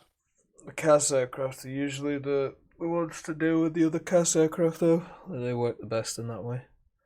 Oh, sure. You said you were grabbing a hoodie earlier? Yeah. You're in Canada, right? Yeah. What's the degrees there, temperature? It's 14. I don't know what that is, but here in California, it's actually 98 degrees outside, and it's not even... I don't know if you consider May summertime. It's getting there. Yeah, I'll do the conversion for you. It is 57 degrees Fahrenheit for me. I wish we had that. No. Lucky? I go outside and I see the mailman just drenched. Fair enough. Actually, we had to get a new mailman. Our last mailman had a heat stroke. Oh shit. Should Yeah. wear a hat. Oh no, they do. But so a lot of them, like you have like in certain counties, they'll drive around in a little van and they'll go up to the mailboxes. Here they get out and walk. They go pick it. They go in the middle of the neighborhood with their little van and they start walking through the whole neighborhood. And we found one. They were actually laying on the side of the It was pretty sad. Shit, they were laying on mailman. No, they were laying on the side of the sidewalk and there's an ambulance there. I'm like, holy shit, the mailman passed out. God damn. That's crazy. Yeah, the only thing we'll get up here is they'll freeze to death. So. I wish we had the snow like you guys. I mean, we do get snow here, not at my place. My grandparents' place will get snow, but it's nice until it starts getting moldy. Then it's not nice. Oh, here we go with the mold. What do you expect? I gotta have a Geiger counter for that mold. Hygrometer. Fucking Geiger counter measures radiation. I know. Well, you gotta have one of those too. You never know, you know? With everything going on with, Russia. You never know, you might need a Geiger counter. I think if a nuke goes off in my place, I would notice. I don't think I need a Geiger counter. I was gonna ask you before I go. Yeah. There is this game I just saw on Steam. Right. It's called End Zone. Okay. I don't know if you ever heard of it or seen it. No, I don't know anything about it. It's on sale right now, and it's like a bunch. It was like a bunch of after nuclear war and shit. I don't know. So is it like? I mean, it like might survival. be Like you start off with like one guy in one thing. tent and a family, and then you start building up, and you get more settlers, shit like that. Yeah, that sounds pretty fun. I like that. It's kind of like that. Kind of like that Beaverton game, which I played. Oh, Can't believe I played that game. That was interesting. Did you like it? I heard good things. Yeah, good things, and I can't figure out why my water's all gone half the time, but I have like 5,000 beavers living in one house. Fair enough. And my grandpa walks in and says, why the fuck do you have all these beavers? Beavers don't talk. Beavers don't build like this. I'm like, it's a game, Grandpa. Silly Grandpa. Yeah, it's a game. It's not real beavers. So beavers aren't supposed to do that. I'm fine. Oh, you want to do with raccoons then, or coyotes? Can you imagine a game which tries to depict realistic lives of beavers? I think it would be kind of boring. A Red Dead? Red Dead's a bit more than just realistic beaver simulator, I don't know. Red Dead's pretty... I have to give them that. I have to give them props on that. They did a really good job when it comes to all the animals and everything. Yeah. Speak of that situation, they stopped mods from going into all Rockstar games now. What? Yep, that's what I heard. They're starting off with Red Dead. So to stop you people can't. cheating? Okay, so I don't play online. I did when I was on console with my family, like my dad, my cousins. Now, since I re-got it on computer, I started modding it, but it's only single player, right? For fun. Oh yeah. Adding all kinds of extra shit and adding myself a mule that I want and everything like that.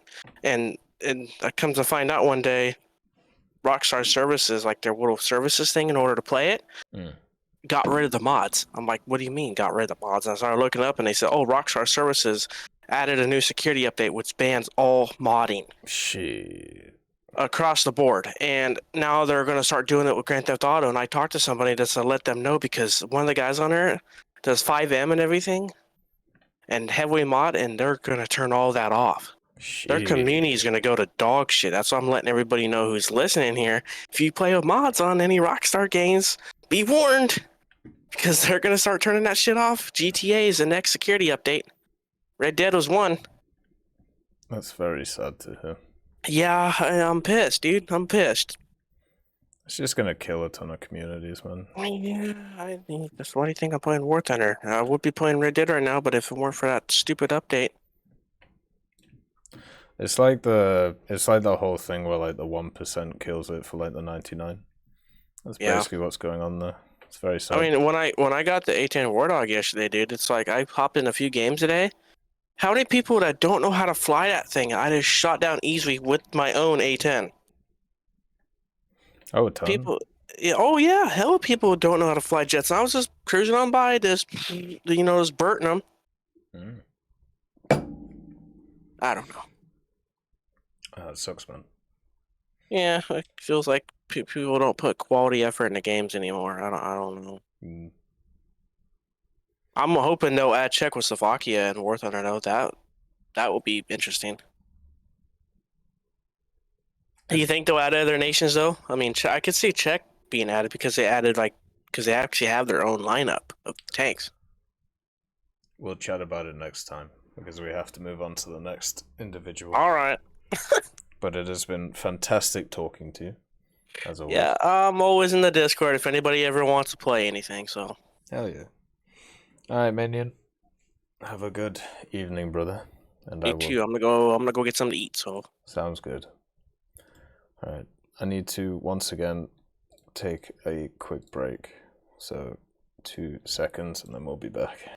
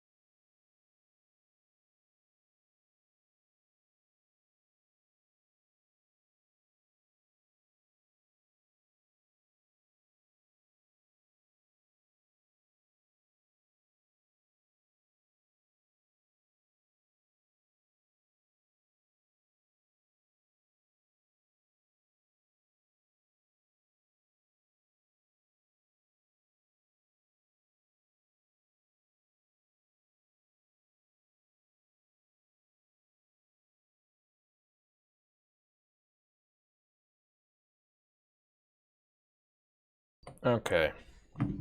Alright, let's get the next person on, which is Striker. Let's see what Striker wants to chat about today. I'm going to be eating some food, so... That's okay, I'm eating food too. What are you eating? Pasta. Oh, shit. I got potatoes, carrots, and pork, so there you go. Yeah, that sounds pretty good. How are you doing today? How's life? All right. Long work hours, but all right. Oh, that's good. I think I did a 12-hour day today. Goddamn. No, 11.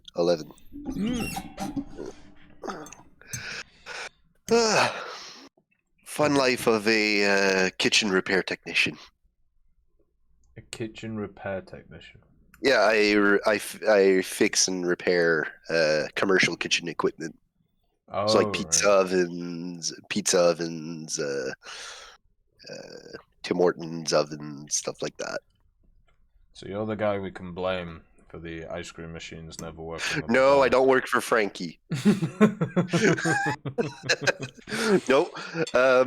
We do work at McDonald's, but we're not allowed to touch Frankie machines because only Frankie techs can touch the McDonald's Frankie machines. I can touch the ones at a Dairy Queen. Oh. I can touch the ones at Dairy Queen. God, that stuff is just so crazy to me, man. Like how that whole thing. Yeah.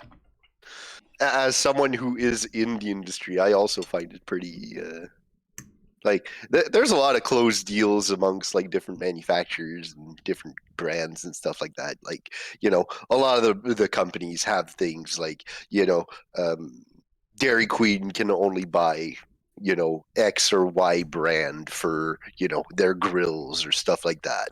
That's everywhere. It's just really weird that they made this deal with McDonald's, and McDonald's said, yes, we will buy only Frankie machines for the ice cream machines. Yeah. We'll buy this one, and only your technicians can repair them. It is nuts. Sounds like collusion to me. It definitely is. It definitely is. I mean, there's a reason why there's a bunch of like lawsuit cases on that. So what do you want to chat about today? What's on the mind? There's a couple things. There was something I wanted to talk about, but found out recently that it's been fixed, so I can't talk about it because it's a glitch that was in the game since that plane was added like 8 years ago. Oh, damn. But I found out the other day because I tried it a couple months ago and it was still there. But I tried it like a couple days ago and it was gone because I was talking to people about it. Yeah. There used to be a problem with the H6K4 in Japan, that like float bomber. Yeah. That the forward gunner could shoot through the plane to the back. There was virtually no dead zone for that one gunner because he could shoot through the plane. Yeah. Yeah. Turns out it's been fixed. Oh well. There's one thing that hasn't been stuff like the Key 67s, where the gunners will just point upwards for some reason. Yeah. That new German premium, the Turm 3. Has that problem with its roof-mounted machine gun. If you aim like forward with the turret and fire the machine gun, the 30 mil will hit where you're aiming, but the 7.62 will shoot like 30 degrees up into the air. Yeah. Huh. I found that out. Also, did you notice that they changed the loadouts on the Vautour? No, what do they do with them? The IIA Vautour that used to be in France, that's now in Israel. Yeah, I have the France version, and they changed the loadout because that thing used to have only bombs and rockets. Didn't it used to have missiles too? Yeah, it had Serifs, but I think it only had 2. Now it has 4. Oh. I also noticed that it used to have 6 1,000-pound bombs. Now it has 2 1,000s and 4 500 instead. Well, that's pretty good. But they did add quite a few loadouts of like missiles and bomb mixes, which is nice. Especially rockets and bomb mixes too. So that's nice. Doesn't change the plane's survivability, though.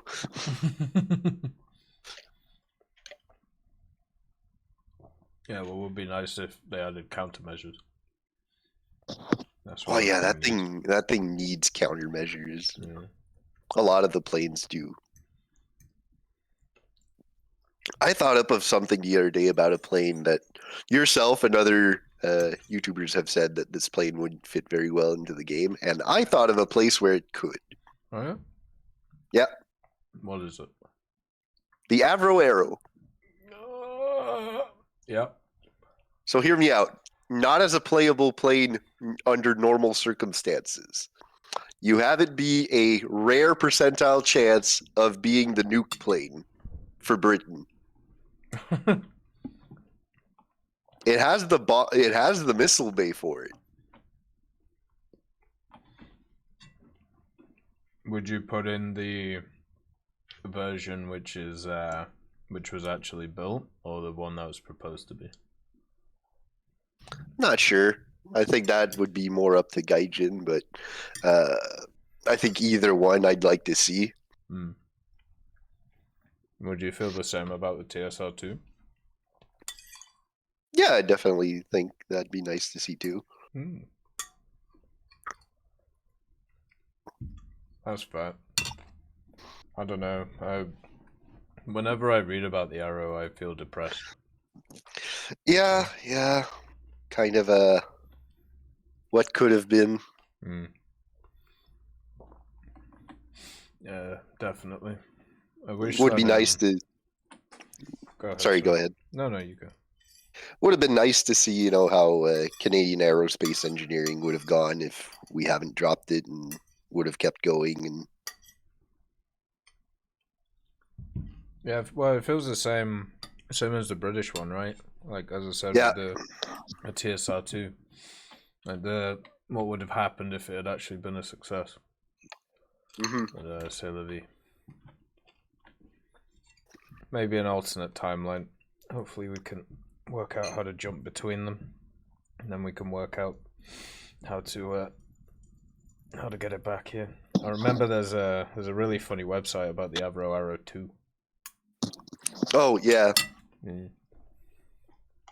There's a couple. I know there was a website that was posting that was like basically a prototype of what if like Canada made a modern version. Yeah. Oh god. The only thing that gets me about the Arrow is like its armament is just so gaff. Like it's just aimed for Falcons. It's aimed for Falcons.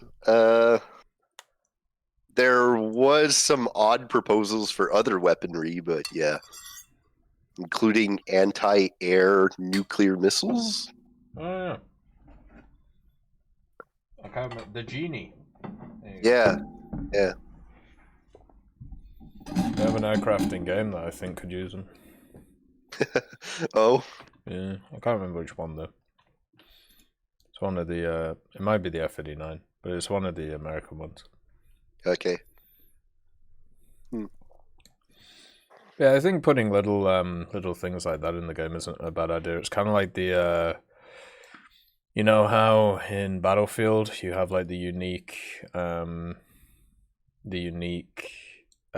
like reloads, like every 1,000 reload you get like a random one. Yeah, they could do something like that. Yeah, they definitely could. It'd be nice to see.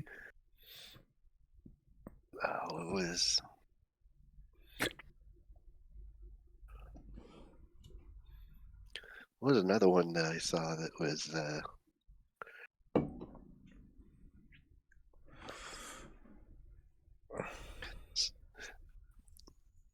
So what do you think Finland will add to the tech tree? A bunch of Soviet vehicles. Yeah, some for sure. German vehicles. And a BT-42. That's about it. My hopes for that tech tree are literally, you can add anything to it as long as it bolsters Sweden, and a BT-42. Yeah. I'm not. yeah. I'm not looking for miracles from that tech tree. Definitely not. No, but it'd be nice to see some bolstering of Sweden. Yeah, they've got to figure out ways to bolster these little nations to make more people play them, and the only real way of doing that is by adding other nations to them. Yeah. I think in general, the Finnish stuff that they bring, it isn't that unique. But at least they would, they'd fix some of the lineups, because Sweden has some pretty horrific gaps in their BRs. Oh, I know. I'm grinding them. Yeah, exactly. So yeah, it can be a bit tough. Like 5-0, you got a couple things you take on, and then you got 1-5-7. Yeah. And then nothing till Like, get a 6-7 in the band cannon, but then nothing really you can kind of work with until 7-7 or 7-7. Yeah. Yeah, so it's definitely going to be a bit rough. And I don't know. The problem with all the nations that I can think of, I don't know how the addition of a subtree actually helps them, because one of the major issues that we have with a bunch of the nations is between that period of like the 1950s and 1960s, they didn't really build a lot because it was post World War II. Yeah. Or they built a lot of gaff, like the Swedish did with like the PVKVs, which are like early 50s vehicles. Yeah. So like I don't know with Finland what they could actually add to like bolster that area, because that's the area that needs fixing. Same with Italy. Italy's exactly the same way. They need France. Yeah, France as well. They all have that issue.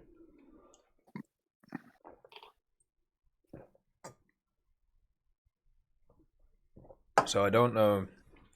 I mean, I'd have to have a look at a full list of like the Finnish vehicles that exist. Because I think it would just bolster the tiers that are already strong for Sweden, like the 7.0 to 11.0 area. And that doesn't need touching, you know. So I'm not sure. According to this leak list, though, let's see if I can see this one. I always love leak lists. Oh my god, why is it like this? I don't... Oh, fuck VK, man. Oh, here we go. Never mind. It worked. Let's see what's on this leak list for Sweden. Oh, they might have forgotten about Sweden. Sad. Let's see. Oh no, CV9035. What the fuck is that thing? I'm guessing it's just something with a big gun. I'm guessing it's just a CV90 with a 35mm. Sad. Probably. Oh, you want to see it? Here you go. Oh my god, how do I close this? There you go. There's already a leak list? Of course there is. We were born for leak lists. Just remember, the first ones are always dog shit. But you know how it is. Like, this one has like fucking... This one has like fucking 6 Soviet vehicles on it. The Spic is on it. The Spic's there. The good old SB1C. Classic. Yeah. And what else? The Freccia IFV. The fuck is that? I don't know. Yeah. Wishlist moment? Yeah, exactly.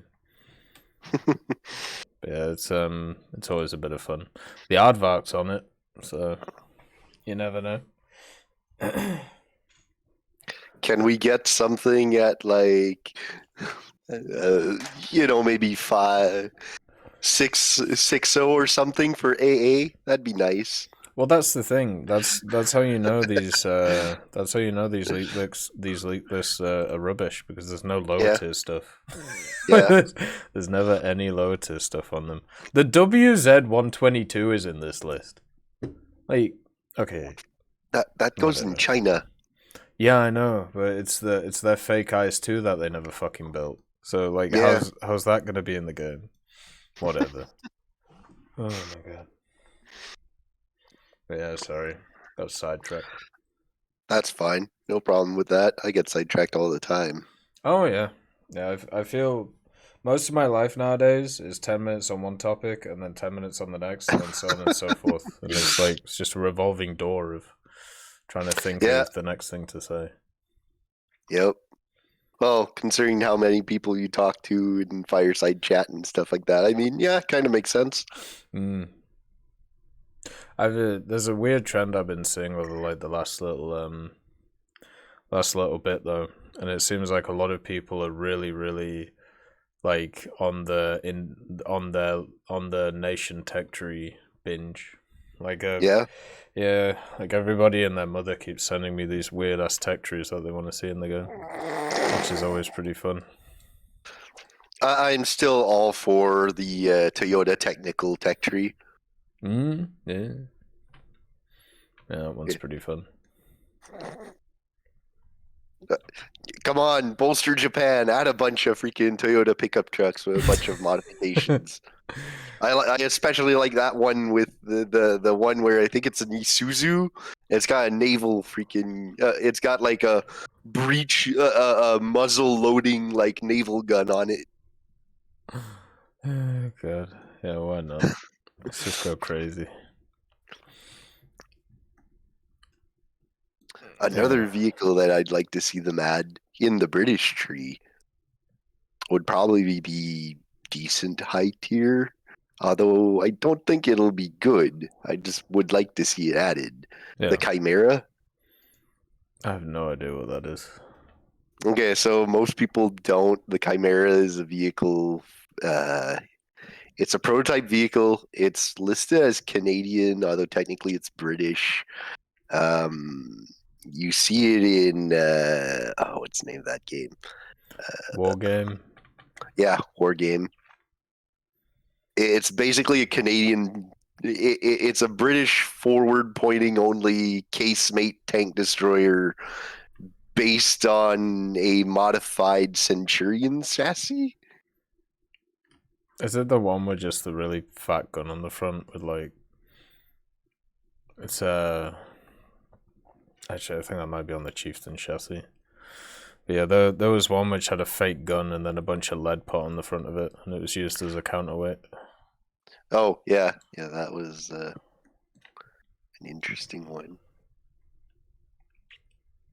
Can't find a good picture of it. What do you think? It was a thing. Oh, I'm sure it was. Yeah. What do you think of the new French vehicle, the Deblop? The one they just showed off. It looks interesting. I'm kind of looking forward to it. That's good. I'm not near there, but I'm looking forward to it. Yeah, I thought it looked alright. Yeah. Nothing, I don't know. I have a love-hate relationship with A2GM vehicles. Oh, so. I know. I have much the same as well. Yeah. I think I would prefer just to have a vehicle with a normal gun, but France doesn't seem to do that. So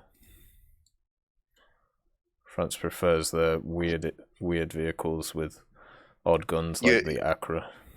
You know what? That's what they should add for France, just to give France more of those weird vehicles. France, as their like expansion tech tree, should get Brazilian vehicles. Yeah, screw it. Why not? We'll get things like the M3 light tank modified to have a 90mm AML 90 turret. It was a thing. Well, it's not exactly the turret, but it's the same gun. Yeah. Brazilians, man, they came up with some weird designs. And they export these things. Fuck, man.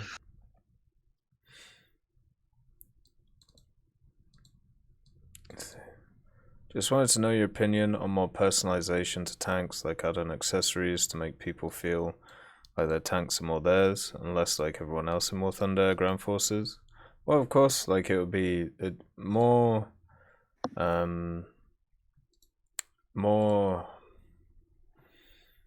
customization is better.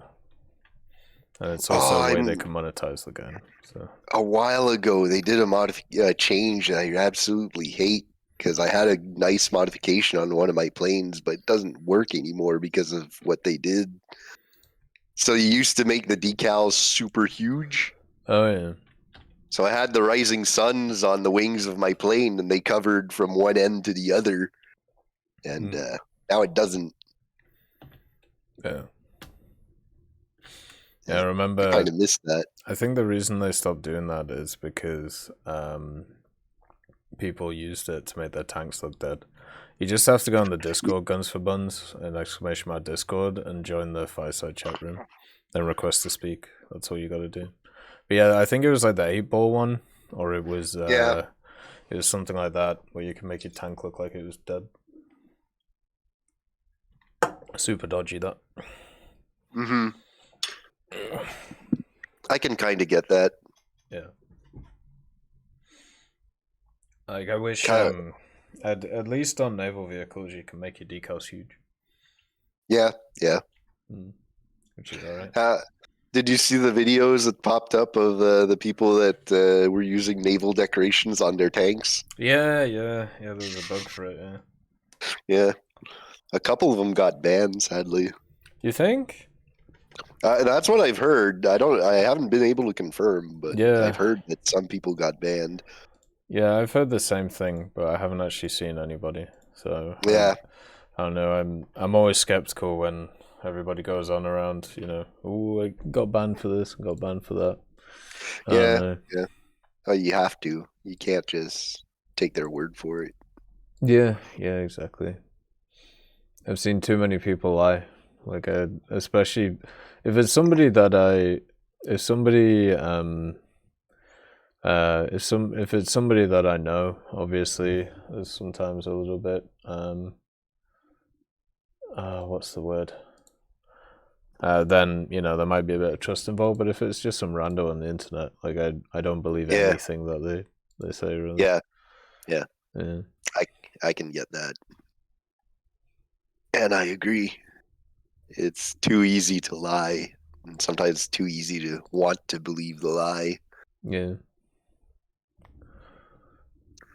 I remember it was in like January or February, and they must have found like a new set of cheats or something that people were using, or a way to detect them or something. Because every week on the Reddit there was always a story of someone being unjustly banned, and then most people just trolled through the replays and were like, "Oh yeah, this guy was just straight up, he was just straight up cheating," like.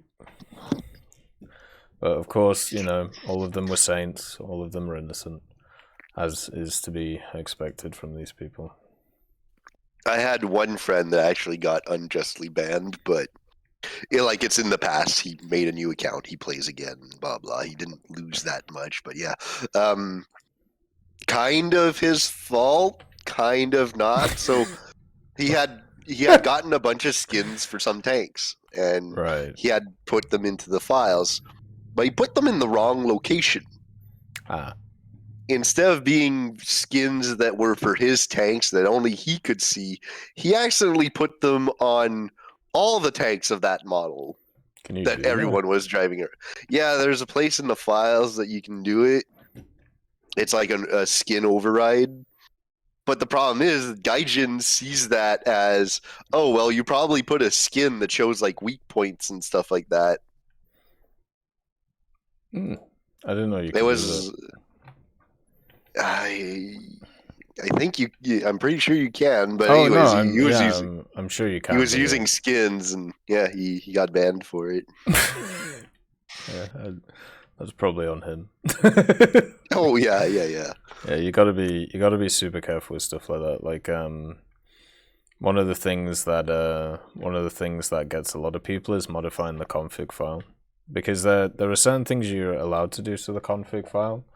So you can do stuff like, custom hanger, custom sites, things like that. Yeah. But if you start fucking with render distance, or if you start, fucking with stuff like that, then it's a bit rough. Oh, yeah, for sure.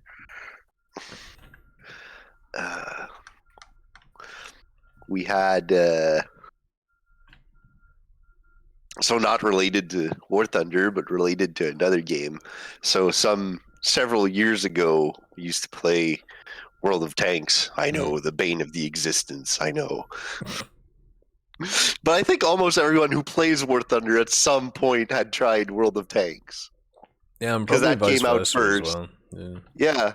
Like, if you wanted to play a tank game, there was very limited options. You either played Arma, World of Tanks, or you were one of those weirdos that kept playing Battlefield 1942. I raised my own hand because I was one of those weirdos. But yeah, like your choice for tank games was fairly limited back then, especially. Like now we're getting more and more. I think tanks are coming back into things.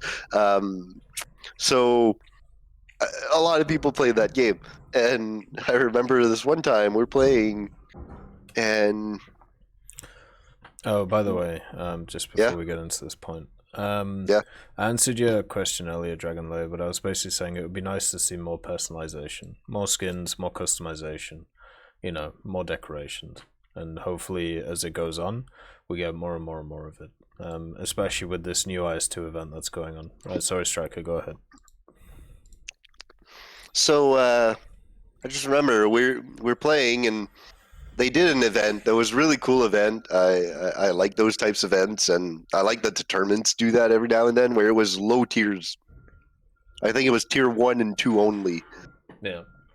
So I think you could have all tier 1s and 1 tier 2, and that was it in your lineup. Like that was the team. The team was like 12. I think it was 10 versus 10. Yeah. It was everyone had to be tier 1s. You could have 1 tier 2 on the team, and that was it. And the group I was with were like, okay, everyone's gonna play with T1 Cunninghams and MS1s because those were the 2 best tanks. And here I am coming in with a British Mark 1.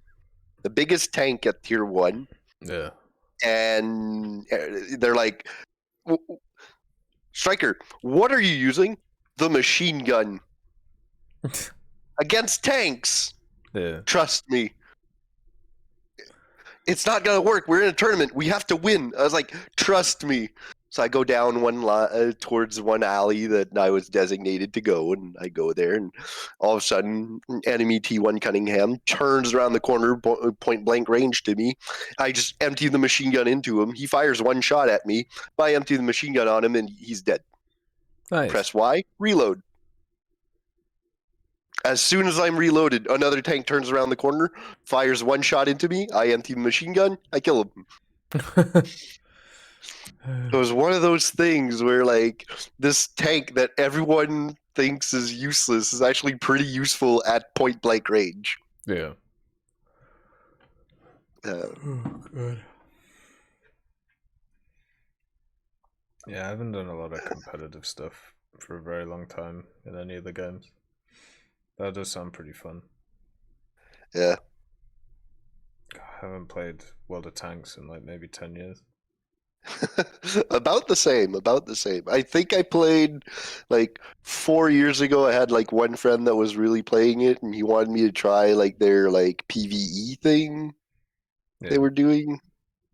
Or no, it wasn't a PvP, but it's like really cool concept. It's like there's a bigger map, and you move from one point of the map to the other, and I think a total amount of players on it is like 50 something. It's 50 versus 50, but you can only have, I think, 15 players on one map.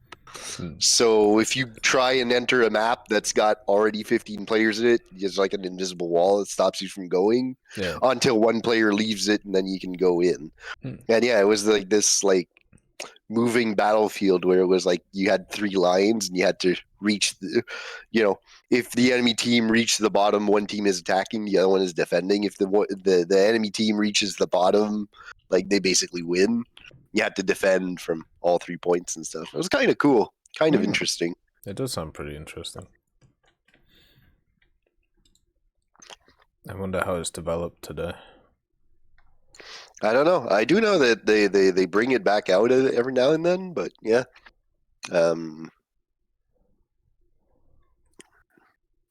It's kind of interesting.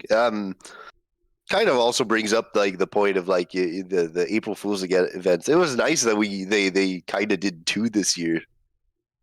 Like we had the tailspin stuff like in advance, and then later on we got the Battle of Arrakis. Arrakis, yeah. Yeah, I liked how they did that too. I thought it was well done. Yeah, it'd be nice to see them pull out the old April Fool's events as like every now and then kind of thing. Yeah, I agree. I'd like to see more of them as it goes along. Yeah. The one I would really like to see back is the Walker stuff. Because that kind of disappeared and never came back.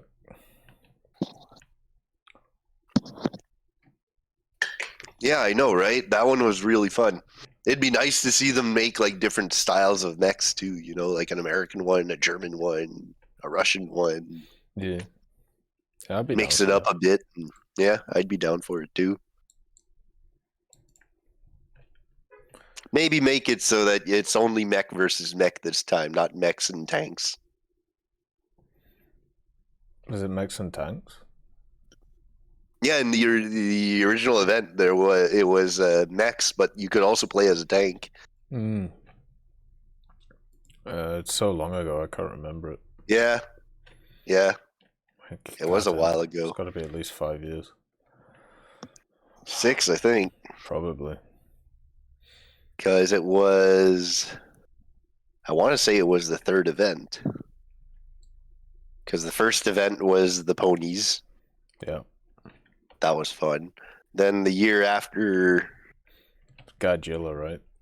Yeah, which kind of screwed the pooch because it was only on the test server. Yeah. It was only for a day, so you had to spend the whole day downloading the test server to play that mode. I was on like limited gigs per month internet, and I was like, nope, I ain't gonna be able to try that. Yeah. I think I was in the same spot, actually. I did play it for a little bit, though. But I didn't get any footage for it or anything like that. Yeah, I wasn't able to play it because I had slow-ass internet. Also, limited gigs per month means, I can either download that and play it for a day and then that's it, or like, you know, save my data for other things. Yeah. Hey, Mixie, nice to see you. Basically, we do other games on Mondays, so if you tune in on Mondays, then we're going to be playing other stuff. That's basically how it goes. Yeah, I don't know about you, but nowadays my internet's a lot better than it used to be. Like Mine is right now, but I'm moving in 2 weeks, so I know I'm going back to pretty shitty internet. Oh, that's sad. Because Bell's not good? Bell is no good. I use I'm on Telus right now. Okay.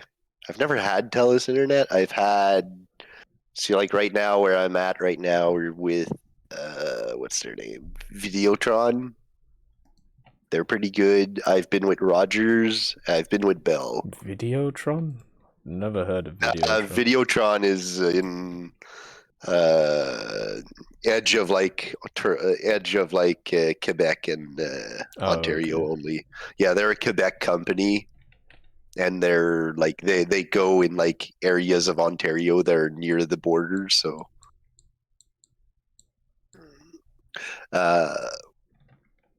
but yeah, so I've had a few ISP companies, and yeah, Bell is like one of the worst I've had. Especially in the area that I'm talking to, like small village called Rockland. Yeah. Yeah. Bell is kind of shit because they advertise you're getting fiber optic internet, except they haven't passed fiber optic cable yet. So you're just running basic DSL, but paying fiber prices. Yeah. But they have a monopoly on the area. So you're stuck with them. Oh, I guess I can go with ExploreNet and get those microwave internets. Well, the way it works over here is Telus owns all the infrastructure, so everybody just rents off of Telus. So you can't get a better deal than Telus. Yeah, pretty much the same way it runs over here, over in my area, the area I'm gonna be moving back to. Like, Bell owns all the infrastructure.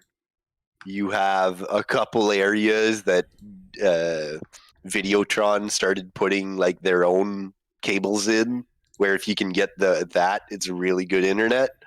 But like Bell is like, Oh no, we gave them high-speed DSL. They're good with that. Yeah, but high-speed DSL is like a little better than dial-up at this point. Yeah. They're like, also like your cables keep breaking because they're like, 60 years old at this point. They're not 60 years old, but like they haven't like upgraded the infrastructure in so long. Yeah. I think so. So the thing with Bell is that I have to call them like almost every month to get them to unthrottle me because they throttle me back every month. Shit, man.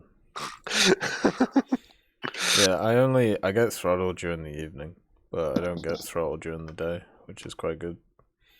Like basically from about 11 p.m. to about 4 a.m. my internet just doesn't work. Like it's as if they just turn it off. But the rest of it's fine. Like it works well. Yeah, for me with Bell, it's not like with times. It's just like you'll start like noticing and like everything will be fine for like 3/4 of the month, and like you'll notice like after near the end of the month, it's like, oh, my internet is constantly disconnecting. Yeah. Then you call up Bell, and they're like, oh, there was an error. It's gone now. And then my internet works fine.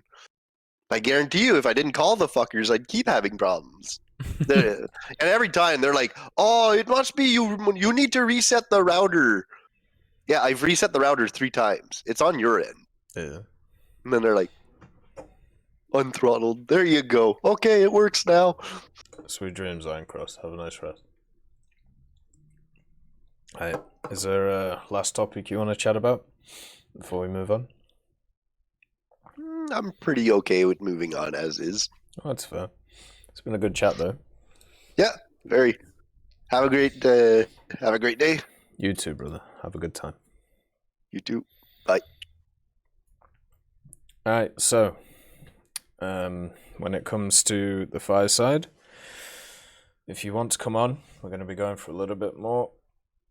Make sure to get on the Discord and get into the Fireside chat room and just request to speak. And then we can have a chat. Swiss, are you here? Obviously you can't request to speak. But if you want to hop on, hop in. As always. Let's see. Do you guys have any questions in the chat right now? When it comes to what's going on. There we go. What's up? Sup? How are you? Are you saying, Tech, that you do not wish to talk about all of the countries? I already told you. Swiss, right? I will read out these messages because Swiss was born to just trigger me. I think as an individual. But it's very easy to trigger British people, let's be honest. He basically sent me a DM saying, I wish to join the chat and talk exclusively about all the minor nations of the world that need to be added as separate tech trees. Need and separately are bolded for maximum understanding. See you later, Sir Revolver. And then I just sent him back a simple message. I will ban you. Yeah. Because I am not in the mood for that. Dude, just today I got sent 3 separate tech trees, man. I know, I've seen so many of them in like all the different channels, people talking about this one and that one. It's like, man, every time I look at the Israeli tech tree, I go, wow, I really don't want to play that because there's like 4 vehicles in both the air and the ground that I actually want to play. Yeah, I mean that's the problem with it, right? Like it's everything else is like, when I look at it, like even like a tree that is kind of copy paste like China, right? At least I can look at China and go, okay, there are some pretty good vehicles mixed in here, and they all have at least fairly different playstyles. But like the playstyle difference between like an M48 and an M60. Yeah, not much. or even like a M60 and a Centurion or something. It's like slow medium tank that relies on armor. I got sent a tech tree today for Yugoslavia. It had 5 M36s in it. 5 M36s. Perfect. It had about 1 million T55s. It had about 1 million T72s. Like, come on, man. Like, let's. I mean, have you been sent the Chad Brazilian tech tree though? No, I haven't actually. I haven't seen that one. Is it actually... It's literally just M48s. Or sorry, no, sorry, not M48s. It's literally just M8 Greyhounds. And Gessa gets involved and just makes other vehicles on the M8 chassis. My favorite one of all time was the United Korean tech tree one, and this one actually got passed to the devs, and it had 10 M48s in it. 10. As if you're gonna play 10 M48s. Like, who is gonna do that? Who is mental enough to do that? God, like, there's a reason that I've capped out. I literally have capped out at the M40. Like the M47, the M48, and the M60 have to be one of my least favorite tanks in the game. The stock grinds are just super rough. Yeah. That's the main issue with it. They're just not fun to stock grind at all. No. And you don't even get like I don't really like the Centurions, but at least with the Centurions, I'm like, okay, I have a stabilizer. I can abuse the shit out of this. Yeah, exactly. Whereas with the M48s and M60s, it's like I have armor that can be punched through. I have the weakest lower front plate in the world. Yeah, it's just super rough. Yeah. God. So, which nation do you think they're going to be adding as a subtree? Hopefully, Finland. Finland. It's Finland or Hungary, right? Like that's basically the two that make any sense. Yeah. Like nothing else really works. Yeah. Like the Finnish is, well, the Finnish in general is a tech tree that actually has like decent vehicles in it. But they're all similar to what we've seen before. So it'll be a little bit boring, but I mean it bolsters a tech tree that needs it. And the other one, I mean, Hungary, for some reason, there's just been a fuck ton of Hungarians vehicles in the files. Like, just littered there for some reason, for ages. They keep adding to them, but I don't really understand how they fit in the game. Unless they just... Well... just... They don't have a home, or... Well, it's that, but also it's like the earlier versions of the Turan. And they're all like... What? Like basically like 1.0 vehicles and stuff. Like I don't really understand how that's gonna work. Yeah, that does. Yeah, because like if you'd said something around like some of like the mid-60s stuff, I would understand that. But 1.0 vehicles are just something that Italy really isn't, and low tier vehicles is something that Italy really isn't just suffering at. Yeah, exactly. I mean, I can't really think of a nation that really suffers at low tier. No, I mean Japan's a bit rough. Japan, yeah. France. But that's just because the 37 is so poop. Yeah, you're right. Who would have guessed using a gun from 1935 would be bad in your tanking? So I think they do eventually go to Italy. I do, but it just seems to be taking. I hope so. Time. I hope a lot of these nations that are missing like premiums get them, because like I certainly look at like the Japanese air tree and Italy in general, right? And I look at these because they're missing that tier 6 premium. Yeah.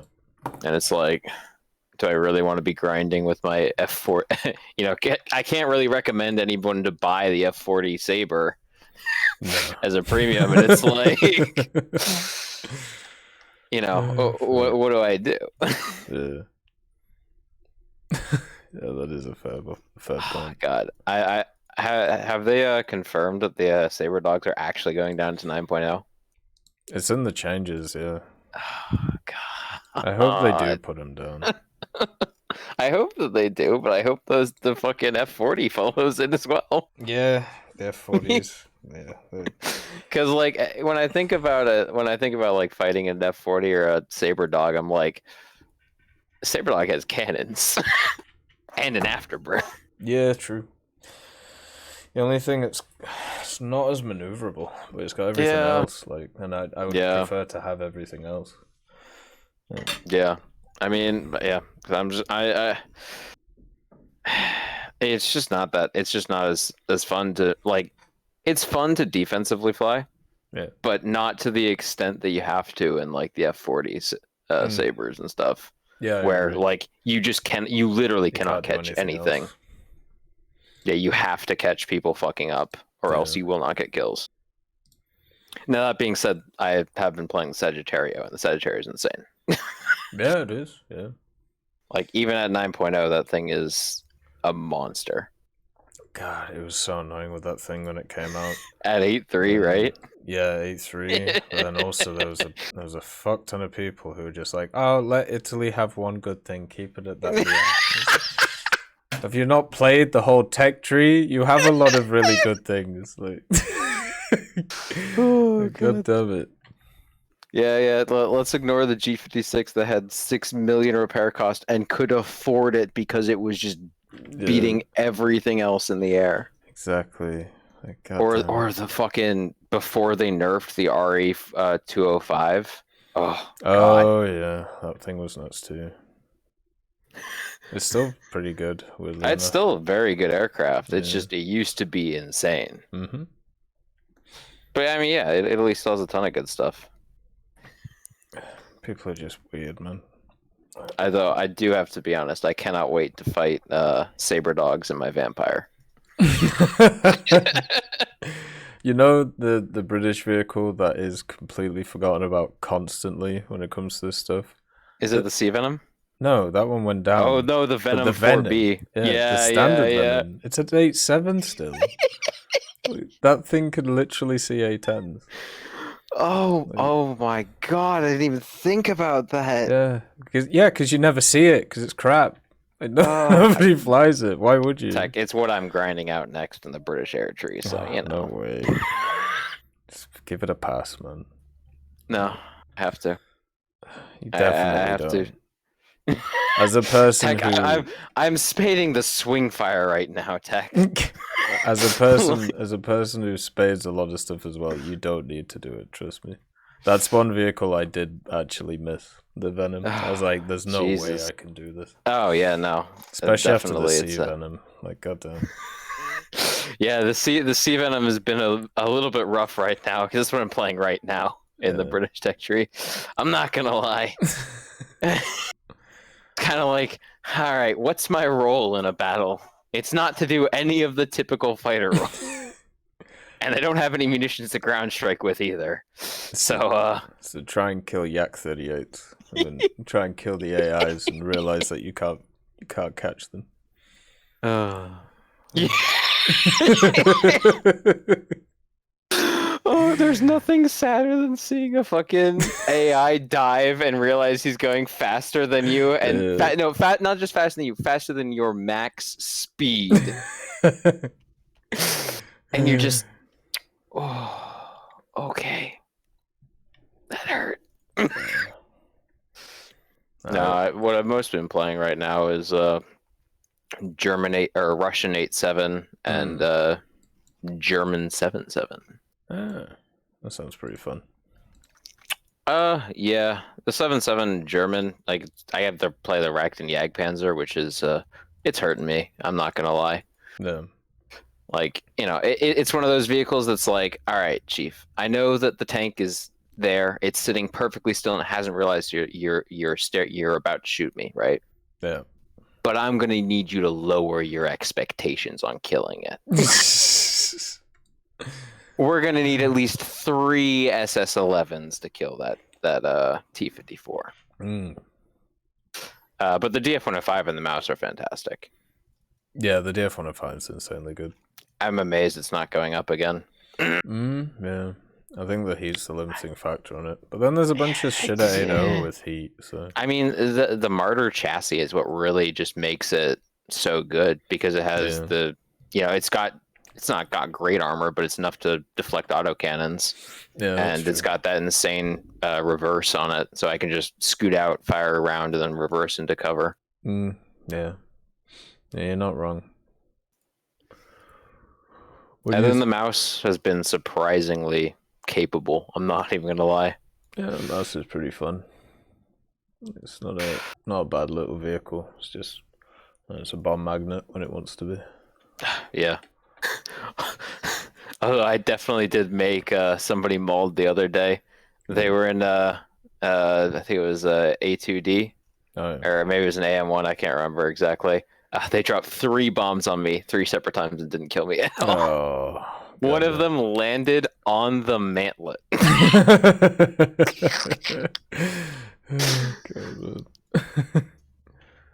What do you think about this new little French vehicle then?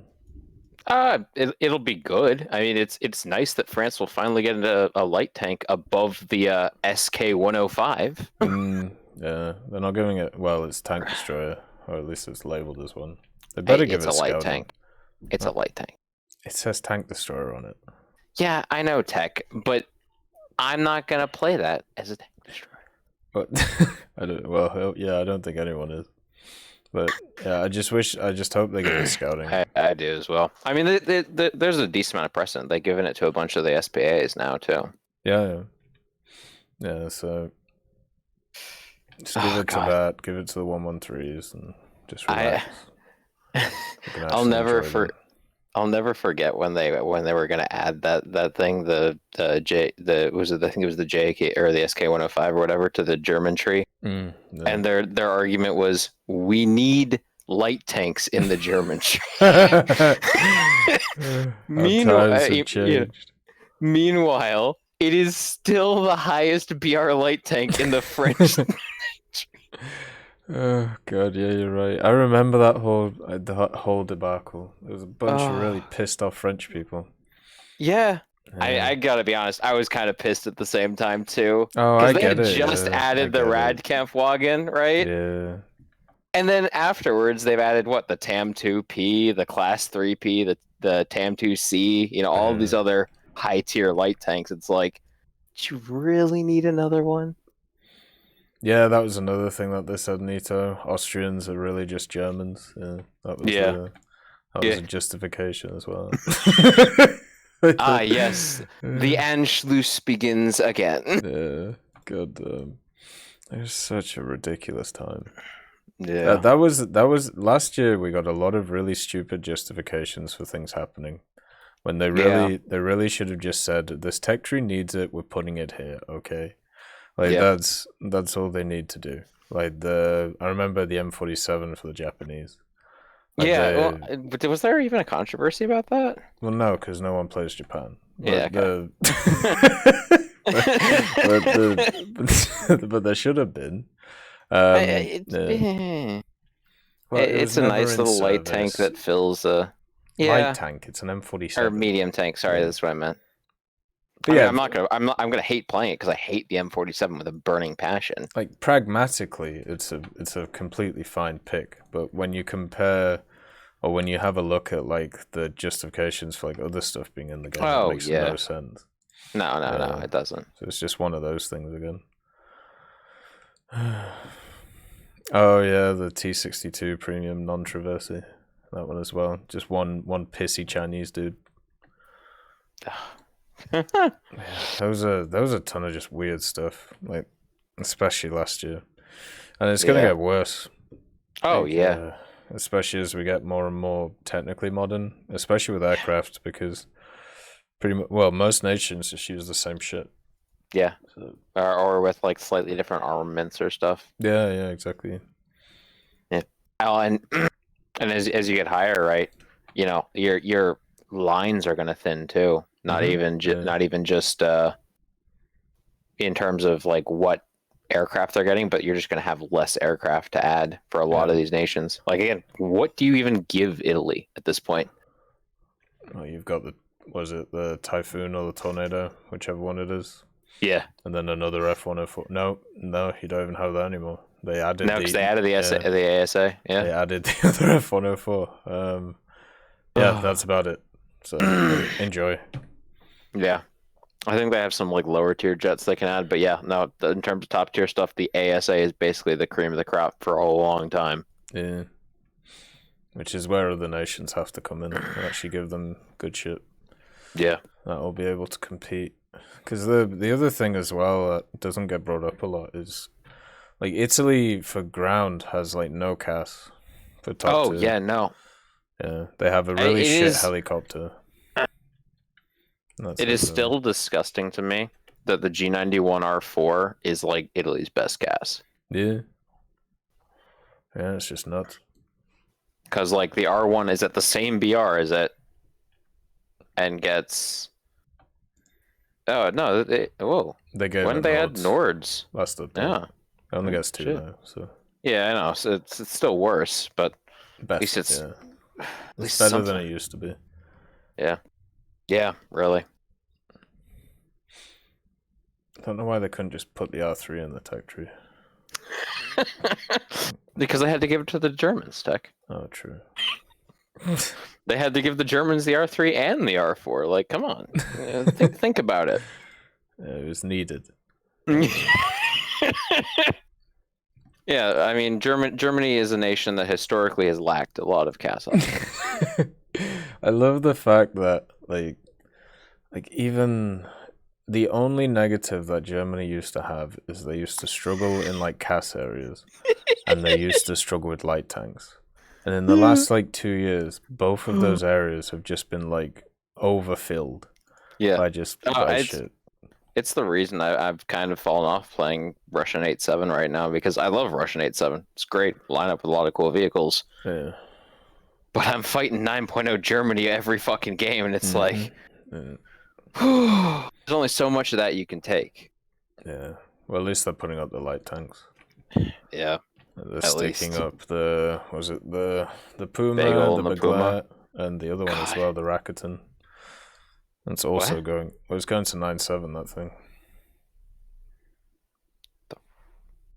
The Radcamp water. Oh, yeah, sorry, the Radcamp. Yeah, not the Rakuten. I was like, please, God. Oh, no. Not the shit box, no. Oh. Yeah, so... It's just... Yeah, I mean, the 9.0 lineup for Germany is just so insanely strong. Yeah, it is. Like, there's not a single vehicle in that lineup that is not meta in some way. Mm-hmm. Yeah. I take that back. The M48 Super is just average. Yeah, that's what... Still gets thermals and dart, though. Mm-hmm. Gen 2 as well, I think. How is it? I haven't made it that high up the German tech tree. I spaded it ages ago, but when it was like an end-of-the-line vehicle. I have no idea why I played it, but... What, Tech playing an end-of-the-line vehicle? That's insane. Yeah, I know. Oh, fuck. The only last one I did of that, well, perhaps some plays, was the SK105. That thing's super fun. Oh, yeah, the SK105 is great. I love playing it. Nice to see you. Hopefully you're doing good. But we're just in a Fireside chat today. So I'll answer your stuff later on. But, good. I was just going to say, it's a damn shame that the Saab 105 OE is better than it, because I could just carry the AIM-9Bs with the guns. But, you know, even without it, the 105G is still great. Yeah, that's true.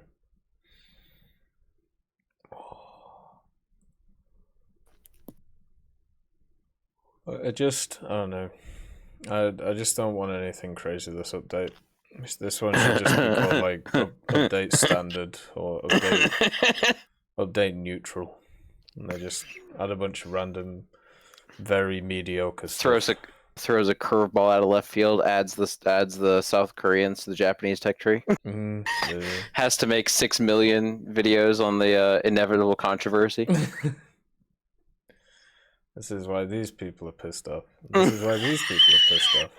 And these people, I have no idea why they're pissed off, but they're still pissed off.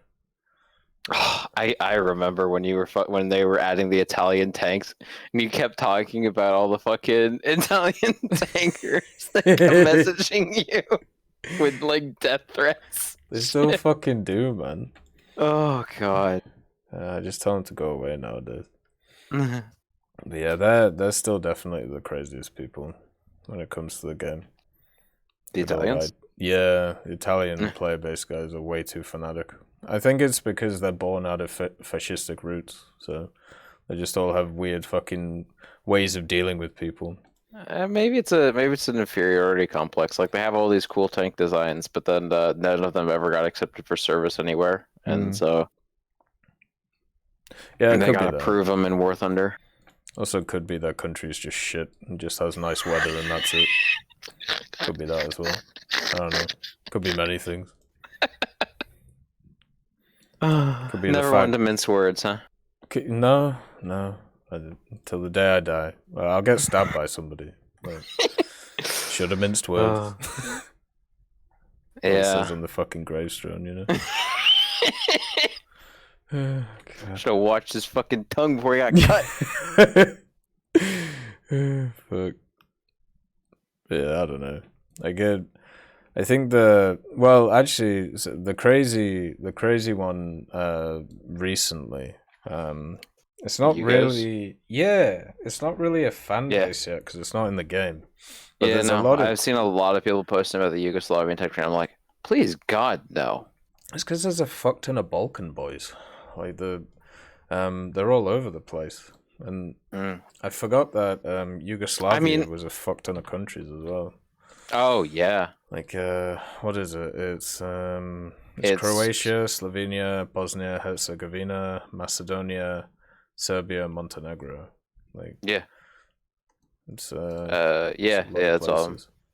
Yeah, I mean, to be fair, I'd probably play a Yugoslavian tree actually compared to the Israeli one because no M48s, thank God.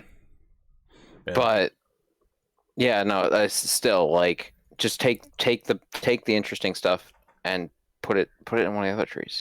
Make a sub tree. I don't care. How about this? Yeah, I'll do this for you. Let's I will read to you rank 1 of this Yugoslav tech tree. Okay? Oh, I'm so ready. Here we go. Light tanks. Oh wait, I already know one of them. It's gonna be that French one with the fucking. What was it? Was it like a 50 millimeter or something added, or a 76 in it? Yeah. No, well, yeah, it is. But so we have so for the light tanks, we have the M8 Greyhound. Oh, joy. The L640, that little Italian shitbox. Yeah, joy. That was so much fun to play. The Panzer IIF, and then we have Western Croatian tanks, the H39. Which is just, it's already in the game and it got removed because it was shit. No, the H39 is still in the game. Oh, well, it's still shit. It's the reserve. It's still terrible, but it's the reserve. And then you got the M1441, which is the Italian thing in that tree. Yeah. You got the Panzer IV F1. Then you've got the R35, so there you go, classic. Oh, that one has been removed. Yeah. The Samoa S35. Oh, no, the R35 hasn't been removed yet. Oh, it's the H35 I'm thinking of. Oh, well, that's still so much worlds of difference. But the S35, the Samoa, that's in here too. And then thank God. And then for SPAAs, we have a truck with a 20 on it. Then we have another truck with an MG151 on it. And then we have what looks like a fucking M113 with a 50 cal. So there you go. Classic. And then an M113 with a 50 cal. Thank God. Yeah. And then we have a bunch of TDs, which are built off the T26 chassis, which are just like ship boxes with Italian guns on them. So there you go. That's rank 1. Rank 2, it's so much better. M3A3, so another Stuart. Everyone loves the Stuart. AEC Mark II. I have definitely not played my fair share of Stuarts in every tech tree on the face of the earth. All I'm going to say is, Tech, when are we getting the Japanese M3A3? True. That's all that matters. Then we have the AAC Mark II, which is in the British tree already. The Panzer 3N, the Panzer 4G. Okay. T-34-76. You're really selling me here. The SO-57, which is just... It looks like an S-35, the Samoa, with a T-34 turret on it. So, what the fuck is that? Great mobility, I'm sure. Then you got an M15, a Greyhound with an with an autocannon on it. You got the fucking Pantera with the Quad 50. And an Su-76, and then a bunch of trucks with guns on the back. So there you go. Doesn't that sound tantalizing? The Su-76, my favorite tank to spade. Thank God they added that other version of it as well. Oh yeah. I didn't even get it. I'm gonna be fucking honest. I didn't even get it. I looked at it and was like, "All right, this is one I can pass up, Chief." This one's the Mitch, the ship that I'm playing. The what? The USS Mitch, however you say it, the American one. But the the Yugoslav tech tree, like I mean, it looks okay, but no, I'm alright, thanks. Yeah. Just take all the interesting shit and put it in the trees that the country of origin. Yeah. Like or alliance or whatever. Yeah. Whatever tree you want to put them in, honestly. Yeah, just go for it. Just not a unique one. Stop forcing people to play shit that they're not going to play anyway. Yeah. I genuinely have not started on either the Israeli aviation or army, and I have no real intention to. Yeah. Most of the people I've talked to who are veterans are just like, why would I bother? Yeah. I've played all of these vehicles before. Yeah. Like there's not a single one which is, well, actually no, there is a few guys that I've chatted to and they've been like, okay, so the vehicles that we really like is the Kafir. And it's like, well, why? Well, it goes really fast. Oh, nice. And how did you get to that Kafir? Oh, I just bought the A4 and grinded through. Oh, so you literally didn't play anything else. All right, cool. Yeah, like in the air tree, right? The only things I'm actually interested in are the S199, and that's just kind of like because it's weird, not because it's going to be good. And then the Meteor with the long nose because funny Meteor with long nose. The radar one. Yeah. But it's not terrible. But then I go and I look and I see the two the two super Mysteres, and I'm like, all right, I'm good. I forgot. I don't want to play this tree. And I saw the fucking Oregon and the there's actually 3 Mysteres. I was wrong. I'm sorry. How dare you attack the wonderful French jets? Like they're fantastic and definitely not shit. Goddamn. The one thing I will not forgive Gaijin for with that update though was the fucking neutered Valtor 2N they added to the French tree. True, yeah. Like, I have a thing for like radar interceptors from that early Cold War period, and so that hurt me to see that. It's kind of interesting to see that they added they're adding a ton of stuff like that. Like instead of adding like a rank 6 premium. Yeah. Like for the French. Instead they just went for another Votor. Just seems like a really odd choice. Yeah, it really does. Like, had it been a proper, like with all the missiles the 2N could have fired, it could very well have been a rank 6 premium, but they didn't give it any of them. Yeah, that's true. Are you doing this IS-2 event, by the way? Oh yeah, I've just been grinding through Germany, just playing German tanks, and when I get to a map, I go, I really just don't want to play this. I just switch over to Russia. Yeah, that's fair. Yeah, I've been doing the history pages events alongside it. It's actually working pretty well. That's fair. I didn't really give that too much of a damn about the history pages events. Like I have other things I have to do. I'm willing to spend, a couple hours to grind out this IS-2 event, which is really great. I mean, it's not a hard event to grind at all, which is nice. Yeah, it's super easy. I It's kind of literally like just- the modify thing they're doing. It's Yeah, yeah, it's cool. Yeah. Yeah, I'm currently working to get the 62M1 out of my lineup so that I can replace it with a 55 AMD. Oh yeah, because they're moving that up, aren't they? Yeah, I was gonna play it at 8.7 it anyway. I interchange the 8.3 and the 8.7 tanks in Russia all the time because they're basically the same BR. Let's be honest. I mean, that is true. I don't understand why they haven't put up the AM1 with it. Oh yeah, I don't know. I have absolutely no idea. Because like, honestly, I look at the two of them and I'm like, man, I'm really gonna miss the cheek armor on the AM1 when I'm playing this and the 62M and the 62, right? Yeah. Because that cheek armor actually saves you a decent amount. But I do want to test out these was it the hard kill APS or system or whatever. Yeah, that's fair. It saved me a few times. I haven't played it, but I sit behind them every once in a while. It just eats missiles. It's quite good. Yeah. Alright, Swiss. It's been lovely to chat, as always. See ya. But I will see you later on. Have a good time, man. Yep. Alright. Let's get Zambon. See what Zam wants to talk about today. See what's itching the mind. Oh god. Oh god, hang on. You in a wind tunnel? No, it just connected to my my phone to my car instead of my Bluetooth.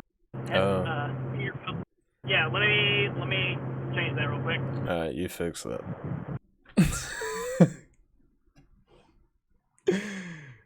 What, modifier, crazy hippie? So basically, on the history pages event, if you have a look at it here, the task, you can see here there's a multiplier by vehicle type. So if you do, the higher the rank you go, the more bonuses to mission score you get. As you can see here. Hello, how are you? Can you hear me now? Yeah. Yeah, I can. Okay. Yeah. Sorry about that. That's alright. You do you. How are you doing today? Doing pretty good. Surprised that the first dev blog of the season was not a fucking boat. Yeah. Yeah, change from the norm. You're right. I was like, oh my god, it's a French vehicle. That's almost as bad. Nah, but I was surprised. I was like, wow, Gaijin, for once, not a boat. But it's an armored car. And it's French. With missiles. And but I'm just glad because, France will actually get something decent this update. As opposed to, the average shitbox that they get every update. Yeah, we'll have to see if they get anything else, like if they get anything for aviation alongside it, because they got a pretty nice vehicle last time, like the good old, what do you call it? The good old Mirage F1C, which was quite cool to see. Yeah. We'll get yet another Mirage this update. Yeah, maybe. I mean, there's a ton they can add in. Yeah. Some export model that has, half the shit taken out. What's the, what would you like to see for the next update then? Well, I mean, if we're going with armored cars for the update, I would want to see the goddamn LAVs and BTRs that I've been asking Gaijin for almost 3 years to add to the game. The what, sorry? It's like the McCain? The BTRs and the LAVs. Oh, yeah, yeah. It's like, you put the LAV AD in the game, but you didn't put the other one. Despite the fact that everything is there for it in the game. Yeah. You just and have then to it's put like, it together. yeah, but that's Gaijin. Oh, extra work? No, not for us. Not today. Wait till next update. And of course, like always, I want the goddamn 222 in the game. Was planned for 2 tech trees, and we still haven't got it. Yeah, that is a really weird one, actually. It was planned for the German tech tree, never came, and then it was announced as a planned vehicle for the Chinese tech tree, which I thought was even weirder because we never got it for the German tree. And then it just never came, and it's like, why? You literally have the entire vehicle in the game. Swap the turret with the 20 mil that's on the autocannon Puma. It's literally the same turret. Yeah, but super weird. We will never understand Gaijin. Gaijin works in mysterious ways. Oh, thanks for reminding me, Creep Killer. That's very kind of you. But yeah, I mean, we finally see the elephant, I suppose. Yeah. Like that finally the elephant, comes. Only 7 years too late. Yeah. Now the last bastion of that setup is the Stug 4. Yeah, well, good luck with that one. Yeah, that'll be interesting to see if they ever add that. I'm sure they will eventually, as they go along. Oh, yeah. They'll add it eventually because it's a German vehicle, and you got to give the wereaboo something to cream their pants about. Are you doing this battle pass? Yes and no. There's nothing really appealing in this battle pass. Like, I'm just doing the challenges to give myself something to do while I spade vehicles. Yeah. Like, especially, and also with this IS2 event, it's really just giving me an excuse to spade top tier Russia because top tier Russia is suffering. Yeah. But I don't know if it's just me, but it feels like the T80U got buffed recently. You think? Like it's armor? Yeah, because I've been I don't know. I've been shrugging off dart rounds left, right, and center since the last major hotfix. And I don't know if they nerfed dart rounds or if they just buffed the overall armor on the T80U, because it's only the T80U that I'm having these shots that I'm like, yeah, that should have definitely killed me. Yeah. And it's just not. That's interesting. So I don't know because I've been bug reporting it because I'm like, that should have definitely killed me because that was a side shot. Yeah. And then, just equates to Russian bias sometimes. Yeah, Good I old think magical Russian bias. I think from what I've seen is a lot of the extra plates around the vehicle seem to just be eating rounds. Like it seems like especially around the turret, it's just because it's only when I get hit by Abrams, oddly enough. Right. Like the M1A1 HC and the M1A2, it'll just bounce off. But then a Leo 2A6 or something will just come by, and I'm just dead. Yeah, it does seem really odd with that thing. I'm not entirely sure what's going on with it, unfortunately. Yeah, so I've just been bug reporting it and just taking it as it goes. But what I find hilarious is the people who still to this day think that the premium A10, is this OP vehicle, and it's like, no, it's really not. It still gets shit on by stuff like the KA50 shits on it. That's how you know that the KA50 is the true OP vehicle. When you can shoot down A10s with its AGMs. Yeah, that thing's got some. I think it's got some pretty nice stuff on it. The K50. Yeah, I feel dirty every time I play the KA50, but I'm like, do I really have the time and energy to play Russian helicopters to grind out the other helicopters? Yeah, I think a lot of people feel the same. Like why do that when you can just, use the and then they go ahead and hand an Apache and an Mi-28 to Sweden, even though they never used them. Yeah. Couldn't have made it a helicopter the Finnish use. No. Here's a helicopter that they used for all of a week for testing purposes. I wonder what Finland did use. Do you know any of them? I think they used the Mi-28. I'm not entirely certain. I'd have to ask my Finnish friend, and haven't heard from him in like a week because of world tension. So his family's kind of like freaking the hell out. Especially since Finland's trying to join NATO. They're worried that Russia may do what Russia does and invade yet another country. Fair. Especially since, they have a history of invading Finland. Yeah, I can understand why people are worried. Yeah. But at the same time, I'm like Russia's, already like getting their asses handed to them in Ukraine. I don't think they're going to open another front trying to invade another country, especially one that operates Leos. Yeah, we'll have to see. Like, that's just asking to die. It's like, hey, Putin, you know Finland has Leos, right? Oh, shit. On second thought, no invasion.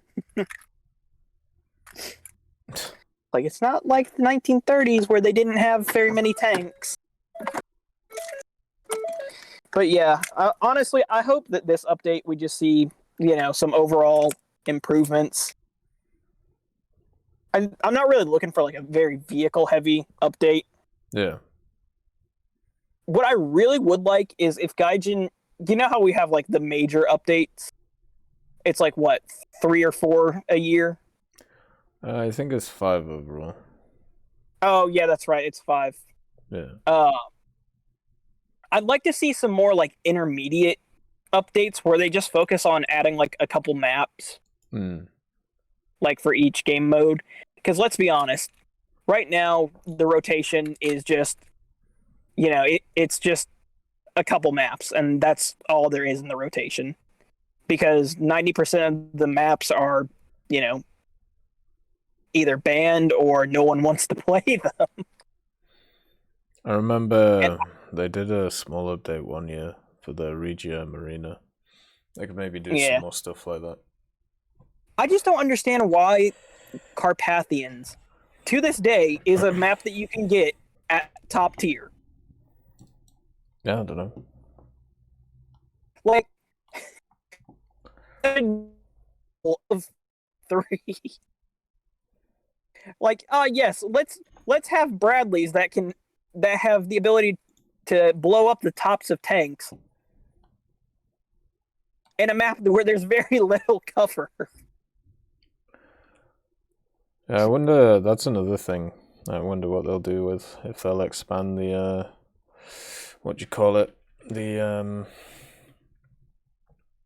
if they'll expand the map rotation filter. Yeah. Like, it shocks me every time I get it at top tier. I'm like, why? Why is this here? Yeah. Why are we here? Just to suffer? Well, we're playing War Thunder, so yes. Yes, we are. But yeah, other than, just wanting some occasional vehicles to flush out some of the tech trees, there is one vehicle that I would really love to see as a meme vehicle. Just for the shits and giggles to be like, haha, we have this in War Thunder, it's funny. Is the Carl Garot. It's basically the poor man's it's the poor man's railway cannon. So it's basically a smaller like mortar version. It's a giant ass gun. It's basically if a KV-2 and a railway gun had a baby together. It is the most terrifying thing to see but also it's like that's gonna die to any aircraft. It'd be cool if we got more models like that, even if it was just for AI. Like you have the 240mm howitzer and stuff like that. Yeah, you could even do like game modes where you just have to protect it, you know? Yeah.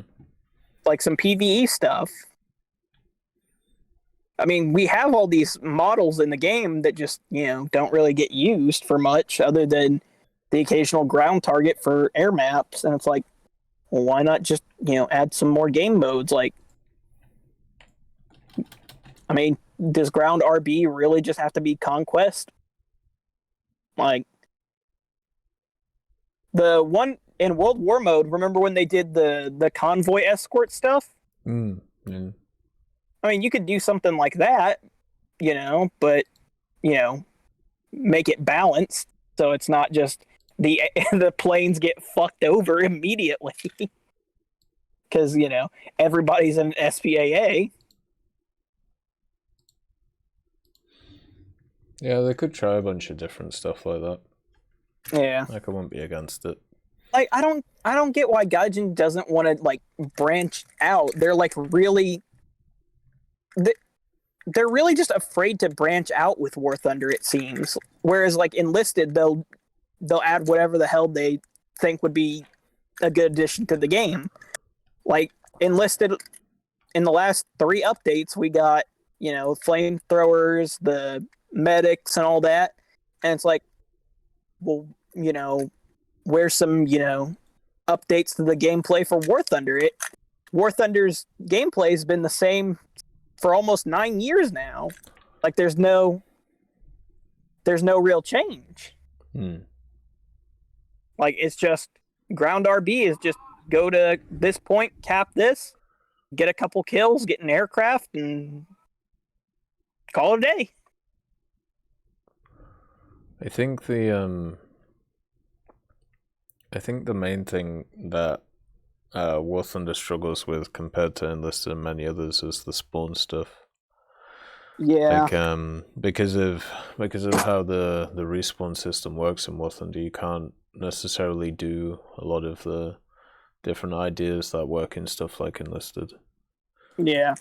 Also, did you see that Arma is coming to all consoles and PC? Yeah, I did. And I saw that they're selling a beta test, which is cool. Well, you can join it for free, or you can just straight pre-order the game for $30. Oh. Yeah. At least it's free, so you can beta test it. Yeah, at least on console. I don't know about PC, if they have it for free to test. But, like, you get a free 6-hour trial on console. Yeah, which, let's be honest, most people are going to burn through that in a day. Yeah, we'll have to see what they do with it. I don't know. Like, Arma's one of those games I just find super boring, like 95% of the time. If the engine runs well and people want to play it, then maybe we could have a bit of fun with it. I mean, from what I've seen, other than, the occasional sound bug and, Arma being Arma with where you run into a solid object and it catapults you into the air, which, is kind of just been a staple of the Arma series. Other than that, it runs really well. Like, I've run it on my Xbox and PC, and I've not really noticed all too much of a difference in terms of overall performance. Like, yeah, there's their occasional, like, freeze-ups, but that's to be expected with, an early build of the game, especially Arma, with an early build of Arma, because I remember when Arma 3, when the alpha for that and the beta for that came out, that was pretty rough. Yeah. But yeah, no, and I do like that they're going back to Cold War with it, so, we're not going to see all the sci-fi crazy stuff that we saw in Arma 3. An entire update for fucking aliens.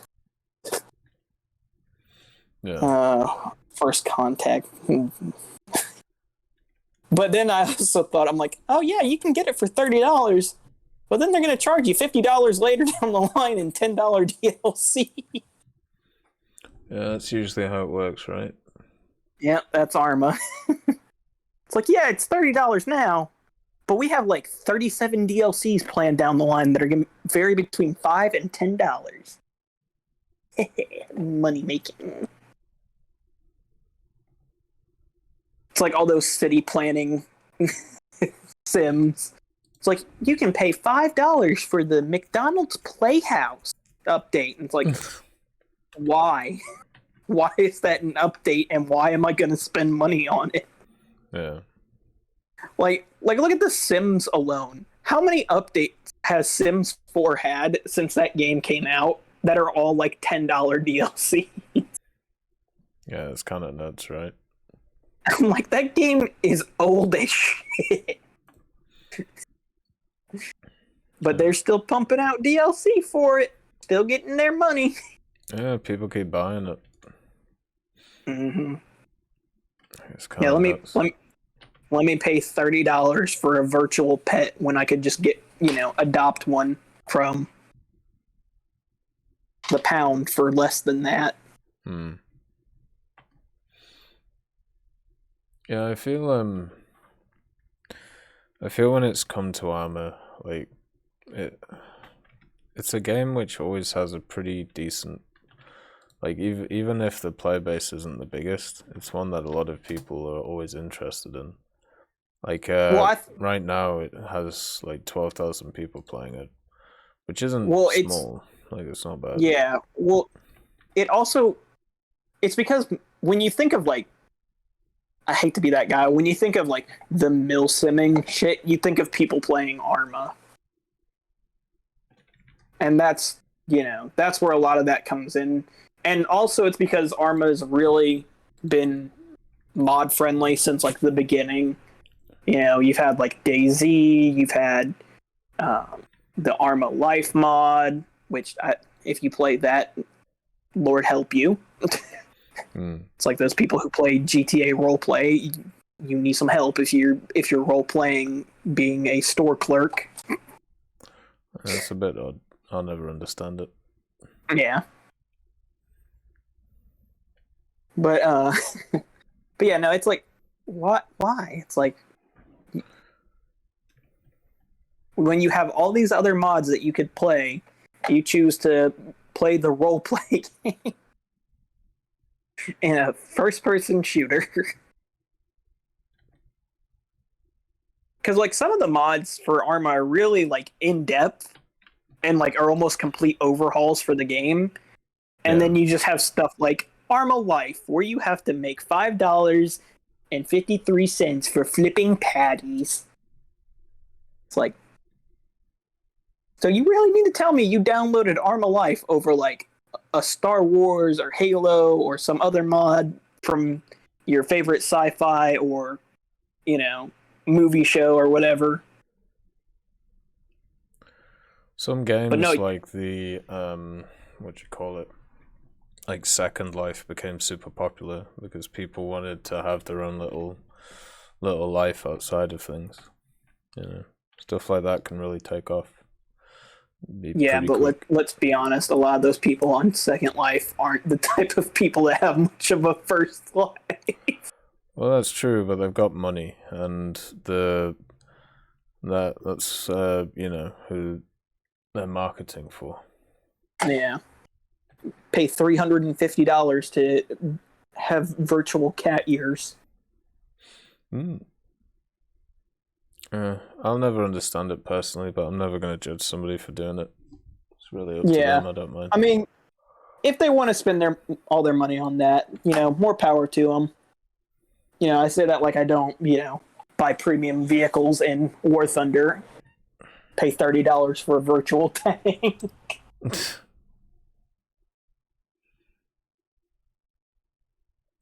Because, dopamine go whoosh. Pretty much, yeah. Oh. There we go.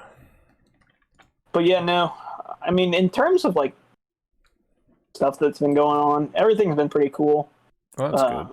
Especially with work, Been a little stressful, but when isn't, working stressful.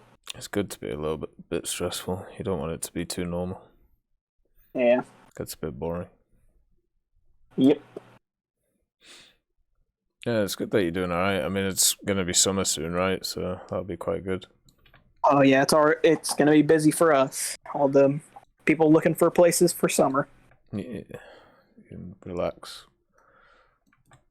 They'll make getting people in easier because more people will be looking. Mm-hmm.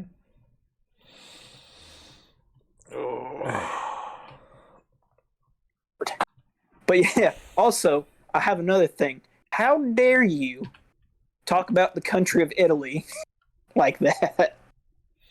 Have you ever been? Yes, actually. Yeah, so have I. I've been to Britain as well, and I can say it's very underwhelming. The south is, yeah. Not the north. The north is God's country. No. The Midwest is God's country. I mean, generally, the major issue I have with Italy is there's a really weird hyper-nationalism thread that goes through it. And I don't know, I don't mind nationalism. Nationalism's alright, but when let's be honest. When you start, what's the word? Or how would you put it? When you start forgiving things because of nationalism, then it gets a little bit silly. And I've seen that way too much from Italians. Yeah, I mean, I can also say the same with British people, Americans, Germans, Russians, especially nowadays. I don't know. Seems different. Yeah. I think it's just because it's more prevalent with Italian people, because they're like, oh, that was in the mob era. And it's like, that was literally 3 years ago, my guy. It's like, what do you mean that was in the mob era? That literally happened 3 years ago. But yeah, I do get what you're saying. They're very quick to dismiss stuff. They're just aggressive about the wrong things. Like it's yeah. Like there's things to get annoyed about in the world, but when you constantly get annoyed about things that don't matter, then it how dare I paint my Ferrari blue? Oh, woe is you, Mr. Italian man.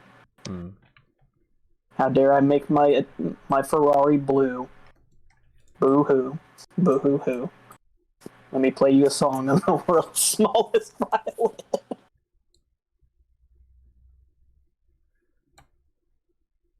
But yeah, no, like I don't understand hypernationalism in general. It's like, how can you get like so defensive about your country that you're willing to dismiss its wrongdoings? Like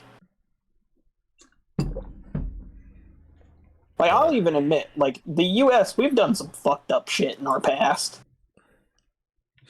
Yeah, pretty much every country has, unfortunately. Yeah, I was gonna say that there wouldn't be a thing called history if somebody didn't do some fucked up shit at some point in time. Because otherwise, world history would be like, Dave moved to the western quadrant of Earth in 17 AD. Instead of, oh yeah, Rome, yeah, they just burned some shit down the other day. Because somebody looked at them funny. But yeah, no, I just don't understand how you can dismiss stuff like that. Like, I don't know. So crazy world we live in. But also, before I leave, do you think we'll see anything big for Naval, such as the French or the Chinese naval tree? I doubt we're going to see a new tech tree, but yeah, we'll probably get more big ships. Because it's really for the longest time. It's really weird that France still has not joined the naval side of things. considering, they were one of the biggest navies during World War II. Yeah, kind of. But I think the main issue when it comes to stuff like that is literally the blue water and the coastal. No, it's more like I'd never ever see anybody playing Italy. Naval in general. No, I never see people playing Italy. So they might just be like, well, nobody's playing these nations anyway. Why add new ones when no one's going to play them? Well, I mean, the Italian Navy doesn't have like any real big,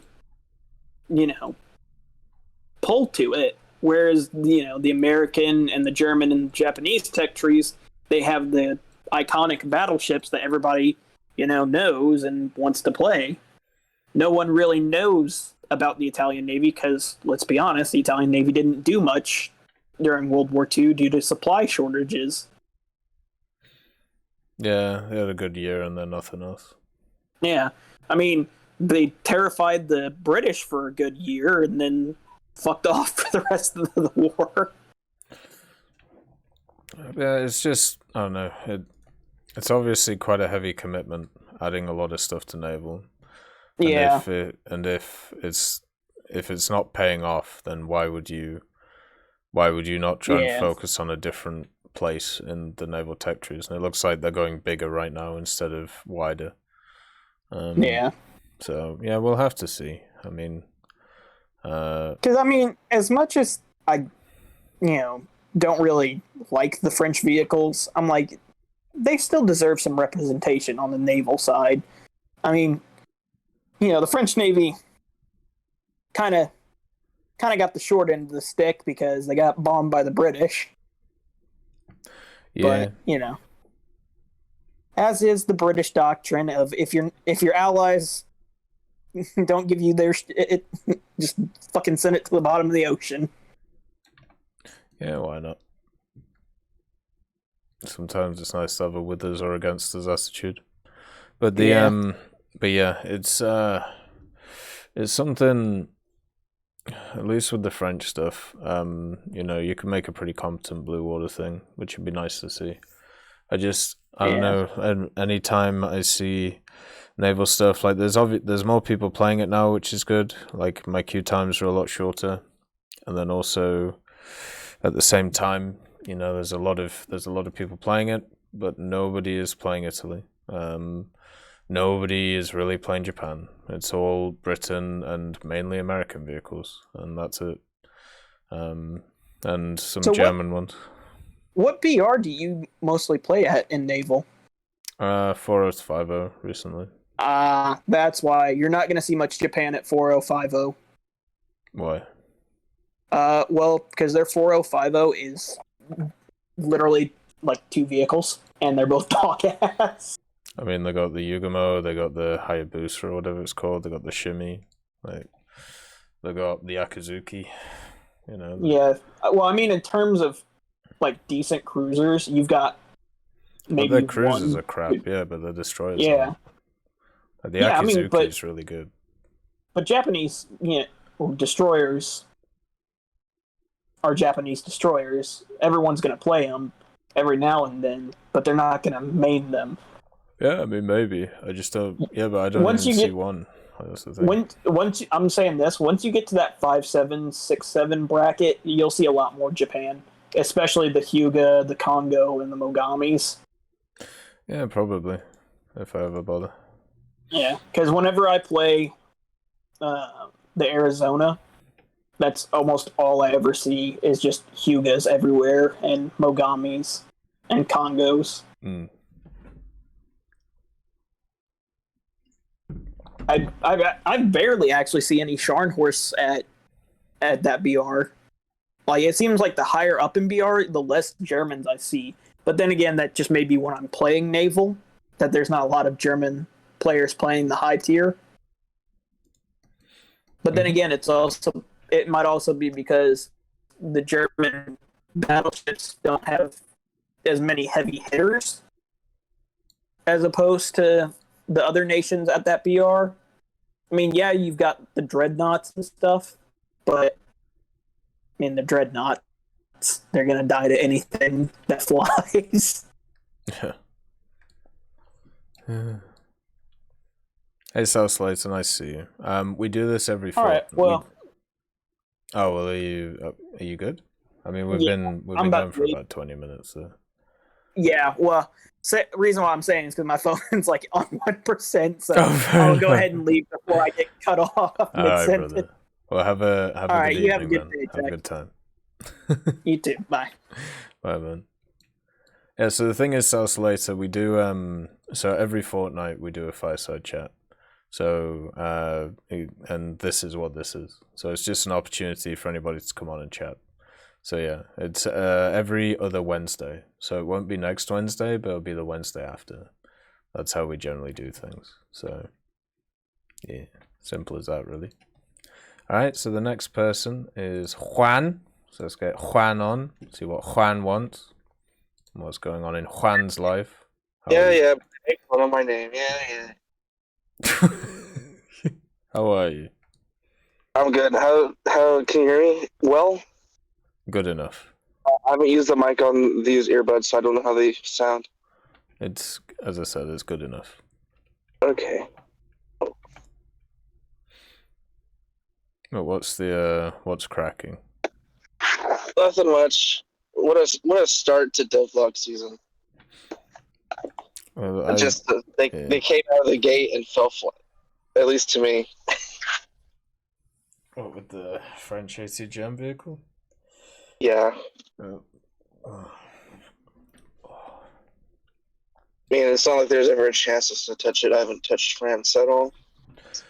Yeah, I mean, I see a lot more. I see a lot of people being optimistic about this vehicle. I don't really understand why.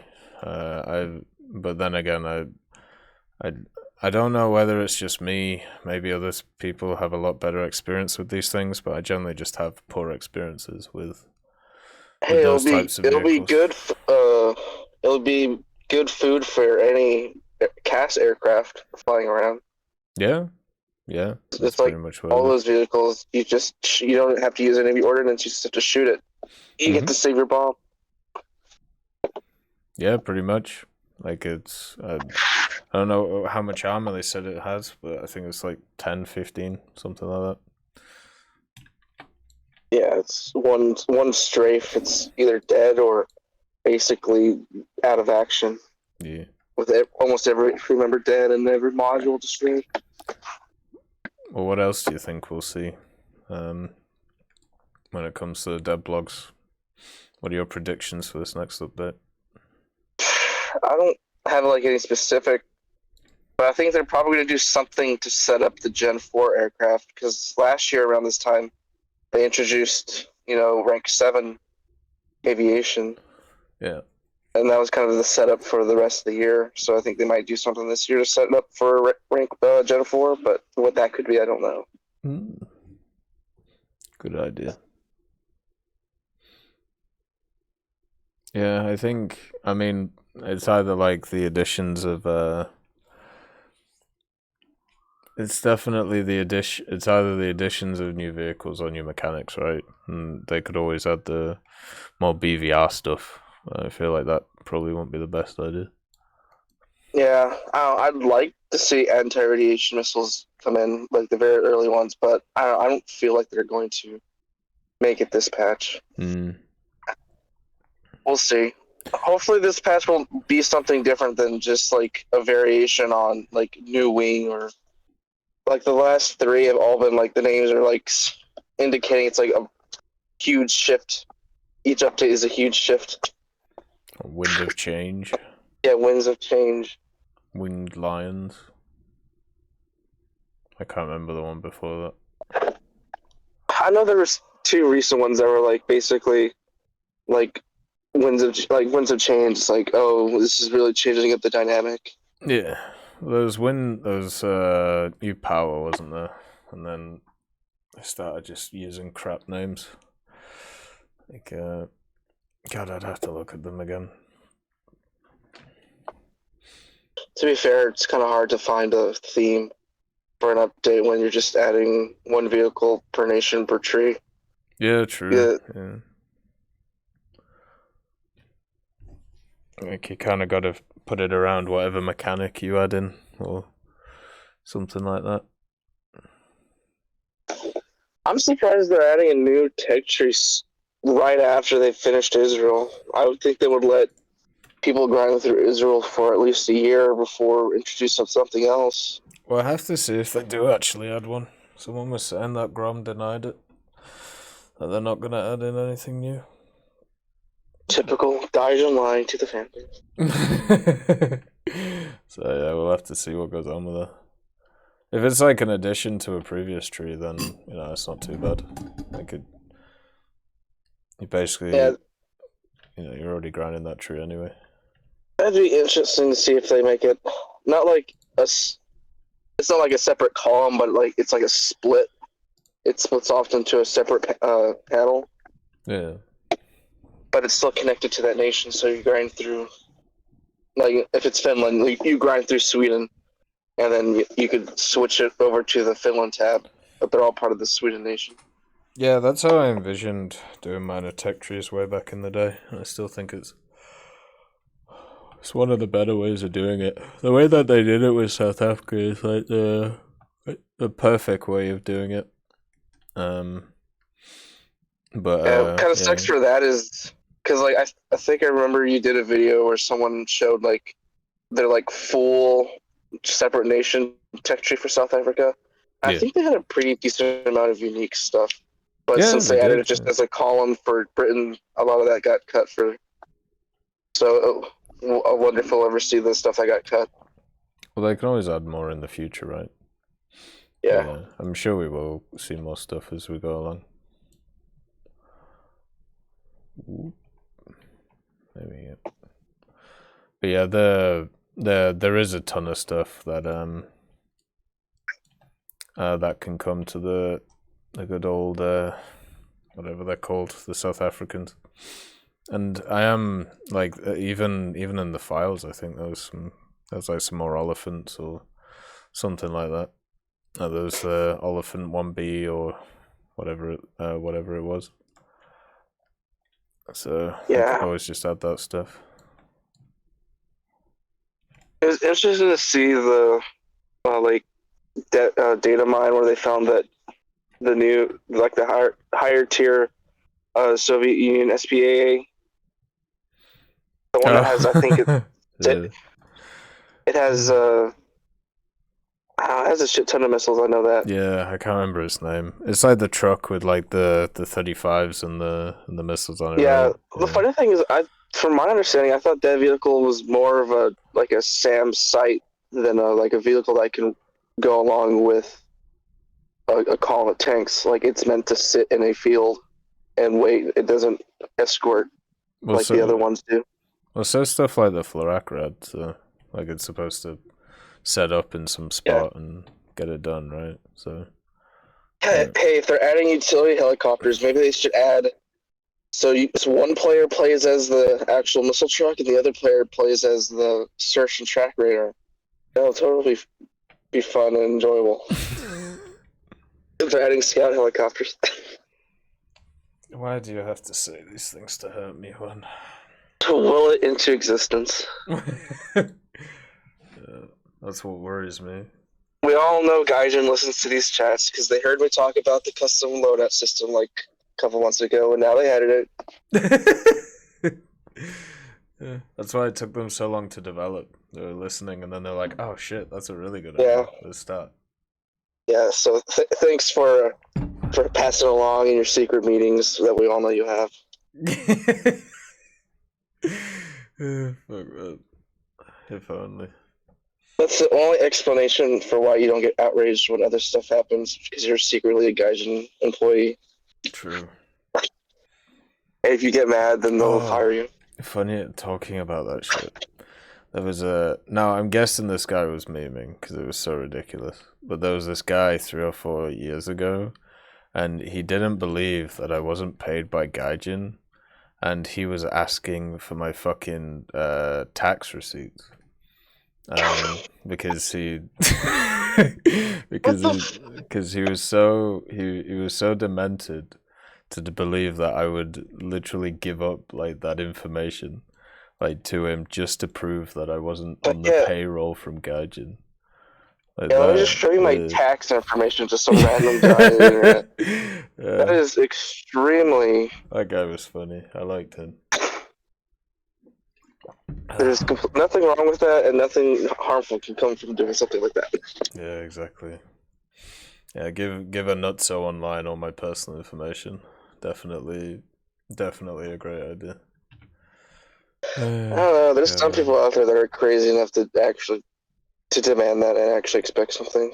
I know. Yeah. People really are weird sometimes. Or at least some of them are. It's just, I don't know. Some people definitely take it way too far. But when it comes to like the next update, I was saying this before, I just want them to add like a bunch of just really mediocre vehicles. And like nothing that's like crazy good or like new defining or whatever. Just add just like a bunch of random shit to the tech trees. Yeah. Actually, now that you mention it, they might expand on the all aspect. Either add the missiles to some more aircraft, or add more aircraft that use all aspects since they introduced them. Yeah, they probably will. There can't be that many vehicles that. Well, there's a ton of vehicles that have all aspects, but I mean, like at that that we have now. Yeah, or that like at that aren't level. extremely power creeped. Yeah. There must be like a phantom. They light them on. There's always a phantom. Yeah. You gonna go watch the new Top Gun? I would like to, but probably not. Just because I don't want to go to the movie theater.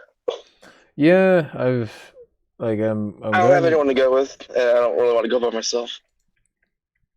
Well, I'm gonna be going to the movies twice this month, like on this weekend and then next weekend, and I don't know. I haven't been to the movies in so long. Like it just seems super weird, you know. When are you gonna see Top Gun and Downton Abbey: A New Generation? Ugh. Don't me. It's fantastic. Brilliant storytelling. Fantastic. How can you not like Downton Abbey? Because I die of boredom. I would die of boredom if I watched it. But there's so much scandal. Like, and then there's the two separate stories going on. There's all like the maids and shit and what they're doing, and then there's like the people in the house and what they're doing. Then there's outside people who come in. I don't know. I find it super fun. I'm falling asleep right now. Oh, I'm kidding. Hey, it's not a boomer thing. Like, literally, it's fucking... Oh, nice to see you, Odd Boss, by the way. Hopefully you're doing alright. But it ain't a boomer thing, because, like, it's a new generation. It's the Zoomers coming in. Yeah, the Zoomer Downton Abbey? Zoomer Downton Abbey, yeah. Well, if they don't have a scene where one of them is playing Fortnite, then it's automatically the worst movie ever. Fuck. I didn't realize how much that game has taken over the youth's consciousness. It's super worrying. Like every video I see of kids is literally just like, yeah, I don't want to be here. I just want to play Fortnite. And it's like, what? How is like every single kid at this age range like wanting to play this fucking game? It's nuts. I actually liked the game when it like first came out, and I played it with my friends. But then they added so much, it completely changed, and then it became not fun. Especially because it's actually fun now because they added a mode where you don't build stuff. But it got to the point where you shoot one of these kids and they build an entire like Taj Mahal. You shoot them once and there's like 50 walls between you and them. It's like, what the hell are you supposed to do? God damn it. Yeah, the only reason it's good now is because they added a mode where you can't build. So it's actually reliant on gunplay. And these kids don't know how to aim, so... Classic. Didn't they have like an MMR system in that game, right? Hello there. Oh, I think so. Yeah. So like, it's the real cringiest part is how everything is crossing over with that game for some reason. Yeah, the marketing team behind that game is doing a really good job. Halo, Marvel, like there's anime stuff in there. Yeah. I don't know. Yeah, whoever's behind that team is like better be getting paid a fuck ton of money. Like they're doing a really good job. What's funny, they're Epic Games is trying to pull a Valve where they had this really one successful game that they made bank on, so they're trying to use it to develop their own game service with the Epic Launcher, but Epic Launcher sucks compared to Steam. Yeah, I still haven't downloaded it. Like I don't know. A bunch of people told me to do it because like, hey, free games. And it's like, well, I don't need games. Like I got too many already. Like I don't play them. So. You could have gotten Subnautica for free. I did. I think it was one of the first ones. It's like the only games I've claimed. I already had Subnautica. Like, I didn't. That's the thing. I got it for free and I still haven't played it. It's a really good game, actually. Super fun. But ocean is scary. Especially deep in the ocean. Is it? I don't know. I find the pressure much more scary than actually what's there. Like the idea of like as somebody who's experienced like super bad migraines and stuff, pressure in areas of the body just fucks me up. So like if I was ever like underwater, I would be super worried about like stuff like concaving in and then having to deal with the pressure. It gets pretty strong actually. Like I just remember as a kid going 10 feet down in a pool that had a super deep end, that I could definitely feel it. Yeah, it's crazy. I don't know how there is the people that like free dive like 100 feet or something. Yeah, they're just weird. Or maybe not that far, but it's pretty far. Yeah. And it's free dive. Yeah. But honestly, I don't know what to expect for this next War Thunder update. There's nothing that's like been in the rumor mill, or at least that I'm aware of. I don't know, I've kind of tuned out of War Thunder for the past couple of weeks. Well, now the new now the first dev blogs leaked. We already not leaked, published. But we now have 2 leaked lists already. In the matter of a few hours. So. Oh yeah, I love that one that you posted. That it's like, yeah, the tornado, it's totally coming. Well, there's that one, and then there's another one. Someday I might just actually make videos on these. I did a few in the past because I was like, you know what, fuck it, let's just use it as a stepping stone to have a look at some cool vehicles. But then the problem is some people take it seriously, and then they start thinking, well, that shit's coming, and then it just becomes a mess. And the weirdest thing is when people start talking about balance, like, oh well, this is gonna be crazy balanced if it comes out now. It's like, well, yeah, but it's not coming out, is it, you dickhead? Like, fuck's sake. Yeah, that's the funniest. Like all they don't. Like, can these people that make the leak list, can they at least try to make it believable? I mean, not every. What update gave every nation a like new breaking technology top of the line vehicle? Usually it's only 1 or 2 that get something like that, not every single one. There was one dude who actually used to make believable ones, Frank, but I don't know where Frank is. I haven't seen Frank in a while. He's the guy who used to be behind all the ones that people would actually believe were true. This was like a year or 2 ago. Yeah. Yeah, like one devlog, everyone's like, "Oh my god, they're totally releasing the F-14 and then the F-16." Yeah, the major thing, at least for me, when I have a look at that stuff, the major giveaway is when they don't have weird, like every update there's like 1 or 2 weird, like obscure, lower tech tree vehicles, right? And they're the ones that are always missed on the leak list. If If they added stuff like that to the loot list, then it'd become way more believable. Thank you for the Prime subscription, Atlas choosers. Thank you for continuing to support the channel. It's very much appreciated. Thank you very much, man. Hopefully you're doing alright today. But yeah, if they just did that, or they just throw like that's to me when it kind of starts becoming a little bit more believable when it comes to lists, and it's literally when there's just a few very, very weird oddball vehicles, like when that Type 75 MLRS list came out, and it's like, why the fuck is that there? Because like a dumbass would not think of that vehicle, you know what I mean? Like they would just think about the standard bullshit vehicles that they all write. So or they only want to add something that's going to grab attention, something like exactly. that. Everyone's going to wonder what the hell's that, and not care. Yeah, exactly. So it's all about, like, if you want to make a proper fake list, like you do what you said, where you add a few vehicles at top tier, which are a little bit of an increase, and then you add in Naval, you add some random ass destroyer, because that's what's basically been happening over and over and over again. Like every so often, one nation gets just a random ass destroyer. Then you do one battle cruiser, or maybe two battle cruisers at most. And then, like, the rest you just filter out with stuff which is either very similar to others or just wacky shit, like that French vehicle we have, which is just wacky shit. Like, there you go. Actually, now that you mention it, one thing I hope they add in this update is an actual, like, something more than a PT boat for premium for the coastal water American fleet, American tech tree.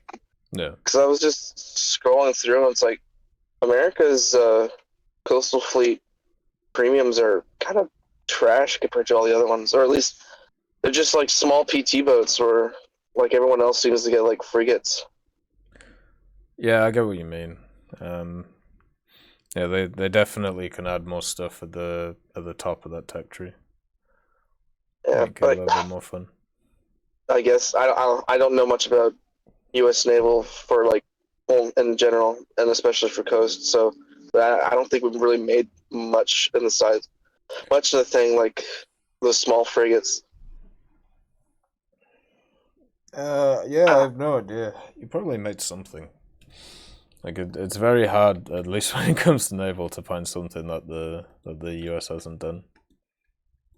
Yeah, because we really don't have any use for it, because those are only really for guarding, the coast. And yeah.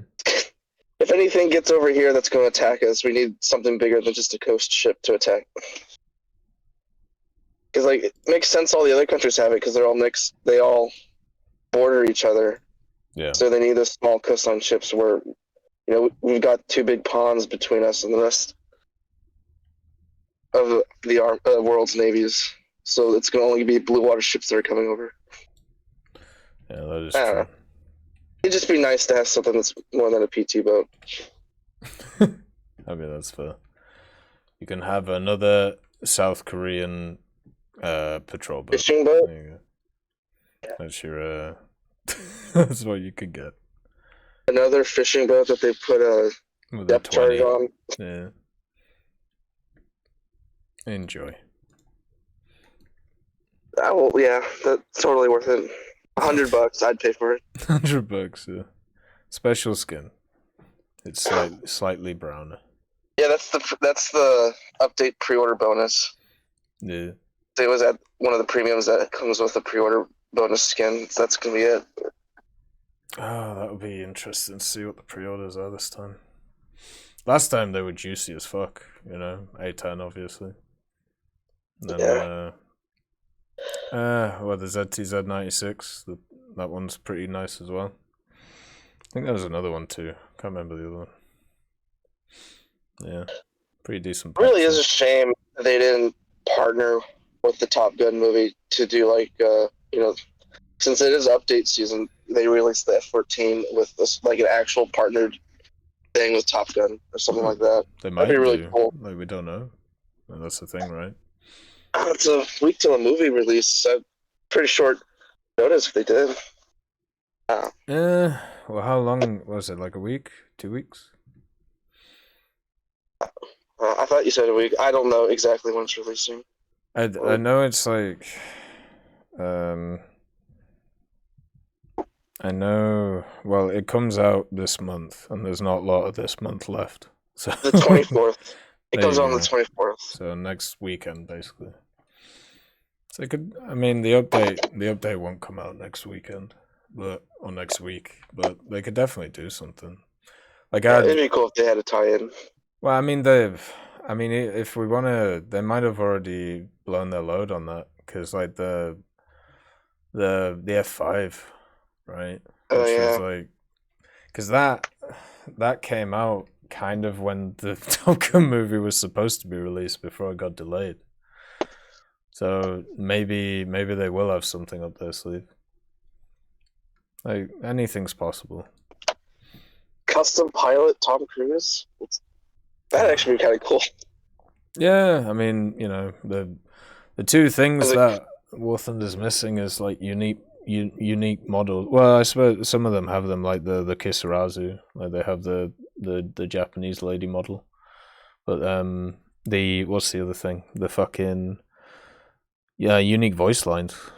Like, there's none of that about when it comes. Yeah, to that'd be cool if they added that as a customizable thing. Like you can unlock or grind out new pilot models or tanker models. Yeah. And like you could see them in the cockpit. That would be pretty cool as a customization option. Yeah, like they could do stuff like that. Update Operation Top Gun, yeah. A bit on the nose. Just slightly. Any predictions on them? Well, on the next update? No, not really. Not yet. Bit too early.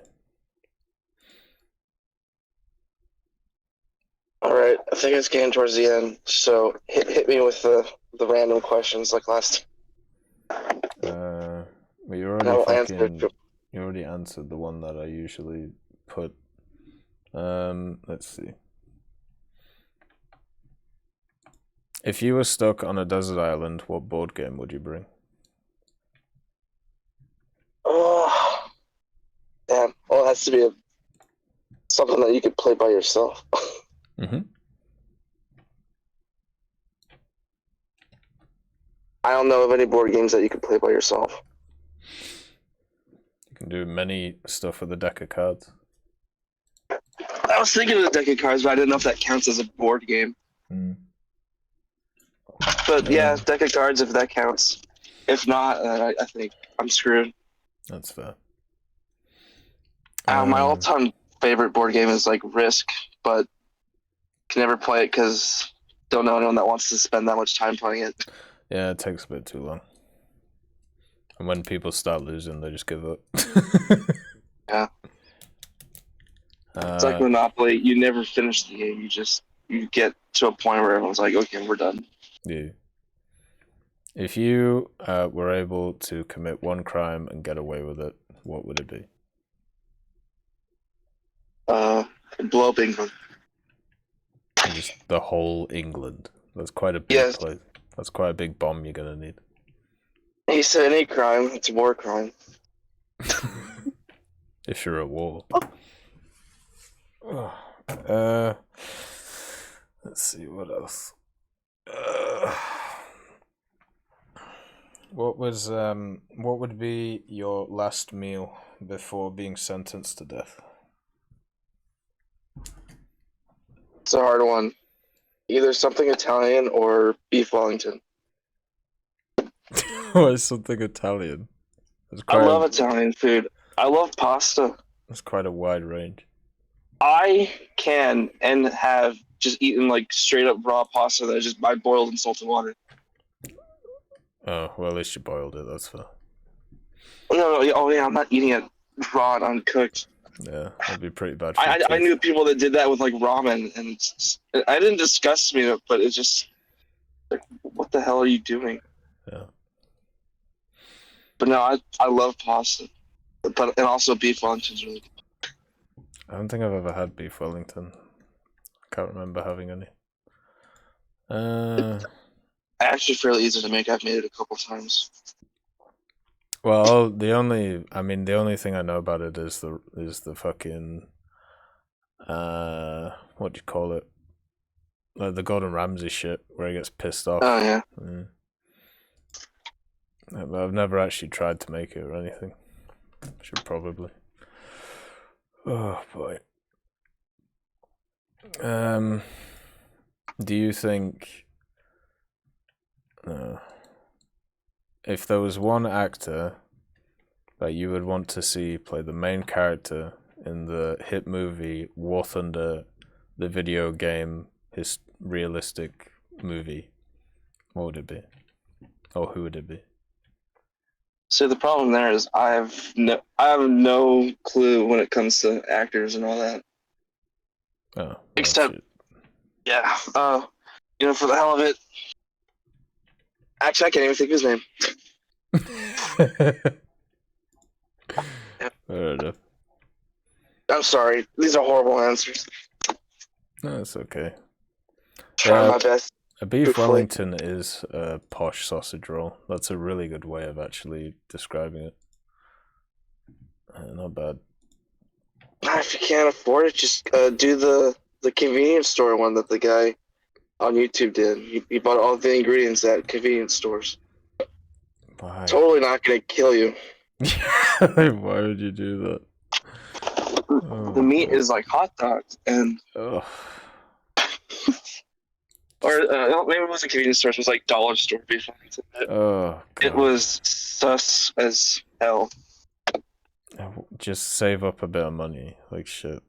Like we don't need to do this to ourselves. Goddamn. Like I think the interior meat was like spam or something. It was fun.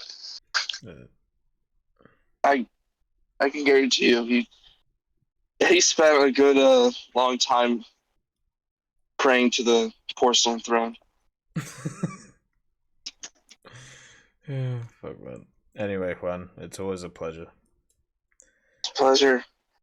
Can't wait to see you play Half-Life 2. Well, it should be soon. Next few weeks. Those points weren't wasted. You relieved my coping after that. I know. Well, I felt bad, man. Like I gotta be honest. I knew it was going to be a lot, but I didn't expect it to be that much. Well, yeah. I was down to my last couple thousand. Yeah, fuck man. But yeah, it should be. Well, we'll get Wolfenstein done next week, and then I think it's on time. Sniper Elite. No, it won't. Or at least. So we're not gonna play Sniper Elite 5 when it first comes out. Okay, well, I'm excited for it. I hope other people are too. I just connect with Half-Life 2. I love the atmosphere of the game. Yeah. I really gotten into for like Gary's mod making maps for the game, and it just has that feeling to it because all the entire game is built around dystopian future where like the world's empty of humans. So anytime you play on a map, it has an eerie feeling to it. Yeah, that is true. But yeah, it's one of my favorite games. So I'm glad to see someone play it for the first time and see the reactions. Yeah, it'll be fun. All right. I'll finally let you go. See you, brother. Goodbye. Bye. Alright, let's get Dragon Lair on so we can have a chat. The Fireside Chat Pyland is basically an opportunity for community members to come on to chat about basically whatever they want. We do it each fortnight, so this is this one. How are you, Dragon Lair? How's life? I'm doing quite well. How are you? I'm doing good. Can't really complain. Life's alright. Just chilling in Naval. What do you want to chat about today? I kind of wanted to expand on the thing I asked you earlier. The more personalization when it comes to especially ground vehicles. Yeah. Would you say to I don't know if you've ever played the earlier Battlefield games where essentially how it is as you would gain more experience, more items would be added to the vehicles to make them feel more, just not like a carbon copy of each other, if you know what I mean. The customization the way it is right now is okay, But what I'm thinking is kind of like it could be, they could just tie it to like your crew experience or something. As your crew gets more experience, they add like some canteens or some ruck packs to like the bustle racks, and just overall just make people want to. Because I know people that they say, man, I really like playing this certain tank, but it just feels so basic to me. It's just like I just want to get the best thing now. Mm. I want to get the next thing. Yeah. And it, for me personally, because I don't want to get, my personal goal isn't top tier. Like I enjoy playing 7.7 to the 9.0 range. Yeah. And I feel like, having the opportunity to add just a little bit more make it seem less cookie cutter would make me want to play more. Because to be honest, I could care less whether I do well or I do bad. I just want to enjoy the vehicles that I have the ability to use in a game that I've literally been playing for 10 years almost. Yeah. So yeah, the camouflages aren't enough. No, I'm thinking like if you look at Israel has a great example of what I mean. If you look at the the Macbeth, it has all these like bags and sandbags and just random things connected to it that just make it look like it's actually being used in frontline combat, Yeah. It's more prevalent in the earlier tiers with, for example, the Shermans have quite a few extra accessories and things like that. Overall, it just makes the people feel more like it's actually going to war and not sitting on some podium in a museum being shown off, and then you get to go out and use it. Yeah, I think that's fair. It adds to the immersion. Yeah, I think they could definitely tie some like challenges to it, like get 1,000 kills, get access to sandbags or something. Yeah, exactly, and it'd be really cool. Like it could just be, they could just do it like the camouflage. Get a certain amount of kills with this and you unlock let's say accessories for your bustle rack if you're playing your Americans and the Germans. And Israel has full bustle racks, but some of those tanks they're just there. They just look like they just don't have any space for anything. Yeah. It's kind of interesting to hopefully see that maybe they might add more. Maybe not in this update, but maybe it doesn't have to happen now, but maybe in the next year or so. Maybe kind of like start trying to like attach people more to vehicles they enjoy. Well, do you think that's what the Legends event is kind of about? That's what I'm kind of saying. Like more tanks like that. I'd love to have the ability to add some logs or some jerry cans or even a bucket or something to tanks. And what makes it great is because there's so many tanks that are in the game. All they kind of have to do is just add models to one and then copy it over to all the different variants. Yeah. So implementing it would take time, of course, but it would actually be quite interesting. Yeah, I think so.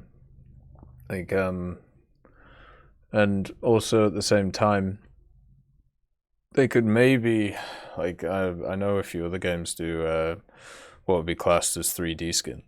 Like they do, instead of just, color camouflages, kind of like how in War Thunder they have the M41 Bulldog skin, which makes part of it actually look like it's 3D affected, which is kind of interesting. So you could maybe they could start opening up, so instead of just having standard camouflages, you can also get 3D camouflages, which do add extra stuff on top of things. I think that would be great, actually. Yeah. And recently, since I've been playing Sweden, getting ready hopefully for Finland to be added, I'm really excited to hopefully if they implement that on tanks like the STRV 122A. Like that's a perfect example of what I mean, of just like small additions to tanks that not a lot of people notice, but they just add like if you look on the 122A, it just has these little things like these little tarps over top of the hatches that they would like roll over when it was raining or something. Yeah. On the top of the turret, and just small things here and there that it would just add so much to the immersion of the game. And I really think it would keep people playing tanks that they enjoy because it just adds something else to grind for on tanks they play. Oh, I agree with you. Like, I know a bunch of people who already do stuff like that with camos.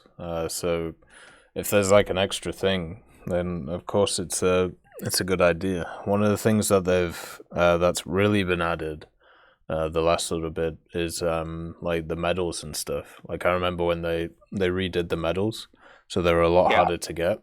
And I thought at the time, this is probably not the best, right? So it basically means that you know, you're not going to get it for like years. But now we're years on from those changes. Yeah, exactly. Yeah, and now I'm like, oh, I understand now why it's like that. You know, yeah, it makes it more special when you actually do get it. Exactly. It like rewards you. It's similar idea I think that they had going for like the veteran decals. Yeah. Like you put in all this effort, get something out of it, you know. And camouflages are nice, but we've had them for so long. I think that now there needs to be something else. And I think it could be something as simple as just adding a couple of the crew's backpacks to the back of a turret. Like it just adds something for someone else to go, you know what, hey, I really enjoyed playing this tank back then, and hey, look, and I had everything unlocked for it, but now there's something else. So now I'm going to go play and I'm going to enjoy, and I think it would overall improve. I mean, I wouldn't exactly know that in that sense, but I think it could improve people's moods into where they're not just playing this tank to just grind out the next newest thing. They can actually just add on to it, you know? Yeah. Overall, basically what I liked is what they've been doing with the newer tanks, and they've been adding all these things. I just hope they start doing that to older tanks as well. They allow you to do it. I don't see why they wouldn't, because you know they've now updated them all, right, to have the really nice resolutions and good models. So I don't know why they wouldn't be able to add all that stuff. So yeah, it would be nice to see. Hopefully they do. Hopefully they do it. Another thing on the adding to tech trees thing. A good example that I would say is if you look, you have to look for it, but an example for adding a separatory tree would be maybe Canada itself. The only problem I see is that currently, right now, Canada's tanks are spread out between 3 different countries' main trees. Mm-hmm. And I know that would be the same problem for a lot of other countries because their tanks are based off of other countries' designs. In that case, though, would it make more sense to consolidate them into the tanks that they have more of based on like a main country? So say, for example, Canada has a lot of German military vehicles, and USA. So would consolidating their like earlier vehicles to the American tree and then their later more modern vehicles to the German tree make more sense to bolster both of them?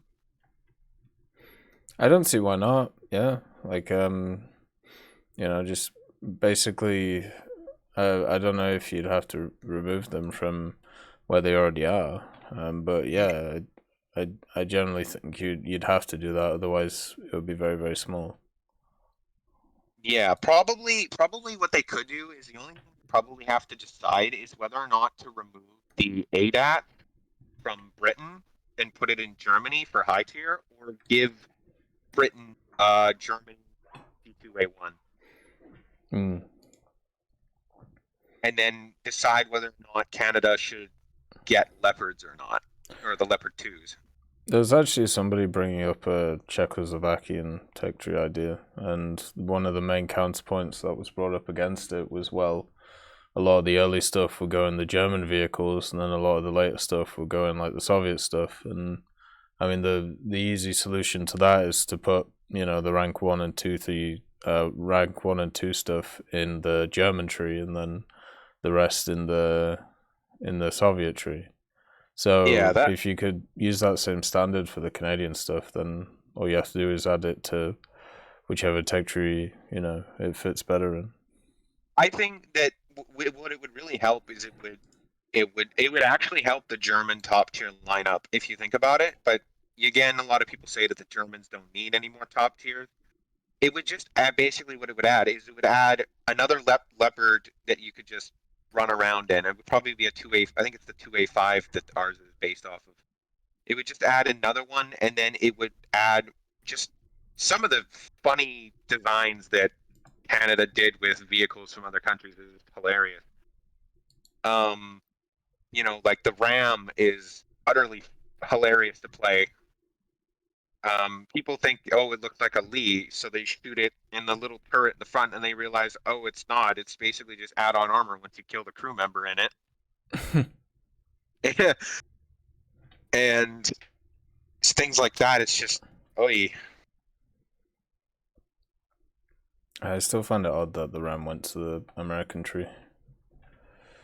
Weird decision. Yeah, it kind of was. It didn't really make a lot of sense. And if you think about it, Canada really did most of their operations in collaboration with the British. Yeah.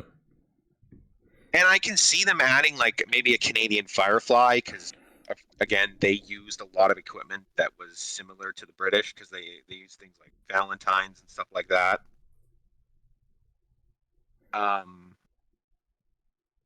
But yeah, I think maybe helping to the maybe a difference would be the Canadian IFV would maybe be a possible choice to add to Germany in the higher tiers, because they're not exactly like nuts, but they would work okay as just like extra vehicles for a backup. Yeah. Yeah, I get it. Because we have the Coyote. I believe it's the Coyote, and it's basically a striker with a Bradley's turret on it without the tow launcher. If I had to roughly describe it. Yeah. I'm excited to hopefully see Finland bolster the Swedish line, especially since I'm really been into the Swedish tree lately, mainly in 7.7 with the STRV 103s. Have you enjoyed it? I very much enjoy it, and recently, since they buffed the Spall field in the 103, it's become actually incredibly enjoyable. Yeah. I think it was actually just either today or last night they actually dropped it's fixed. Let's say they fixed something with the Spall shields inside them, so they can take hits. They made it so they can't get overpressured, basically. Yeah. Which is quite nice. It is. It's weird that they could get overpressured in the first place. Yeah. Especially since they have so much, like meat in the front. They have 2 engines in the front. Yeah. Yeah. And I played the cheese wedges when they were just broken. Like they didn't work properly, and they just made me super sad to play. So yeah, yeah. I'm happy to say that it's definitely been fixed. In probably I think a week total of playtime in the 103-0, I've outplayed my L44, which was my first 9.0 Leopard, which is honestly hilarious. Speaking from the L44 has a bigger gun and B thermals. And it's like, wow, okay. Yeah, that is a little bit weird. But I think, War Thunder always needs new content, right? So the ideas of stuff such as, like, you know, Canadian editions or other Tech Tree editions. I'm pretty sure it'll all come. It's just a matter of time thing. You know, it's how, when do you, like, I don't think they're going to pull the plug on the game anytime soon. So, you know. I doubt that. Yeah, They practically have a limitless source of content to add to this game, so I highly doubt it. Yeah, exactly. So there's going to be, it's going to be a pretty busy next few years, just like it was previously. I am of the opinion, though, that they should focus on bolstering trees first that are smaller before even thinking of adding things like Canada or to their respective mainline trees. Like, they should focus on trees like Italy, Japan, and maybe even a little bit in France. They should do whatever they need to make those teams more enjoyable, especially Italy with its such low play numbers. And it's kind of sad because I do want to get into Italy more, but usually when I end up playing it, it's like, okay, so oh hey, there's the other ball wagon. There's like one. Yeah, I agree with you. Like, it is very unfortunate.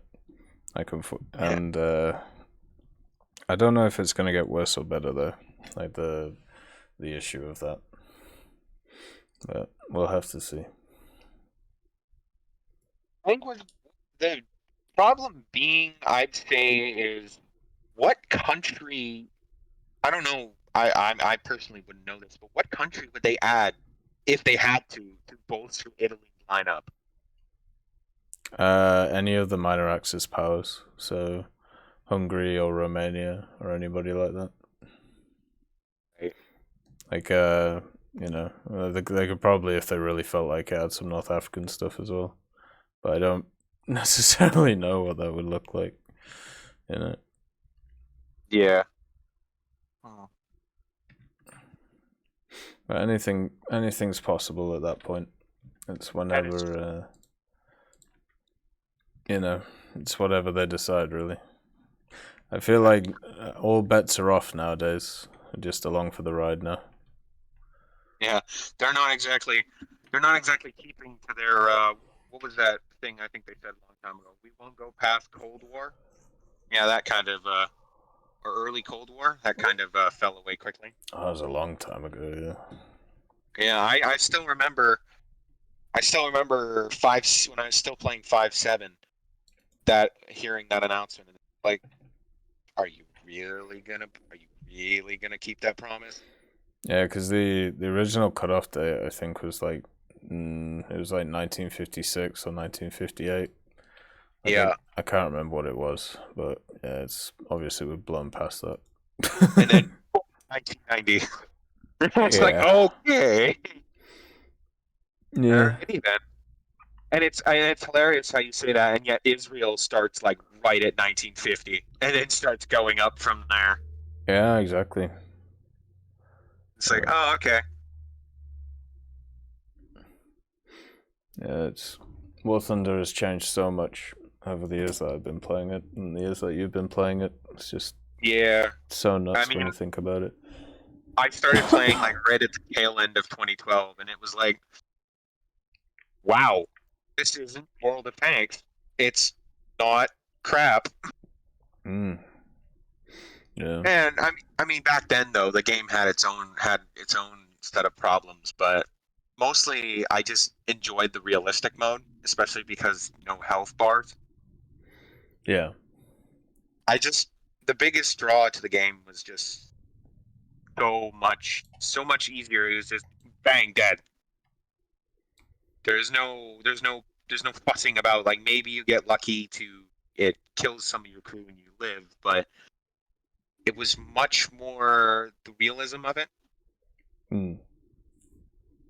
Although I do kind of miss, and I know a lot of people might say, oh no, it was terrible, but I do kind of miss Last Man Standing. Oh yeah, I remember that. You know, it gave you a chance if your entire crew just got absolutely diced. You had a chance to quickly shove their bodies out of the way and run away.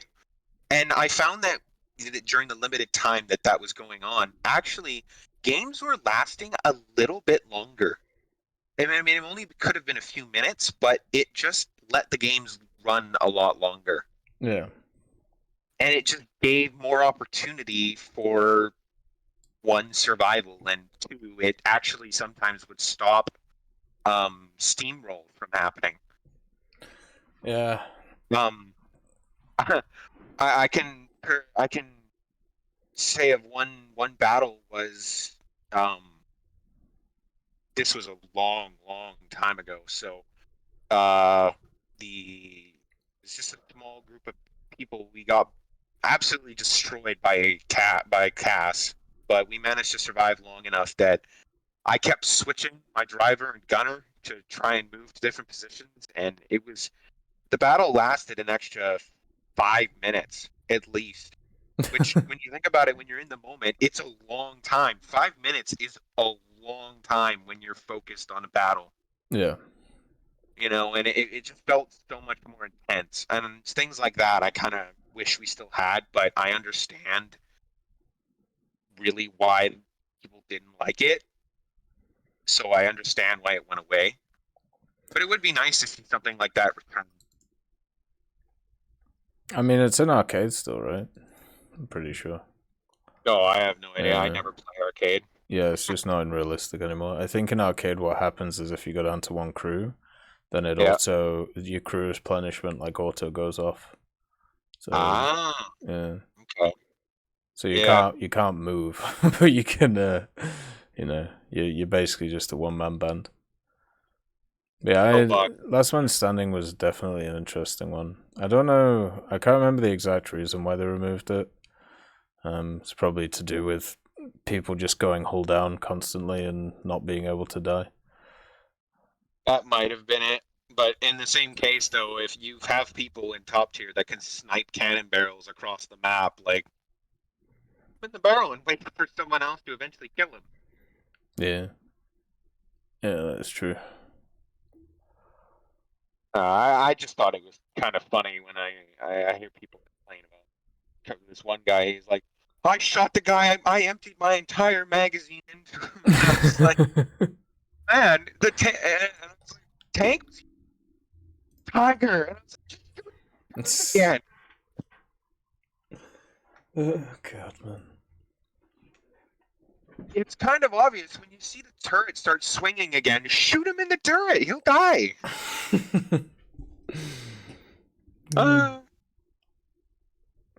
Really, really loving the actually that is a lie. Last Man Standing isn't totally gone in realistic. It's only actually in the STRV 103s.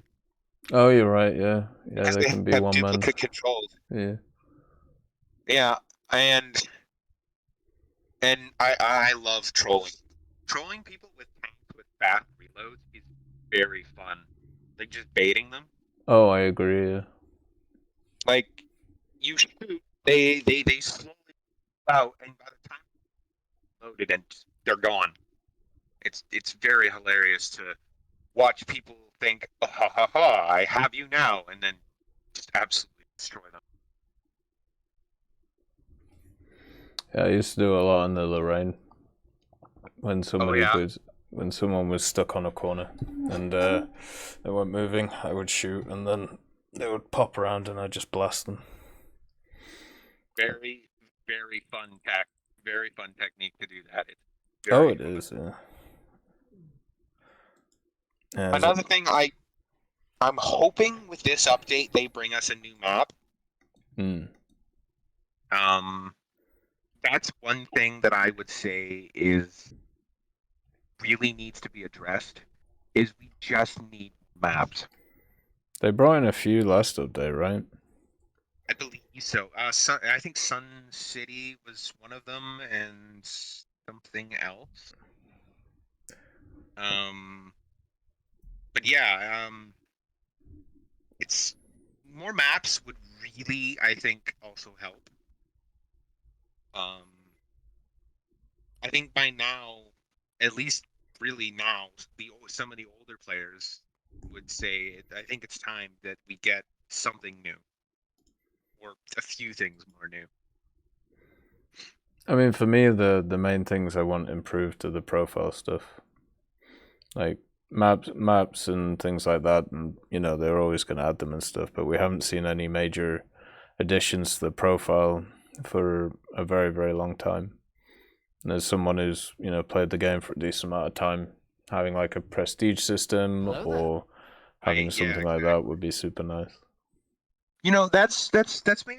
Like that the thing I was talking about before, the add-ons. You could put that into a prestige system, and you could do it for tanks too. Because if you put all the effort into acing a tank and spading it, you should get something out of it, you know? Yeah, I agree. Just and more incentives to grind out tanks and not just use them as a vehicle to go to the next thing. Because I find that happens way too often. You are very much correct on that one. And then you get to endgame, and it's like, well, shit, now I've got nothing else to grind for. What the heck else am I going to do besides do it all over again on a different country? You're not wrong. Yeah, definitely, I'm a big fan of the newest event. Oh, yeah. The Legend one? Yes, just mostly because it's something that someone who doesn't have a lot of time sometimes to play the game, maybe can't sit there and grind out an event that requires a very specific task to be done for 8 hours or something, or maybe someone who's not as skilled and only occasionally gets a few good, performance games. It's very welcoming to that fact, and I'm a very big fan of it, and I hope they do more events like this in the future. I'm pretty sure they will, because we've already got two. We've got two similar events like it right now, right? So you got history pages, and then you've also got the other one. Yeah. So I'd be amazed if they don't continue with these ideas. They seem pretty stuck on it, which is good. Right. I'm not sure I want the standard events replaced with it though. No, just add them alongside it, I think. Yeah. Because they're easy enough to do alongside the other events. I mean, you can do all your events, and at the same time, you're grinding out another event passively. Yeah, that is true. So I think that's a great idea.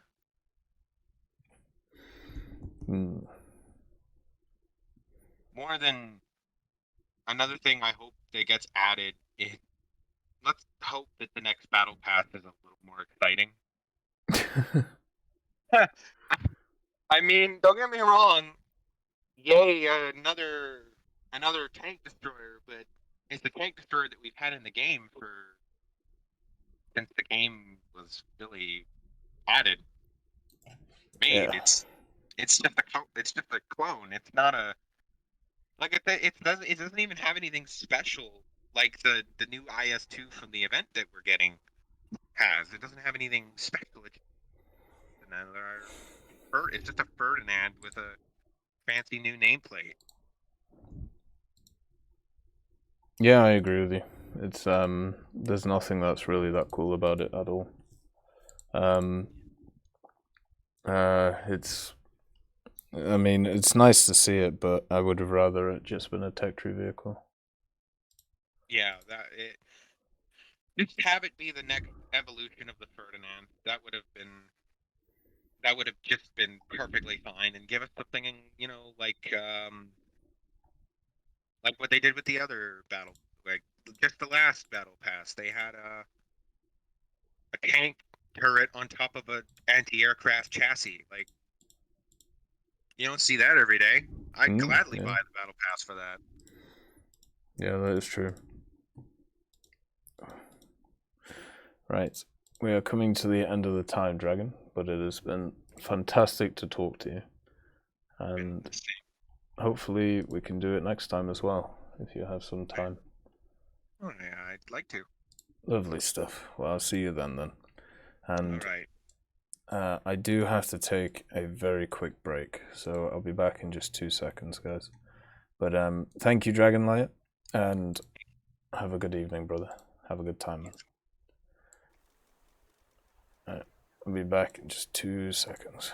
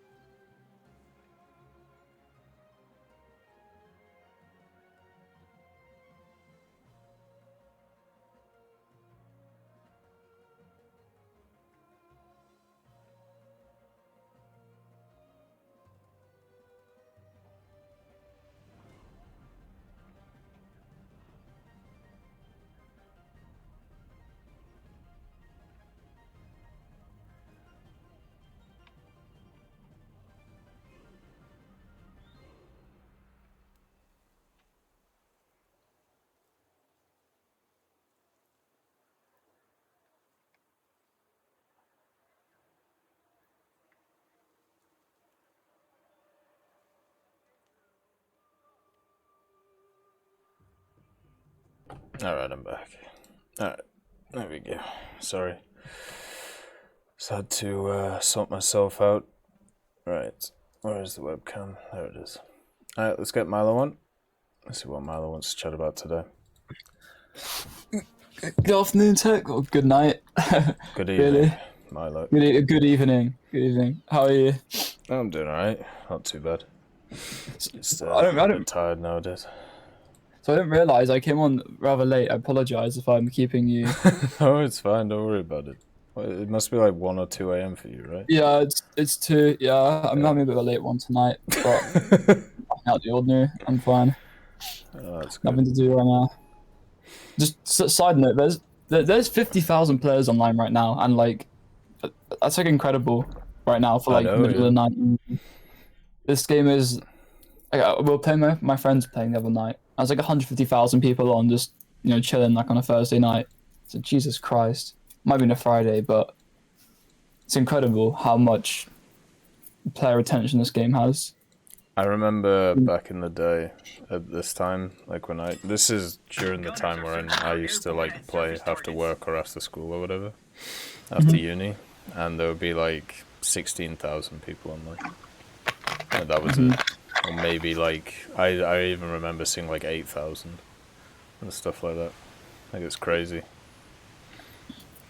Completely changed. Almost definitely. I'm surprised like how like I was looking at the Steam logs ages ago, and like most games had that giant like COVID hit. Like when every game got a massive surge in like increase in the player base, but this game like and then they all lost it all. Like so Warzone's a good example of that. Like this game's like I think this game is test and this game's like retained all of its players from that surge. Like literally 10% maybe have left, but like it gains massive amounts of players. I think that's testament how good the game is, honestly, and like how I would almost say almost addicting. But there's so much to do on this game. It's just like I think it's a real testament to how good the game is. I think it's fair to say for some people the game's addicting. Yeah. Most definitely. Yeah. I kind of had to take a step back the other week because I grind like top tier Russia in like a month and a half without premium. So someone has just put in the chat in my game, sorry I hate furries and team killed someone. That's not good. I have no comment on that situation. I have no comment on that. This is why I miss chat. Fluffy boy Owo in the furs clan's been team killed. What a shame. I've been missed. Anyway, yeah, that was funny. Bit off topic, but there's a Downton Abbey movie coming out then. Yeah, it's the second one I think. The first one was on Netflix and I watched it. They seem to be transitioning from TV show into movies now. And yeah, this one it's I think it's called The Next Generation or something to that regard. Yeah, New Era, something like that. Yeah, New Era, yeah. And yeah, I'm guessing they're trying to get rid of some of the old characters and bring in some of the new ones. I suppose Maggie Smith's kind of getting old in that era. She's like late 80s, I think. I think, yeah, she was. She's been like ancient forever, hasn't she? Yeah. The queen, she's been old forever. It's one of the. I'm sure. Like, it came out when I was like 10, so I'm sure there'll be a point in our life where like I'll watch it and like a girlfriend or something. I'm like 25, 26. I'm not by the time I'm old man. By then. Yeah, I just one of those. I feel like it's like what shows like that big and that popular, normally that popular for a reason. So I'm sure there'll be a time in my life when I'm mature enough to sit down, give it a watch. I mean, for me, like my sister, so my older sister, she's really into like the 1920s, 1930s like stuff. Super interesting. Blinders, that kind of stuff. Yeah, but also like just like the fashion and the lifestyle and all that. Like my older sister literally had she had like a 30s themed night for her birthday this year. Like when it comes to stuff like that, like I've always kind of had an interest as well. And there was this film called Gosford Park, which was it was like a murder mystery film set in that era, and it was basically done by the same lady who wrote or writes Downton Abbey, and that was kind of like her kickoff for all that stuff. And then she started doing Downton Abbey and a bunch of other stuff, and yeah, kind of been following her work ever since. It's brilliant. Yeah, it's just fun to watch. I really like murder mysteries, and they're super interesting. Yeah. Doctor Who did an episode of Agatha Christie back in the day. Yeah. David Tennant. Did you watch Doctor Who? Were you still in England when? I haven't watched Doctor Who since Peter Capaldi. Oh, okay. I was like one of those kids. Like I think I was like 8 or something when they were doing David Tennant. I think I was born in 2001, so like I watched Doctor Who when David Tennant was the Doctor. So for me, Doctor Who is David Tennant, and no one else is just everyone else is an imposter. And that's the worst. I know that's like the worst attitude to have towards it. Like Peter Capaldi. He's a really compelling actor, but he wasn't for me, a very good Doctor. Well, apparently his writing was horrible, and yeah, it didn't suit him. It was bad. It didn't do his character any good. So yeah. Yeah, I watched Christopher Eccleston. I watched Matt Smith, Peter Capaldi, and David Tennant. Like I'm pretty sure the Matt Smith stuff came around when I was at uni. Or around the time of that, because I remember watching a lot of it with my mates at the time. But yeah, it was good, but for me, David Tennant's. I'm such a lost boy brat with that, but David Tennant just. I don't know. Maybe because I was young at the time watching it. It was the first like compelling sci-fi thing I watched, but I just swept me off my feet. That's just British television, though. I feel like it's just quite polarizing stuff like that. It's better than EastEnders. Let's just say that. I mean, everything is at that point. No Americans will understand that reference. So. I was showing people yesterday about the Archers. Do you know the Archers? Oh yeah, my mum listens to the Archers like religiously on her phone. So does my dad. Yeah, that music. The original soap opera. Yeah, it's like podcasting like for old heads really. Like, pretty much, yeah. Our generation's got podcasting. Our parents' generation's got the Archers. So I feel like history mimics history almost. So, my dad, like, I think most people's parents use Facebook, and I was with my dad the other day. He's like slagging off TikTok, and like 4 seconds later, I hear those like iconic TikTok things. He's watching TikToks on Facebook. He's just like playing in the middle, man. So I feel like people these days, the same thing with YouTube. I assume you've seen YouTube Shorts. I'm not sure if you make any, but I know they're like really heavily incentivized. But my YouTube Shorts is just TikTok. Like, it's incredible. That's what it is. Yeah, and also TikTok is Vine. Yeah, literally. Yeah. Like that. It just goes around in a circle over and over. Life imitates art, and Vine was art, most definitely. Attention spans are definitely getting lower and lower though. Which is that's why I stay away from it. I like staying away from TikTok. I haven't got deleted, but I don't use it at all anymore because I might sound like pretentious, but I like watching your videos because it keeps me in tune. It keeps my mind like attentive and thinking. Yeah, because... I get you. Like I think that's also, how you talked about like the podcast thing, where like more people are listening to podcasts and stuff. I think it's the same thing. Like there's a real weird thing right now where a ton of young people are watching really, really, really short content. But as they get older and older, they start like basically listening or watching like long form content. And it's just super interesting to watch. Because most of my friends now, they don't watch YouTube. Like they used to. What they do now is they listen to podcasts while they're like doing work, or they do audiobooks. Or they have like Twitch streams and stuff, so they can kind of have stuff in the background like while they do things. And none of them do like the TikTok stuff. None of them do like the YouTube short stuff. And I really think it's just an age gap thing. Most definitely. I feel like with younger people, like you're exposed to so much more. So like TikTok can cover all of that. On TikTok you might see your sports stuff, your gaming stuff, media stuff. Real life's happening. News stuff. You get a good splash of everything. Yeah. That's why it kind of like that's why Twitter I think it's quite popular because it covers literally everything. On Twitter, like my Twitter is disgusting, but like it covers. I get what a 20-year-old boy man would want from Twitter. I get my sports, I get my gaming, I get my war funds, I get literally everything. I get news, I get my humanitarian news, politics, all from Twitter. Yeah. So I feel like is, you know, I hate the phrase like "world's your oyster," but like, you know, social media's your oyster. It is what you make of it. So I feel like that's like a really so same with like anything else really.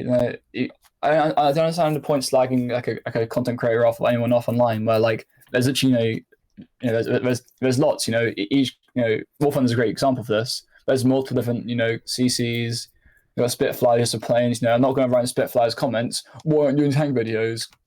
You know, I'm sure there's people who think like that, but you know, I'm sure there's people who made comments like that before, and people understand you. Like, I'm sure people would leave ridiculously stupid comments in your videos. Probably. I read them sometimes. It's more like one thing I've noticed is the funny one that happens on Twitch is if I'm doing a day of planes, then there'll be comments asking when do I do tanks, and then if I do a game of tanks, they'll be like, well, do you only play tanks, or do you know, when are you going to play planes? Don't get a lot talking. Well, actually, no. There's been a few talking about Naval as well. Like when you're going to play Naval. It's just interesting. Playing Naval. Like why are you playing World of Warships? So, when are they fun to have Naval? Yeah, but it's just, I don't know. It's kind of interesting how there really is. Like I was looking at like the CC program stuff the other day, and there's millions of people on it now, and I have no idea who like 90% of them are. Yeah, I see like YouTubers like 1,000 subscribers of like CC benefits. Yeah, every now and then. I mean, fair enough, they're trying to push diversity, as in like a wide range of people who can, you know, make content. But at the same time, I feel like it's important that, you know, we still have our put heads of the community. Yeah, that's fair. But it's like, yeah, there's just so many different types of them now. Like you got the TikTok guys, and then you got shit posters.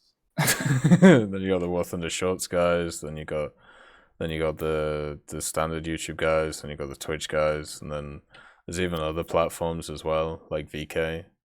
Like that's another one. I don't know if Facebook's a platform for War Thunder. I have no idea. Fun is a weird. It's like it's a niche community, really. It's like War Thunder's like top 15 on Steam, and you know, you see every big game now. You see FIFA. They cross over with basketball, so and then the same with American football. They cross over with basketball. Fortnite have all the movies and all the crossovers you guys were talking about earlier. Same with every game I can think of, and like Call of Duty got King Kong in it. So War Thunder's the only game. But it could quite easily have the crossovers. I think like maybe the event coming up we're doing right now is like a tester for that. But like the guy said earlier, with Top Gun premiering a movie, what a better way to introduce Gen 4 fighter jets. Have Tom Cruise and voice lines, the skin from the playing in the movie. His pre-order pack is $60. Gen 4 fighter, Tom Cruise voice lines.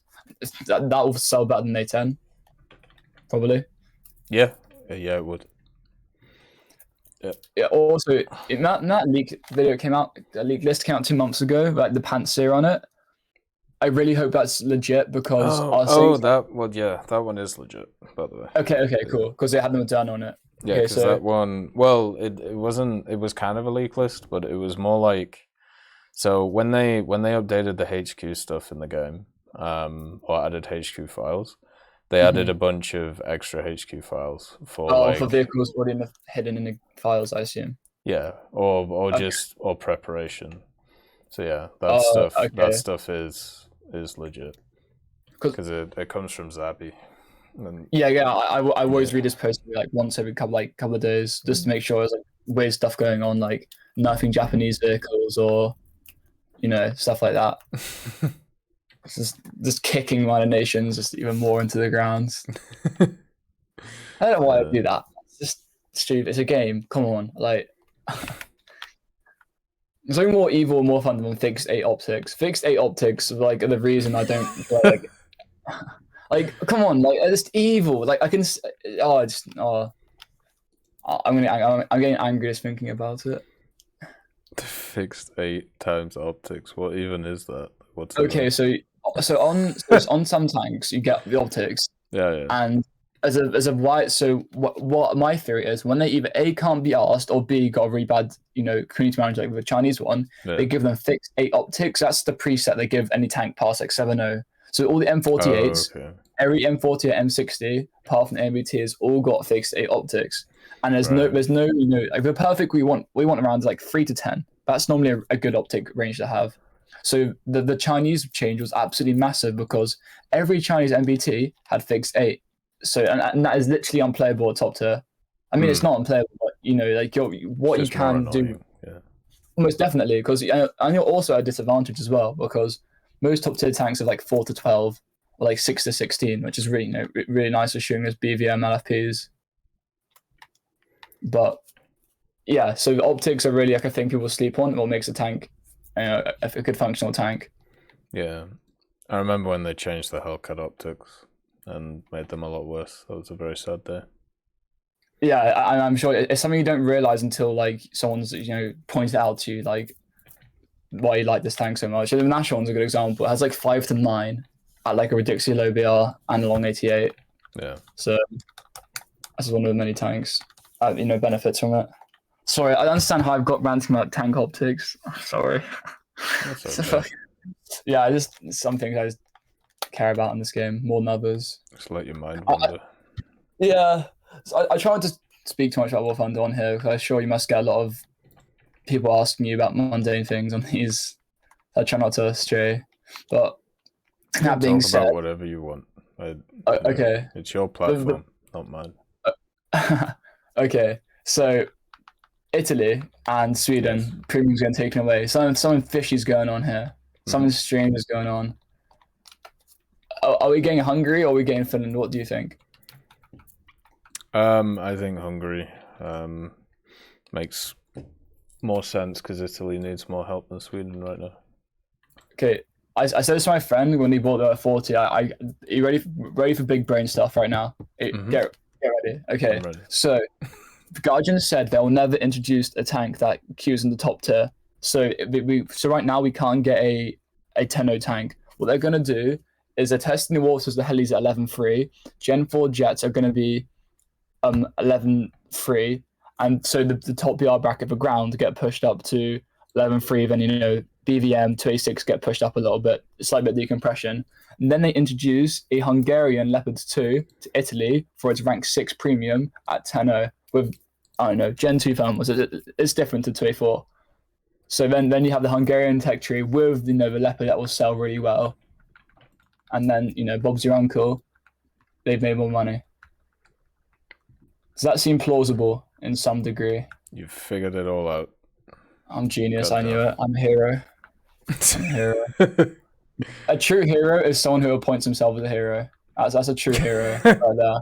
You're only a hero once you call yourself a hero and no one else calls you a hero. That's when you know you're a true hero. And that's me. All that stuff is incredibly plausible. Like, that's the thing. Because that is the with Hungary being added, Italy top tier. They haven't got a top tier MVT. Like, I know they bought a couple of 286s, whatever, but the two there's literally a camo for the 284 in game and marketplace one, Hungarian Summer. It's literally called Hungarian Summer. I own it. So it's a marketplace skin. I'll tell you how I got that skin for free. Actually, I found a little console. I'm not sure. Have you heard about the console loot box thing? What happened a little while ago? Was it like a bug or something? No. Okay. It was someone on Gaijin forgot to do the odds on rare loot drops on console loot boxes. So a lot of boys on console got okay. I'll follow them quickly. So console has not got access to the marketplace. Yeah. Like completely. So they're off closed system. So no harm, no foul if they get vehicles. So on console you get loot boxes. And the same, camo boxes, and there's a chance to get a vehicle. So when they added the new one, when's a change, there's obviously common, uncommon, rare vehicles. There's about 6 rares and a bunch of uncommons and commons. So you can open a box of GE, and then you get a coupon for it. You get a coupon for a camo, and you get a slight coupon chance for a vehicle. So there's also a thing on console which you don't have on PC named the workshop. So what you can do is trade in a camo. So you can kind of tell what's going on, what might happen here. But the employer guides you forgot to wait for rare camos as more rare as the uncommon and commons. So rares are rolling just as commonly, and commons and uncommons. So,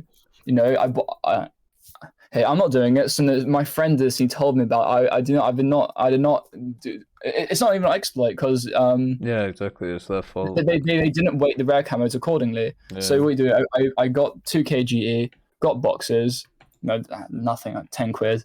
Got rare camo, traded it in for 20 coupons. So each box it costs openers 5. So I bought a bunch of boxes, traded it in what I didn't want. So I've now got the AMBT, the Pack Puma, all the vehicles in the box currently. So anyone on console could have done this. Holy shit! And then they realized. So there was one vehicle you couldn't trade in. It was a Mirage camo. When I came on one day, realized I had 40 Mirage camos I could trade in, and then I realized they changed the odds. I rolled the box 40 times and got 1 rare camo. So they realized they did an oopsie. So so there's some console players right now who have all the vehicles in the loot box. So if anyone here can check their loot boxes, that's what some smart console players did. That's there's a little, yeah. So yeah, I've gone through and got every camo in the game basically, all above the board because some employee didn't rate the rare as rare. It's just common as the commons. Yeah. So I've got. I didn't even hear about that. Has anybody ever? Exactly. Yeah, that's crazy. How am I? That's ridiculous. So what I did one day is I went to the Reddit. I was going for Reddit and I saw like a thing like console and loot boxes because I knew there was like a mechanic of console loot boxes and camo trophies. Yeah. I read into it more and more, and I realized there was like one box, the new one. So I reckon they might do it again with the new update. They might not wait the new box, the new camo box on console. So I will let you know if they do that because that will be huge for console players. Also, by the way, the AMBT should not be 9.7. How is it? It's got an 11.0 round at 9.7. Slightly illegal and Gen 2 thermals. Yeah, but it's also an M60. Well, yeah, it's immune to auto cannon fire. Yeah, I suppose. It's an M60, it's got armor, it's got it's got that really good, really effective slat armor that is, really good at stopping heat. That's definitely works, Yeah, the round that nobody fires at that too. It's really good at dealing with stuff that nobody fires at. Yeah, true.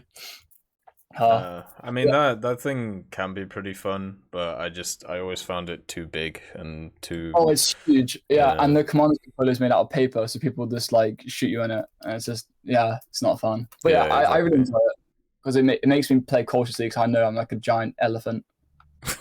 Fair enough. Yeah, I enjoy it. I think it's cool. So yeah, I'm surprised you didn't know about that, but it was someone made a Reddit post, deleted it within 3 hours. I was sat in front of my TV for 7 hours straight. Did not go to the toilet. It's okay. So he made a post about it. It'll be archived. I have a link somewhere in a Discord. Right. I'll link it to you if I can. Would you like me to link it to you? Yeah, if you can. Yeah. So it was a little while ago. So everyone's was discovering it at the same time. But I'm guessing it was like when the last update dropped or the last box dropped, right? Yeah, it was. It must have come out when that box came out. Yeah. I think the post is probably taken down now. So yeah, but they've gone back and changed the odds because they know they've made an error now. But I found out hilarious because I literally I sat in front of my TV for literally 7 hours straight. Didn't move a muscle. Didn't drink. Didn't eat. Didn't do anything. I just brove oxygen, and pressed X and just spammed crates. So if they do it again, I mean, I'm sitting on like 5k to 20 coupons right now. That's a lie, free. So yeah, that's cool. I think that's, and once again, it's not harming the community. It's a closed, consoles are a closed circuit system. Yeah, it's not affecting anyone apart from no one really. So I got the LA175, which is a something. It's a LA15, so I've been using that, and it's fun. Yeah, it's a good little vehicle. Someone sussed me out today. Like, that vehicle's like been available twice ever, and they're like, "How did you get it?" I was like, "I just tell people my dad owns the internet, and I just get whatever I want." And people don't really. People think I'm not like joking, so people don't really say much after that, really. Classic, my dad is Bill Gates. I will ban. Oh yeah, my dad's better than your dad. It's just classic. Of course. So yeah, that's a funny one. But yeah, I was just I thought some people know about that, but once again, not many people knew about it. But I reckon we'll have it again in the update because I reckon they've something's going on with the boxes. The new update already is I'm excited for the update already because I'm kind of since I first spoke to you, I think my perception of the game has completely changed. I think I was like I played top tier Russia. I think the BVM is the worst tank in the game, even though it's not. If you know what I mean. It's a very good tank, but would you agree that the gun depression strictly like limits what I can do in a battle? Yeah, I would on certain maps. Like I've always preferred let's call them NATO MB2s, just because they're easier to position. Where because my friend's always calling me crazy. My friend plays, my buddy. I met a guy on a Discord server. We played through the game like Russia America together, and I always complain. I said, Russian tanks, if you get hit your weak spot, you're dead. NATO. Amount of times I've shot a Leopard 2, driver, gunner, engine. You just dunk on a weak spot. Yeah. Or like we've got to a certain spot on the map where I literally can't depress my gun, or I've got to expose every part of my tank. I feel like that, but I feel like good players can play around that. But I always thought that was me going crazy. It was a giant skill issue. No, it's an issue I run into as well. Like, but you do get perks with that, with not having as much gun depression. Like you have a lower silhouette, which is really nice, and then also at the same time you have a few other things like you got a pretty bouncy turret and really dodgy armor. Bouncy, the whole entire vehicle part of that is bouncy. Yeah, exactly. So you just there's niceties about it, but it's just it's I don't know. I feel like I can play more aggressive in NATO vehicles. Most definitely, because you kind of have that. If you get penned, you have that second lease of life almost. Because it's hard to one shot. Because the tanks are so massive, it's kind of hard to one shot them if you're face on. If you're not shooting them in the ammo. Yeah. Okay, I like 3 or 4 things run by you. Just see what you think. I propose to my friends. So a rebalancing of the rank 6 premiums to match the terms and the new generation of premiums that they're adding in, because the new generation of premiums adding in are different. The terms, the Chinese terms, and the term 3. So I guess, Jack, we've already seen that happening when you update. Roycat 105 receiving the M33. Potentially the L44 could receive the better rounds that the 2K gets. And same for the CV90 105. I think that can receive the M33 105 as well. That's a bad idea? Or... I mean, the reason why the Roycat's getting that round is because it's performing like shit. Fair enough. I don't think the L44 or the CV90 is. I think if anything, if you gave them those rounds, they'd have to go up in BR. So if they want them to go up in BR, yeah, sure. but do you want them to go up in BR? That's the question. I suggest down to what you can make of the vehicles. Okay, another pros change I have is adding Gen 4 thermals, because Gen 3 I think is 1200 by 800 or 1400 by 800. Adding Gen 4 so they can have a little bit of leeway with which vehicles get Gen 2 or Gen 1. Because I'm sorry, but America has like 4 vehicles that get Gen 2, and that's I didn't play America, and that's unacceptable. I don't know is it based on real things, the generations? This is me making this stuff up. Oh, okay. Like I'm adding in because in game it's still a game at the end of the day. So maybe adding Gen 4 for the new tanks. Well, I was just wondering if obviously you have different resolutions of thermals in real life. Yes. But I was just wondering if when it comes down to it, are those do we know the resolutions of those thermals? Exactly. Charlie 2 breach situation. What do we know about the vehicles? No, but if they want to, I mean, the other thing is I've used Gen 3 on the Type motherfucker. 10. What's it called? No, the Type Really boy? 16. Yeah, and Type 6. Yeah, those are clear as day. I don't know how more clear you need to get. That's the thing. I would just propose that change just so you could give more vehicles that have Gen 1, Gen 2. Oh, okay.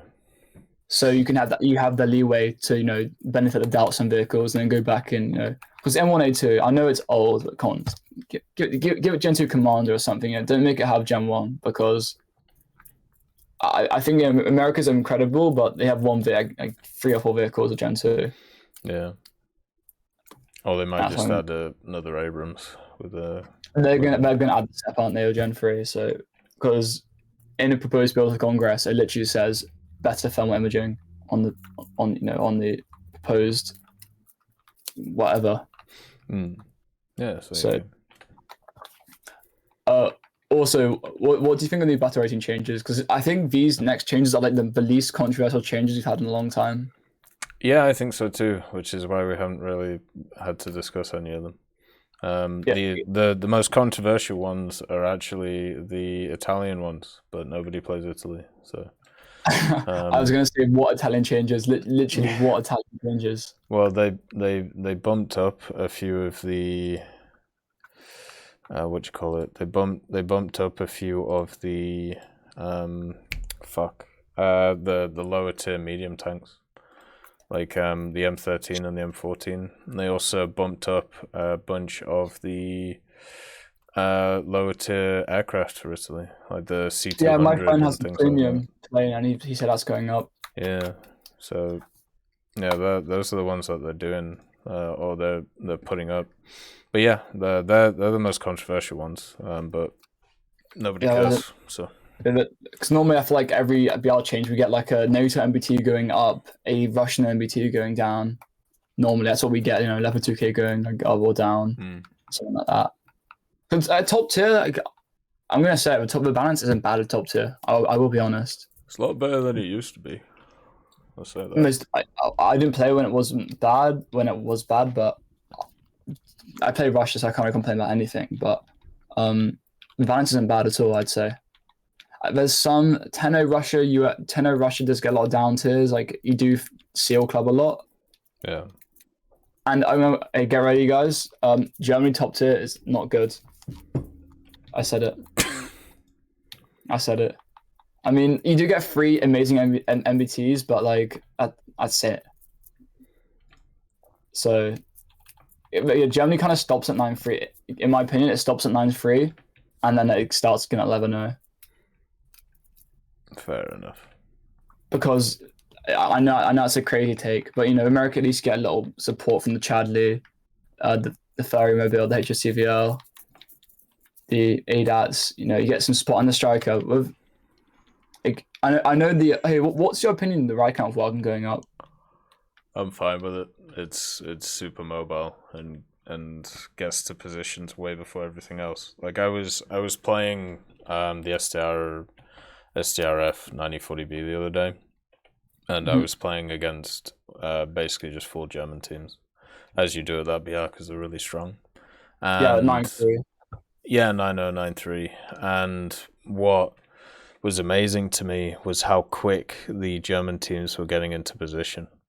So basically, the Pumas were insanely quick, the Baglets were insanely quick, the Rads were insanely quick, yeah, the Tams were insanely quick. So it was just, it was literally just like the enemy team could not get into any positions before they got jumped by something, like in different areas of the map. So it's very hard to be like, okay, like these things shouldn't go up in BR because they're just, you can't touch them. Like you can't at all. Yeah. Like you've got to be on your guard constantly, even when the match just starts with those damn things. It's really annoying. Yeah, the Rad's going to suffer. It's going to be good still, but it's not going to have the same kick because there's a reason no one plays with 2K because 10-7 Russia literally eats it and spits it out. Because I don't think the 2K can even pen the TTU's front plate. But the TTU's a monster. I don't understand how it's not 11-0, but I'm not sure how much you know about the TTU, but it is 11-0, isn't it? It's not. It's 10-7. You sure? Yes. The TTU is 10-7. So is literally every other vehicle apart from BVM for Russia is 10-7.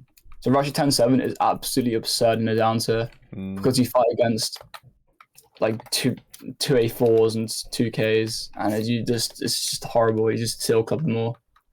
That's why I don't like to take my BVM out too much, because 10.7 you see a lot of 120, 130 SP games. Yeah. Another thing, like remember it's like the event vehicles becoming more and more like uninspired, almost. Because the Moderna, I'm sorry, this should be a tech tree vehicle. Like the one thing Russia did not need was another top tier MBT. Yeah, the ones for the last event were pretty poor in my opinion. Because normally it's like kind of wacky test beds, experimental vehicles, like Class 3P. I know X-Mate's boring, but still Nexamate. The leopards, the disgusting leopards. So I would like some more interesting stuff. Yeah, I think that's fair. Hopefully we see that in the summer. Yeah, I hope so. What do you think about the Legend event thing that they're doing? Legend event? Yeah. I think it's promising. But again, with my friends joking earlier, Russia has 3 IS-4, IS-2 1944s at 6.3. It has the Tech Tree one, the Legends one, and the Revenge of the Hero Brother one. So I think that's interesting. I think it lays a bed for. I think events would be better if it was like that. Just simplify them. Like, yeah, you still have to play X amount of hours, but it's simplified. Just get score. I think that's achievable. Yeah, I think so. Because the Moderna was the last. That's the first event I really tried, and I got it, but I regret it 100%. Because I just played the Wyvern, just bomb base, came back, waited a bit, went back. I was getting two things a game. I do regret it because it's such an uninspired vehicle. So the worst Russian tank, T-72, bunch of let's be frank, there's a bunch of shit on it.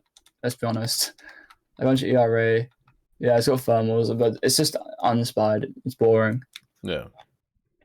So I feel like they need to go back to drawing board of the event vehicles, because they're event vehicles. What happened to the great 279 IS-7?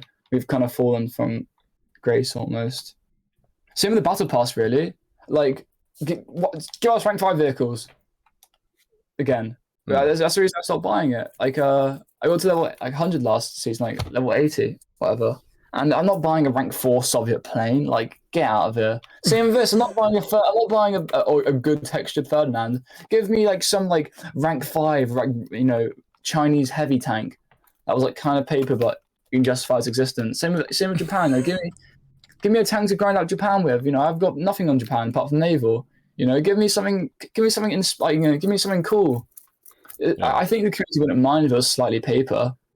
Like, they at least built the chassis of it. Because that'd be kind of interesting. The T10A, T10M, but it's still a rank 5 premium. I feel like that they need to go back to the drawing board of the battle pass, because people do see the vehicle. I know there's a lot more value to the battle pass than just the end vehicle, but we're all children at heart. We see a big shiny vehicle I want. I feel like they really need to go back to the drawing board of that again. Yeah, I think that's fair. I understand they want to give rank 5 though, but rank 4, come on, like rank 4 for Germany. Like, who hasn't got Germany unlocked to rank 4 already? I think my dad has rank 4 for Germany, I think. He plays all the tanks. That's not the point. It's just like, no. This game is undeniably pumping on all cylinders right now. It wouldn't surprise me if we get a massive update again, and you're gonna have to do days worth of their blog videos and stuff. I'm looking forward to it. Oh yeah, that's something you got to do, isn't it? This game is only going to get bigger. I mean, if we're getting 100k players on it every day, that's like rivaling peak Fortnite. So I don't know about that, but it's definitely okay. Maybe not. Maybe not here. But more I can cheer right now. But yeah, it's a lot. 100k current players is a lot. Well, so yeah, and I still got to talk about tech because I'm about to pass out. Yeah, go get some rest, man. Yeah. Well, thank you for having me on. It was cool to speak about stuff. It's always a pleasure, Milo. Okay, cool. Have a good night, Tech. Have a good night, chat, boys. See you guys. See you, brother. Alright, guys. We've been going for 7 or 8 hours now. And I am going to stop because I'm tired. And I do actually need to get some stuff done tonight. So, thank you all for joining us today.